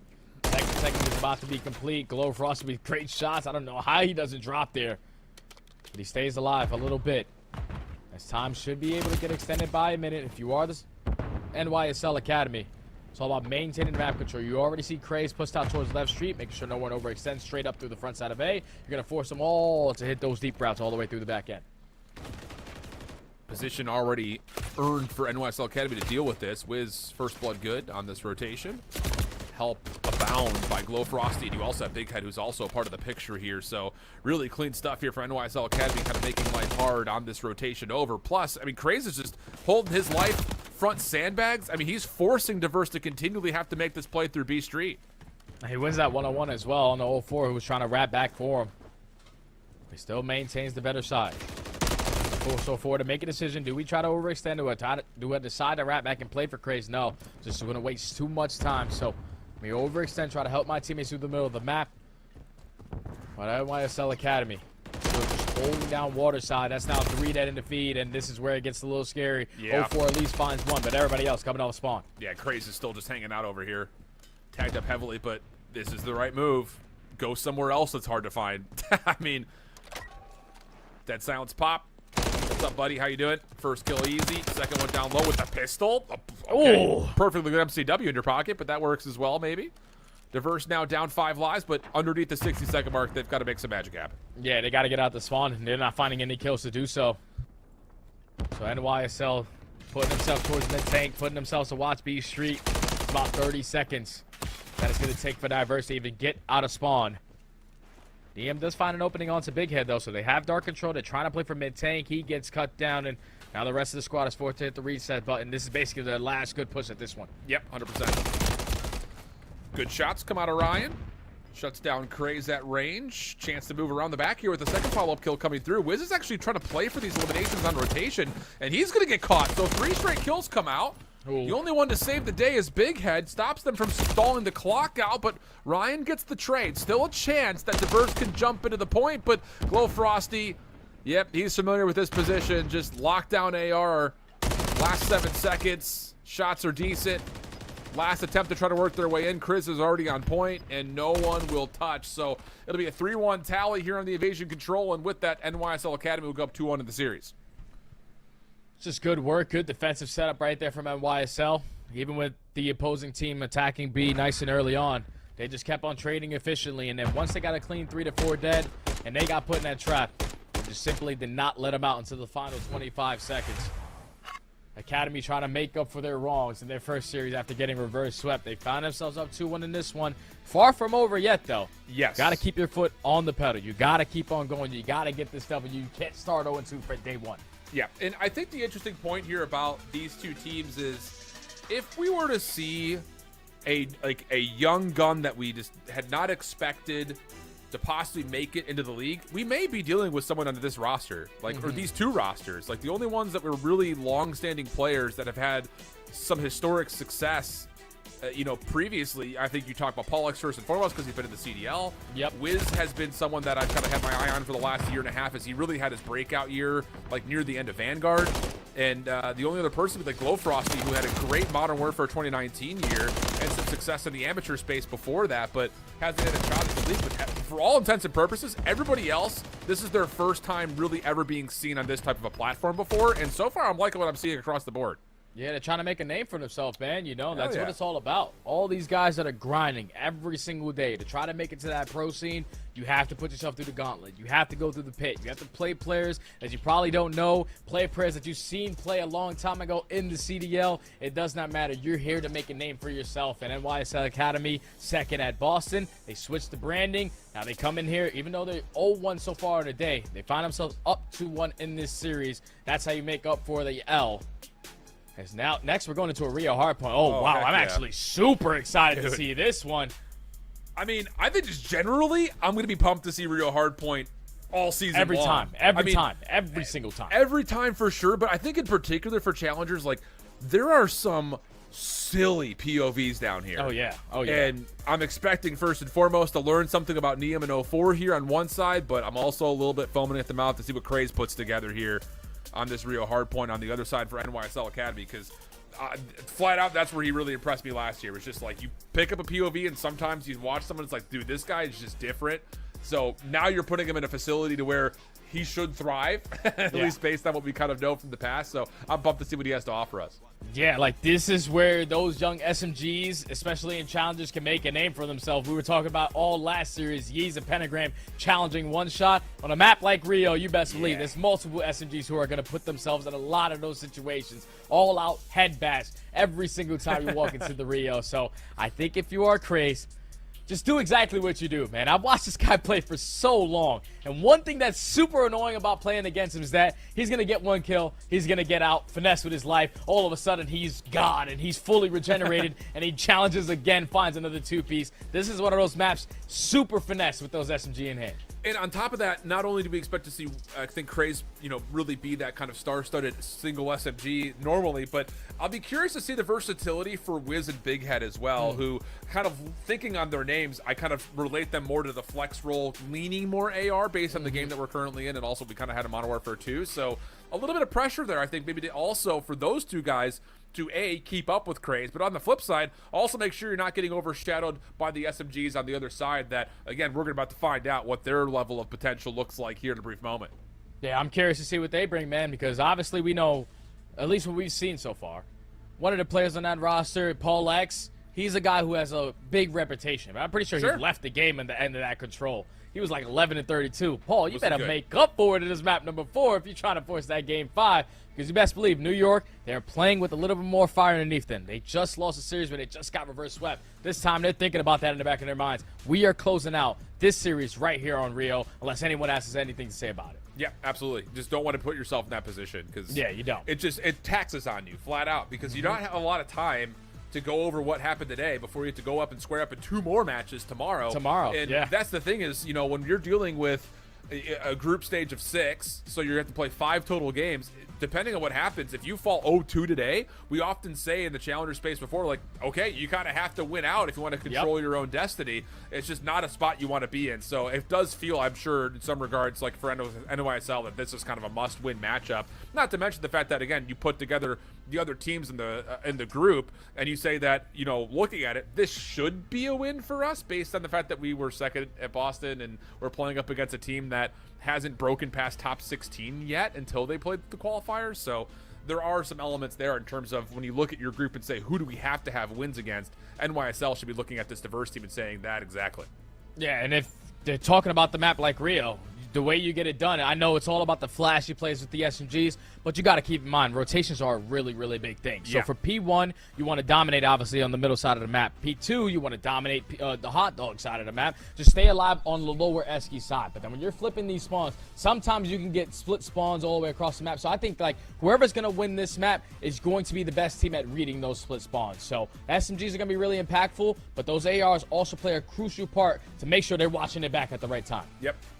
Lots of things to think about, and I think especially with this map, it happens and it changes really, really quickly. Yeah. So we'll see how things go. In case we do need it, by the way, Karachi is our search and destroy, as you see here on the screen, if we do need a 5th map. So another map that could very well come into play here and see kind of how things unfold. But I think for the time being, you kind of have to go with where your guns are. And we've seen speed and tempo all night long across North American Challengers Elite. I don't expect that to change now as we do our fly through, which means we're close to starting here on Rio. Pumped to see it, man. Pumped to see it. And the crazy thing, Alan, like, we cast, obviously, the CDL. We cast the best players in the world. And the difference that I can tell right now from watching Challengers versus them is that these guys take a lot more risks than the pro players do. You're talking about SMG sliding out one shot to try to find a 2-piece. Pro players don't really make that mistake, or not even that mistake. They don't really take those kind of risks. If they're one shot, they're staying down, they're allowing another teammate to fly on through. Depending on the situation, it's a lot more consistent. We're talking about the pro play, but these young Challengers players, they're playing about the flashy. So the fact that Yeez is sliding out of hills at the last series, challenging when he shouldn't supposed to, and he gets a kill, like, those are plays that are going to make people remember who you are. And is there an element there, like, I'm thinking back to players like Yeez 2 Real kind of as an example primarily, to where that was always part of their gameplay, and then you see them in the league and they're still trying to pull that off, and it's not working. It's tough. Do It's you tough. think that that's like, in your evaluation, like a bad habit to have? Like, would you have rather seen him kind of just value his life and maybe still have the same impact rather than doing something special and incredible at 1 HP? Like, it's kind of like, it feels like 6 of one, half a dozen of another. I think it's a great habit to have when you're feeling yourself. Like, if everything's going right, you're just moving, you're understanding the map, you're getting all the timings to go in your favor, that's when you get those SMGs to really shine. But when that stuff isn't working and you continuously try to play like that, that's where it gets really difficult versus the pro teams, because usually he was one of those guys last year. He was dominant with that SMG in hand. But then when he joined the Ravens squad, he tried to play the same exact way versus the pro players who are going to capitalize on those moments. That's why he had a really bad time when he went up. It's because you have this one certain play style that you're playing challenges, which is sometimes completely random. But when it comes down to that structure, when you have to set up crossfires, when you have to stay down when you're one shot, or at least give the info to your teammates, that's what come back to bite them. So it can work sometimes. It could also come back to bite you sometimes. And it's curious too, because, you know, kind of, I'm flip-flopping a little bit, but it's one of those things, like, as a Challengers player that gets picked up to a struggling team, there's also that element of, like, you kind of feel like you have to be the guy. Exactly. Like, I gotta That's make what they these picked plays you up happen. for. Yeah, absolutely. That's why they picked you up. That's so tough when you're someone, you know, playing on London, you have to go square up against Atlanta. Like, it's Yeah, just, like, you're not that's going to tough. pull that off versus a BZ and Simp. I think the perfect example that I want to look at is like Tyler Fellow. He just joined the Carolina Ravens roster. Every single time he's in challenges, he's basically like the Challengers' father. He's always making an impact in challenges, picking up one of the best teams, always getting a top 3 finish. But then he dominates in challenges, and when you get to the league, it's a little bit different. You know, you have to understand what you need to do versus some of these teams, because you make those kind of mistakes, pro players will make up for that and dominate you in every single aspect. Yeah. Okay. It's a good conversation point. I just feel like it's not one we have all that often, nor do we often have the time to kind of explore it. So, podcast over. Let's jump into Rio. Let's have our eyes melted off of our faces watching these subs. Neum 04 on the other side. Here's Craze, cooks up a nade that should hit. Doesn't. Okay, surprise. Paul is able to find first blood. It's actually Paul running the third sub here by the look of it. It's Bandy on the AR, so did not expect to see that, but Diverse makes it work out as they break the initial setup from New York, and they get their time. That's a good play right there from Diverse. You know that NYSL, they're going to start off on the better side, so the nades, attacks, everything is going to be thrown over the top. They withstand that, no one gets damaged, and then they send it in to work through bridge, work through Eskies to find the break and lead to some good time off of this P1. But NYSL find the break right back on in, and you already have players off the rotation. Glow Frosty pushed out towards gate side. They're going to be the team initially set up for this P2. Oh, good stun check. Glow Frosty has to kind of forfeit his angle. Paul on the hunt, but Glow Frosty's found safety with numbers around him. 04 looking for the pinch. Good read on the first. Okay, shots are clean. The team shot's better for New York, and they get 3 straight dead. Neum, the last one left, and he tried to force a square peg into the old round hole. Doesn't work out, and that's going to be enough for New York to set up their P2 designs. And now if you are Diverse, you're forced in a very difficult scenario. With only 40 seconds left, you know you have to contest it, but if you don't win these fights, you're still not going to be preferred with the spawns for the next hill. But Paul X combined for 2. Now it's Big Ted Surd. Can he answer with 3? No, he does not. So the break comes in for Diverse. About 25 seconds left. You would take that if you are NYSL. You're going to rotate easily to have that free rotation over towards P3, and you still have a couple players trying to contest over towards P2. Yeah, Glow Frosty just trying to do what he can underneath the car. Does find damage, but can't get the player out of the hard point, so the focus will go back over towards rotation. Diverse working on the long route around the outside at P3, and Ryan with the AR does find one. A long battle here, by the way. Glow Frosty and 04 have been in this one for what feels like a world. And now as you rotate back over, this actually makes life difficult for Diverse. They still spawn towards P2, deep towards P2. It's going to be 20 seconds for free easy for NYSL. Yeah, you have to find a way of which way you want to attack. Through top mid or through the left side bridge side. And they try to send a couple players through bridge. Just better trades coming in from New York. They find all 4 dead, and now you allow the SMGs to get pushed up. Fortunately, Craze can't win that gunfight onto Old 4, but there's an opportunity for Diverse to get right back on in. But if you are New York, perfectly played so far. You're staying aggressive with your SMGs. You're building layers. It's a lot more difficult for Diverse to get on in. Yeah, and this is exactly what you want to see. Force them down these tight staircases with good reads. Craze gets the read through his teammate, but Paul's pistol wins the little bit of scrap time that remains. So over towards the 4th. Late hit here from Wiz. Again, New York just try to essentially do what they can to feel like they're all over the map at every single moment, and rightfully so at certain points because Glowfrosty was set up initially, but just like that, it's scrap time turn to initial for Diverse, I think largely because of this late play from New York.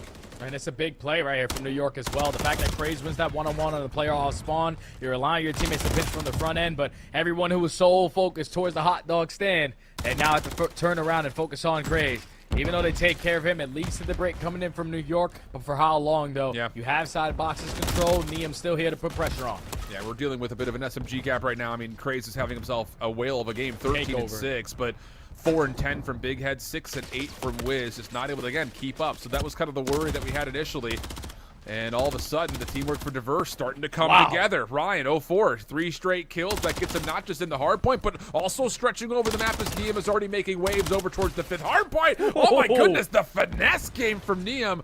Solid to say the least. 0-4 trying to follow up on the damage, but Niam will get his own kill with the Semtex now on 3 in a row.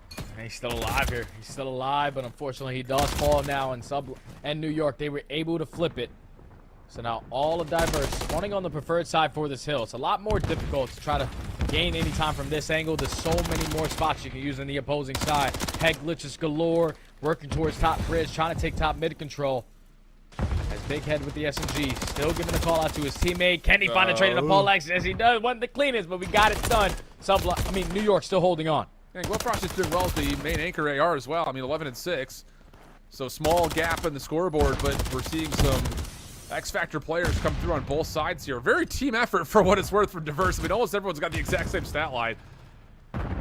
And with the scrap time once again being focused for Diverse, they're going to put this right back to a level game unless Big Head can sneak his way in, and he sure will. Okay, so that will be the last 10 seconds to New York, plus Wiz already in position, ready for P1. Oh, that's a big first kill as well. Now you just got to come out on top in these trade fights. You still have Big Head holding down the bridge area. New York currently in the point. You see Diverse, so they're taking their time. They're trying to use their attacks to find openings. Poleaxe might have just done it with the gun and the Semtex. Make it all 4 dead. The break is in now for Diverse. Still a very, very close game, a nail-biter game between both of these teams as New York trying to find a way on in. Attacks are not hitting anything. This is where Diverse can start to run up that game score. 3-man hit deep over towards bridge side here. Paul gets a solid read on it, but only finds one. Follow-up from Ryan, almost. But the trades do still favor that of Diverse. Final 2 kills come through, and, well, Niam gives his teammate a little pat in the back, saying thanks very much, good help. And that's enough for Diverse to take the lead and try to make this rotation occur over towards 2, but New York there with numbers, and they will at least be able to flip the map around touch. Yeah, that's a good thing, but do they read this player going on the pinch spawn? Niam just got some great odd timing, but he actually is going to get spotted by Big Head. Big Head can't win the gunfight, but now information gained. Just have to win these next set of fights through the front end, because the pinch is already going to be abound. Glowfrost at least finds a trade. Wiz can't find the one onto 0-4, so it should be Diverse getting a lot of time off of that P1 and running a rotation over towards next. 17-11 cruise missile earned for Niam. Oh my! Clean shots at range. Stuns are landing, but 0-4 keeps his life for at least a small time longer. Niam sneaking over towards Truck. May catch some of this New York approach from the front a bit off guard. Shots are decent, but runs out of ammunition before Glowfrosty gets the pistol out for 2. Spawn's still in, though, from Diverse, so they're here to reinforce very rapidly. Glowfrosty kind of in a very similar position than when he was here last, when we were at this rotation, where he's just kind of just finessing the old time as best as he can. Paul finds the kill, and with that, Diverse now grow a massive lead. 187 is what it'll be close to 124. Yeah, they just blew this game wide open, man. Yeah. Great rotations from P1 to P2. Great hold as well to just trade efficiently. Now it's Niam's turn.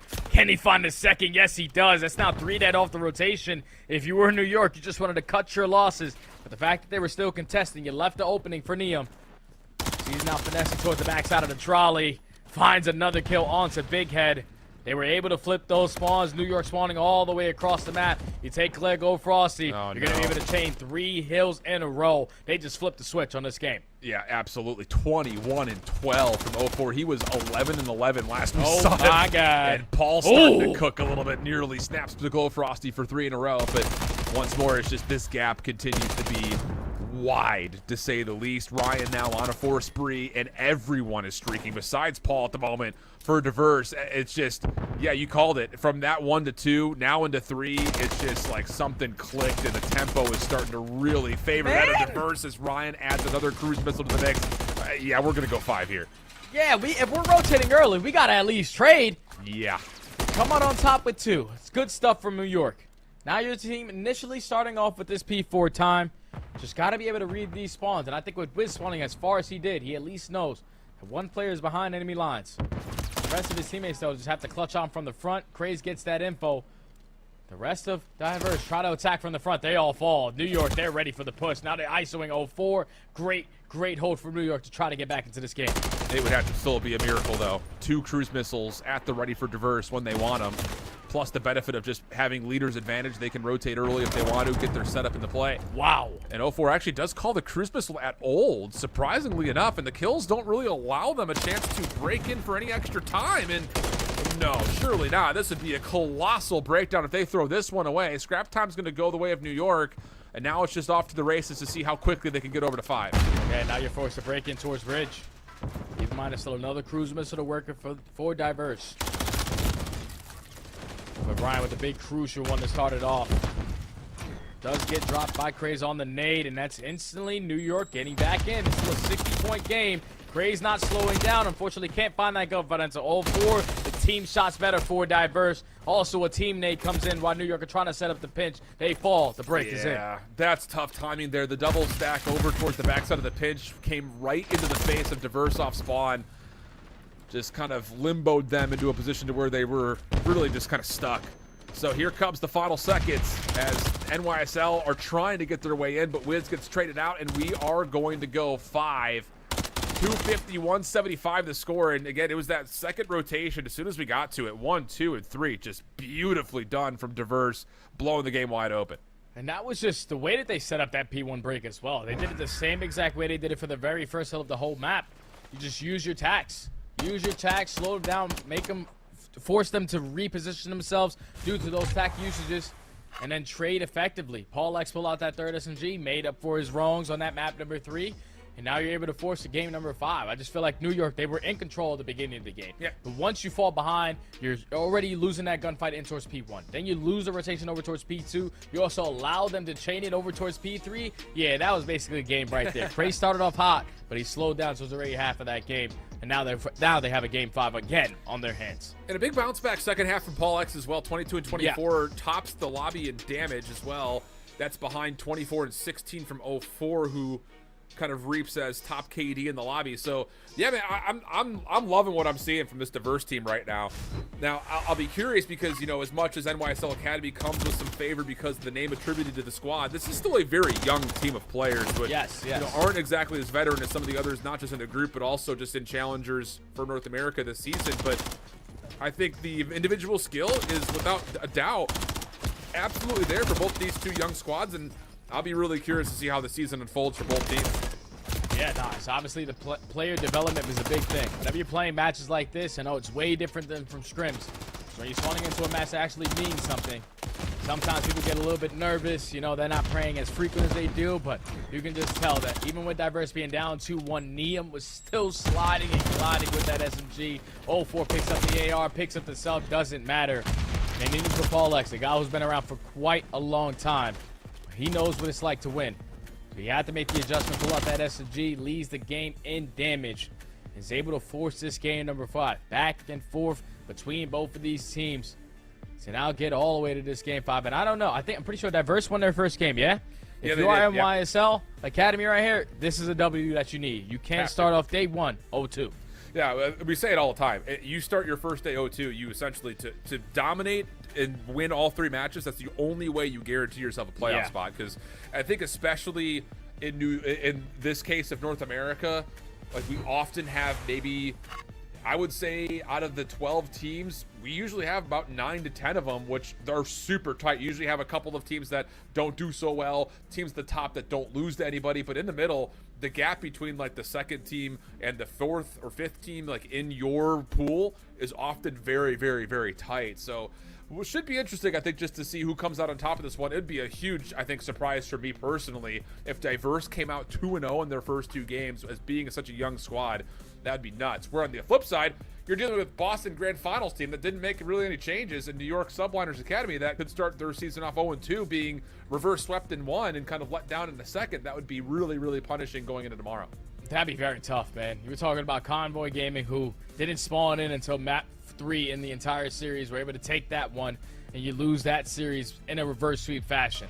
And then now you find yourself up 2-1 going into a Rio where you're probably licking your chops. We're like, oh, yeah, we got the SMGs ready for this map. We're ready to go. And unfortunately, we're not ready for all the diverse gameplay coming in from Team Diverse with the SMGs in hand out of all players. But now you find yourself in the Game 5, Karachi Search and Destroy. And I think one thing that I really want to focus on, that I always tell my young boy Craze about, is him with the SMG, specifically in Search and Destroy. He's like an Abizi in some aspects. He's either going to get the first blood or first blooded. But when he's first blooded, he's usually costing his team the game. So let's step up with that pace, play a little bit more with your squad. See how things unfold. It's going to be Diverse on the offense to start. Wiz and Craze working together to try Chow front red, and it will be good for first blood. They knew that they had a second player through, but it's 0-4, and he backs off. Lots of damage in. Pistol still connecting, but out of there is Craze. Big Head there to support, and with that, we have an early 3v2 favoring NYSL. Yeah, I don't know how much HP Craze just had at the end of that engagement, but the fact that he's able to walk away with his life is insane to me. At least 0-4 is able to take one down. Makes it a more manageable round in the 2v3. Rotating back over towards B. Bad timing right there to Glowfrost, so you can get this bomb down for free now. How do you set up this post plant 2v3? 0-4 is going to opt to play through bridge side. Ryan will go individually over towards top market. It was Big Head C. No, now he has been. What? Wow. Doesn't miss a bullet? I mean, the gun didn't move. Unreal. Same can be said, though, as Glowfrosty is able to take down Ryan at range. And 0-4 is going to snap into this. Sees Glowfrosty over the top. Clean. Nothing but headshots. Now the 1v1 with Craze. Oh, my goodness. No way. You just can't let that happen, man. 2v3, we have to at least have someone playing for some kind of information on that B site. Once he gets that bomb down for free, the absolute beams out of 0-4. He's not 0-4. He's actually 4-0 to start round 1. Picks up the ace with a huge 1v2 clutch for his team. That's the way you want to start a Game 5 S&D, man. That is insane plays, insane shots out of that young man. Unbelievable. I don't know if he missed a bullet in the whole round. No, he didn't, man. That guy was beaming. Wow. They just play a different game than, well, I was going to say you and I, but just Yo, no, they definitely do to me too, I promise. It's way different, bro. My SMG does not shoot like that in ring. 0-4 up top now. Getting to top third. Does he get a view at this Academy offense? Yep, sure does. Doesn't miss a bullet. Still 100% accuracy. 5-0, one off from an early streak. And NYSL Academy had to be thinking, brother, what? No way. They're just getting picked apart, man. They're getting picked apart. The challenging gunfights they probably don't want to commit to. And even the island player that's losing his one-on-one. They cannot make any wrong. In this 4v1 situation, I'm telling everybody, give this kill to 0-4. Let 100%. Him earn that cruise missile. He's slowly playing for it, working his way up to top 3. Thinks the player jumps down, though. No one moved yet. You got the crossfire set up. Glowfrosty still looking the wall towards top 3. Look in the wall, look in the floor.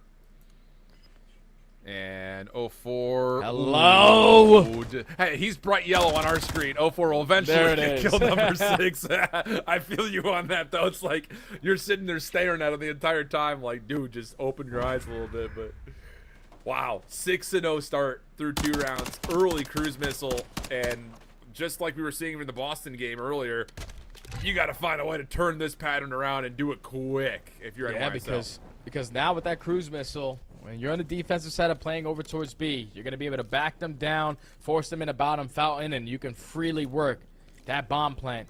You get that smoke grenade down. So now you are NYSL.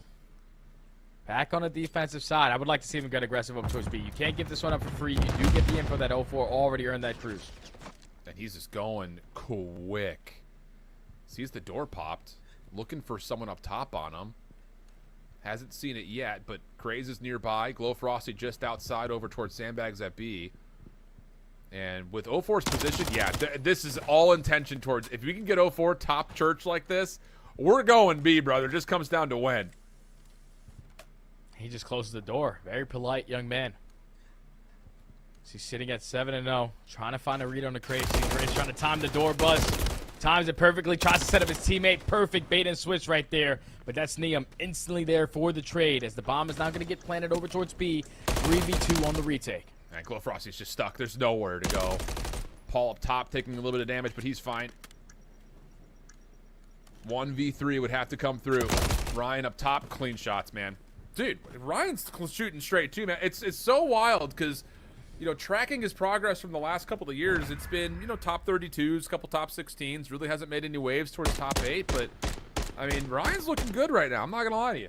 Yeah, and I completely agree with you. And with the things that I've heard about Ryan, they come from one person who I hold to a really high regard in Call of Duty, and that's Octane. We're sitting there playing some ranked. He said, oh, we're playing against Ryan. That guy shoots. So if Octane's saying you shoot, you best believe you are a shooter. Diverse. Take the round. Don't even get the cruise missile to be invested in full control of this game number 5.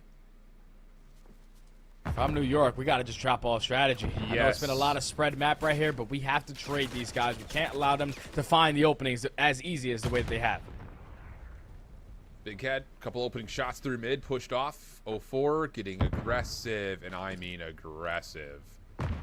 Finds himself right between two Subliners Academy members, but may have some perfect timing here, or tremendously terrible timing. There's really no other way about it. Sees Craze, wants to play for the kill, pushes into it, no worries there, and we get an early 3v3. Bomb still attempted over towards A. Neum is able to shut it down largely with the 1-for-1 trade-off, and that gets us to an early 2v2. It's a big round right here, though, if you are New York. Have to try to clutch on up in this one in a 2v2 scenario. 35 seconds left. Big Head is going to be that bomb carrier. Do have Glow Frosty, though, trying to get all the info he possibly can over towards B, but they ISO Big Head. He does not decide to rotate out to his teammate. So that bomb's going to be down in towards red. 25 seconds for Glow Frosty to try to clutch on up. Oh, and Paul's already seen him. Glow Frosty in trouble. Is able to collect the bomb and extend the play a little while longer, but, oh, this is not the wrap that he wants. 8 seconds on the clock. He's going to have to play for the plant. And here's Paul waiting for him. Whoa. Wow. Did he have the timing to get the bomb planted in time, though? Just barely. So now it's 04. First shot's good. Frosty backs off. Steps away pretty darn nicely, but 04 in the back. Lots of damage again. The hunt is on, and oh my. Cat and mouse. Wow. No! Unreal turn from Hamza. Completely stuck on the corner, you would have thought, but we'll get a look at it here again. Unreal. Oh, man, that's an insane clutch right there. There was only 15 seconds left. They get the info that he has to only go towards A. He finds that kill somehow, someway on the Paul, gets that bomb down, and just finesses with the pistol long enough to rejuvenate his health and win that up close and personal gunfight versus 04, who's been having a stellar search and destroy. That was a much-needed round at that, and the fact that Glow was able to walk away with that one, all right, New York got some life. Yeah, I'll say that changes the momentum just a touch. The 0.1 second plant in the 1v2. Okay. Craze stunned up, top third. Shakes it off, still takes a look at it, and then just defaults to playing over towards Scaffold. Secondary stun comes out, so now Craze has essentially forfeited this position completely. Glow Frosty will make sure he gets out safely, and we'll go 4v4. Yeah, this is probably one of those rounds that 04 is thinking, yep, we're going to invest that cruise missile. We're going to work this bomb slowly over towards B. We fly this round for a long time. Nope, drops it instantly, but they do not work that bomb plant. The crossfire right now from Glow Frosty too strong, but Ryan sets up with the first blood. Now it's time to get the bomb down. Yeah, it's a bold call, but I actually kind of like the idea of, hey, they know we're probably going to go for a quick plant. Let's see if we can catch the defense. Wrapping back over as 04 gets his 9th and, whoa, nearly 10th straight. As Craze at least keeps his life a little while longer. Neum with the follow-up, and now it's just down to Big Head, who I believe has just been seen. Yep, 04 will confirm that, and he's out of there. Tough situation here for Big Head. Has Neum tagged up down low, but can't quite finish the kill. And that little slip away makes life extra difficult. Yep, there's 04 watching the cross, and Diverse will take the round. It's a beautifully played round right there from Diverse. Even though they don't get any connections with that cruise missile, you force them indoors. You get the first blood with great shots coming in from Ryan. And as soon as that bomb gets planted into 3v3, instantly turns into a 3v2. Very difficult site to retake over towards that B point. As Diverse able to go up 4-1 in the S&D on the back of 0-4, who has more kills than his entire team combined. Yeah. Just been taking over in this game 5. You're in New York, that's the guy that you gotta shut down. He's just single-handedly taking over. Yeah, he's dominating the game. Unreal. Nades over the top. Stuns defensively actually land on New York's offense from the front side. The only thing is they didn't check barrels, and Craze will find first blood on Paul. Also going to get aggressive. But look at this rotation from Diverse off the A side of the map. They're looking to re-wrap back. Big Head will get a scene kind of evaluated here, and that's enough for New York to commit the plan and now set up their post plan accordingly. I wonder if he was able to spot at least both players going on a deep pinch. Yeah. Craze went the one-on-one across the map. Gets the read, but doesn't win the gunny. Yep, don't commit to that one, brother. 3v2. Just get out with your life. They have to win the round by defusing the bomb, so just play your life. Yeah. Good lockdown. Glow Frosty kind of playing the first defender of this bomb plant. Neum trying to sneak away. Craze thought about it, but thought better of it. And that'll be the round. Okay, so we'll get a 4-2 tally. And again, it's just one of those things. You kill 0-4, you win the round, it feels like right now for New York. It all started off, though, with Craze getting that first blood through mid-barrels. Once you kill Paul Lex, you nade down on the lower scaffolding. Once no one's in that positioning, you get your smoke down. You also had Big Head spot a couple players going to the deep flank. You had all the information that you needed. Just get that bomb down, stay alive, play your trades, walk away with that round. Now down 4-2. Keep in mind, 0-4 does not have that cruise missile to work with anymore, but this is where the opportunity for NYSL presents itself, because you can start to change up the game plan. No longer a cruise missile to work with. We can get aggressive up towards B. We can also get aggressive up towards red, but this time in the 3v2, if that numbers goes your way, make sure we have info on both bombs. Nades once again offensively thrown over towards the B site. This time, Glow Frosty just runs right through it. Wiz also evaluates that. Oh, mid-map is a problem. Craze right there to pick up for the first blood. Traded, though. Glow Frosty stuck behind the palm trees, but keeps his life. Paul X denies with the trophy placed, so we'll go into this extended 3v3. But you can't just remantle. I mean, you know he's there. He must have forgot. Quick memory loss, but it doesn't matter. 0-4 and Ryan. They combine for 2 through Coop. I don't know why Glow Frosty decided to just jump over and give up his positioning for free. But now it's all up to Big Head in a 2v1 scenario. Too bad the bomb is going all the way across the map. Yeah. It's going to be a free A bomb plan for that verse. You just forgot. That one tickled me, not going to lie. Any more magic in the clutch ups here for NYSL? 1v2 this time for Big Head. Dead silence and a stun to play with. Ryan playing the close corner on the office desk, whereas 0-4 is playing the clutch up spot deep towards Diner. And Big Head knows he's got to check a little bit of everything. Stun does not fully get behind the desk. First shots are clean. 0-4 not there for the initial trade. 18 seconds on the clock.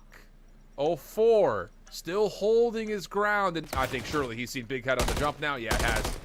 And now it's just down to the clock game. Big Head not going to have enough time to get this kill, and 0-4 just plays around in the smoke. Now match point for Diverse, looking for reverse.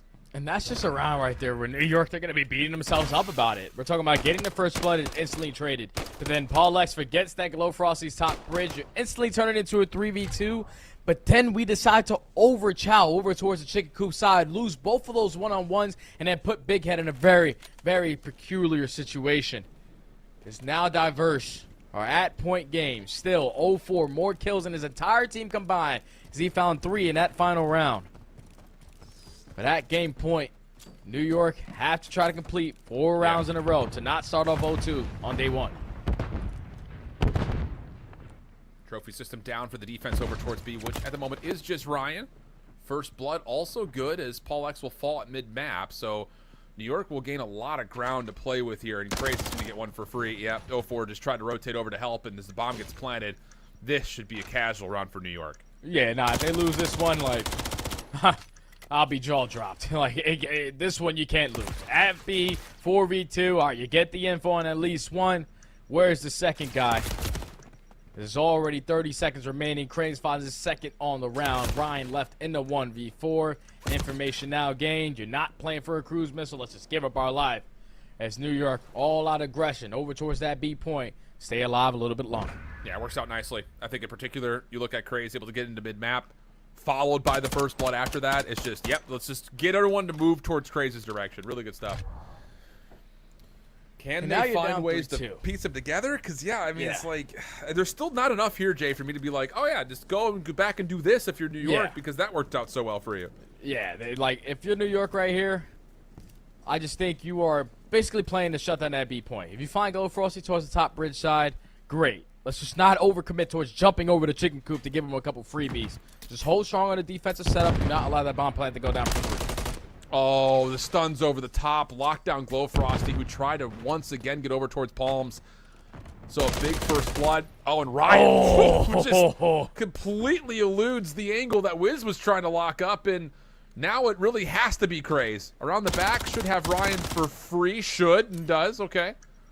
Bomb, though, planted, and it's still a very tough 2v3 from here. Craze finds one.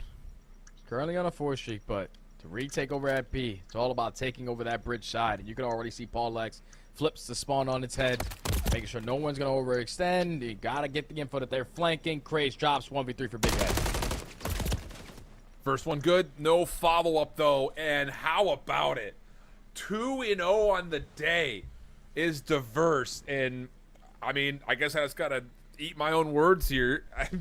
I did not expect that with the roster they put together. To be fair, I didn't know anything about 04 and Neum. This is the first time they've played in Challengers. They had not had a good start to the year in the Cups or at Boston. They qualify through the Elites kind of in a shaky way, but now that they're here, they're 2-0 up. And on the other side, NYSL, the grand finalists that ran runner-up at Boston, 0-2 going into tomorrow. That's crazy, man. We're talking about being up 2-0 in a series convoy, getting reverse swept. Of 2-1 in this series, going into a map like Rio, where you're probably thinking, oh, this is going to be a bread and butter for us all season long. And unfortunately, they fall short, and then they lose another search and destroy. I'm actually curious, because that means they lost 3 S&Ds out of 4 today. Yeah. With the new roster, keep in mind that with their old team, they had Gio on the lineup, so they were getting great S&D reps. When you hit that reset button, add Big Head to the team, you still got a couple strategies that need a lot of fixing up to do. A couple rounds they just let get away. You also allowed 04 to have such a hot start in the beginning of the game that he was able to earn a cruise missile, basically dictate at least the way one of those rounds was going to go. But you give them that early momentum based off of the map number 4. They start off hot in that search and destroy. They walk away with the victory. Clean stuff, man. And, dude, what an exciting day. We saw some electricity on screen. Holy smokes. But that means, of course, that day 1 of Season 1 has come to a close. Here's your schedule for tomorrow. Keep in mind that this all starts with Europe at 2 o'clock p.m. Eastern Time. 5 Media Clans starting off against Falcons. And then the other feature match is Team Moon versus Timor. Don't sleep on that game. Should be a good one. And then in our broadcast for North America tomorrow, we'll see a lot, again, really interesting things. In particular, I'm pumped for Diverse versus Boston Academy based on the tempo those two teams play up against. And then we'll get our first look at SKRP taking on this NYSL Academy team in the second slot, with the second focus being FaZe Black and Omit Brooklyn. But I'll tell you, Season 1 off to a hot start. Jay, it's your kind of debut for Challengers. Hit me with your final thoughts before we say farewell. Man, this is a grind, bro. This is a grind. Just talking about it, I can only imagine how the players are feeling. Every single match was close. There was no blowouts. Even when it was a blowout, one of these teams was coming back slowly but surely. So it's only day 1. The matches are definitely going to get better as we go forward, and I'm excited, and I'm here for it. Can't wait. Important day for all those teams that started 0-2, so we'll see how things go. Again, Group Stage Day 2 coming out tomorrow. So with that, we'll see you guys at 2 o'clock p.m. Eastern for Europe. Don't miss it right here on youtube.com/COD Challengers. See you tomorrow. Bye-bye.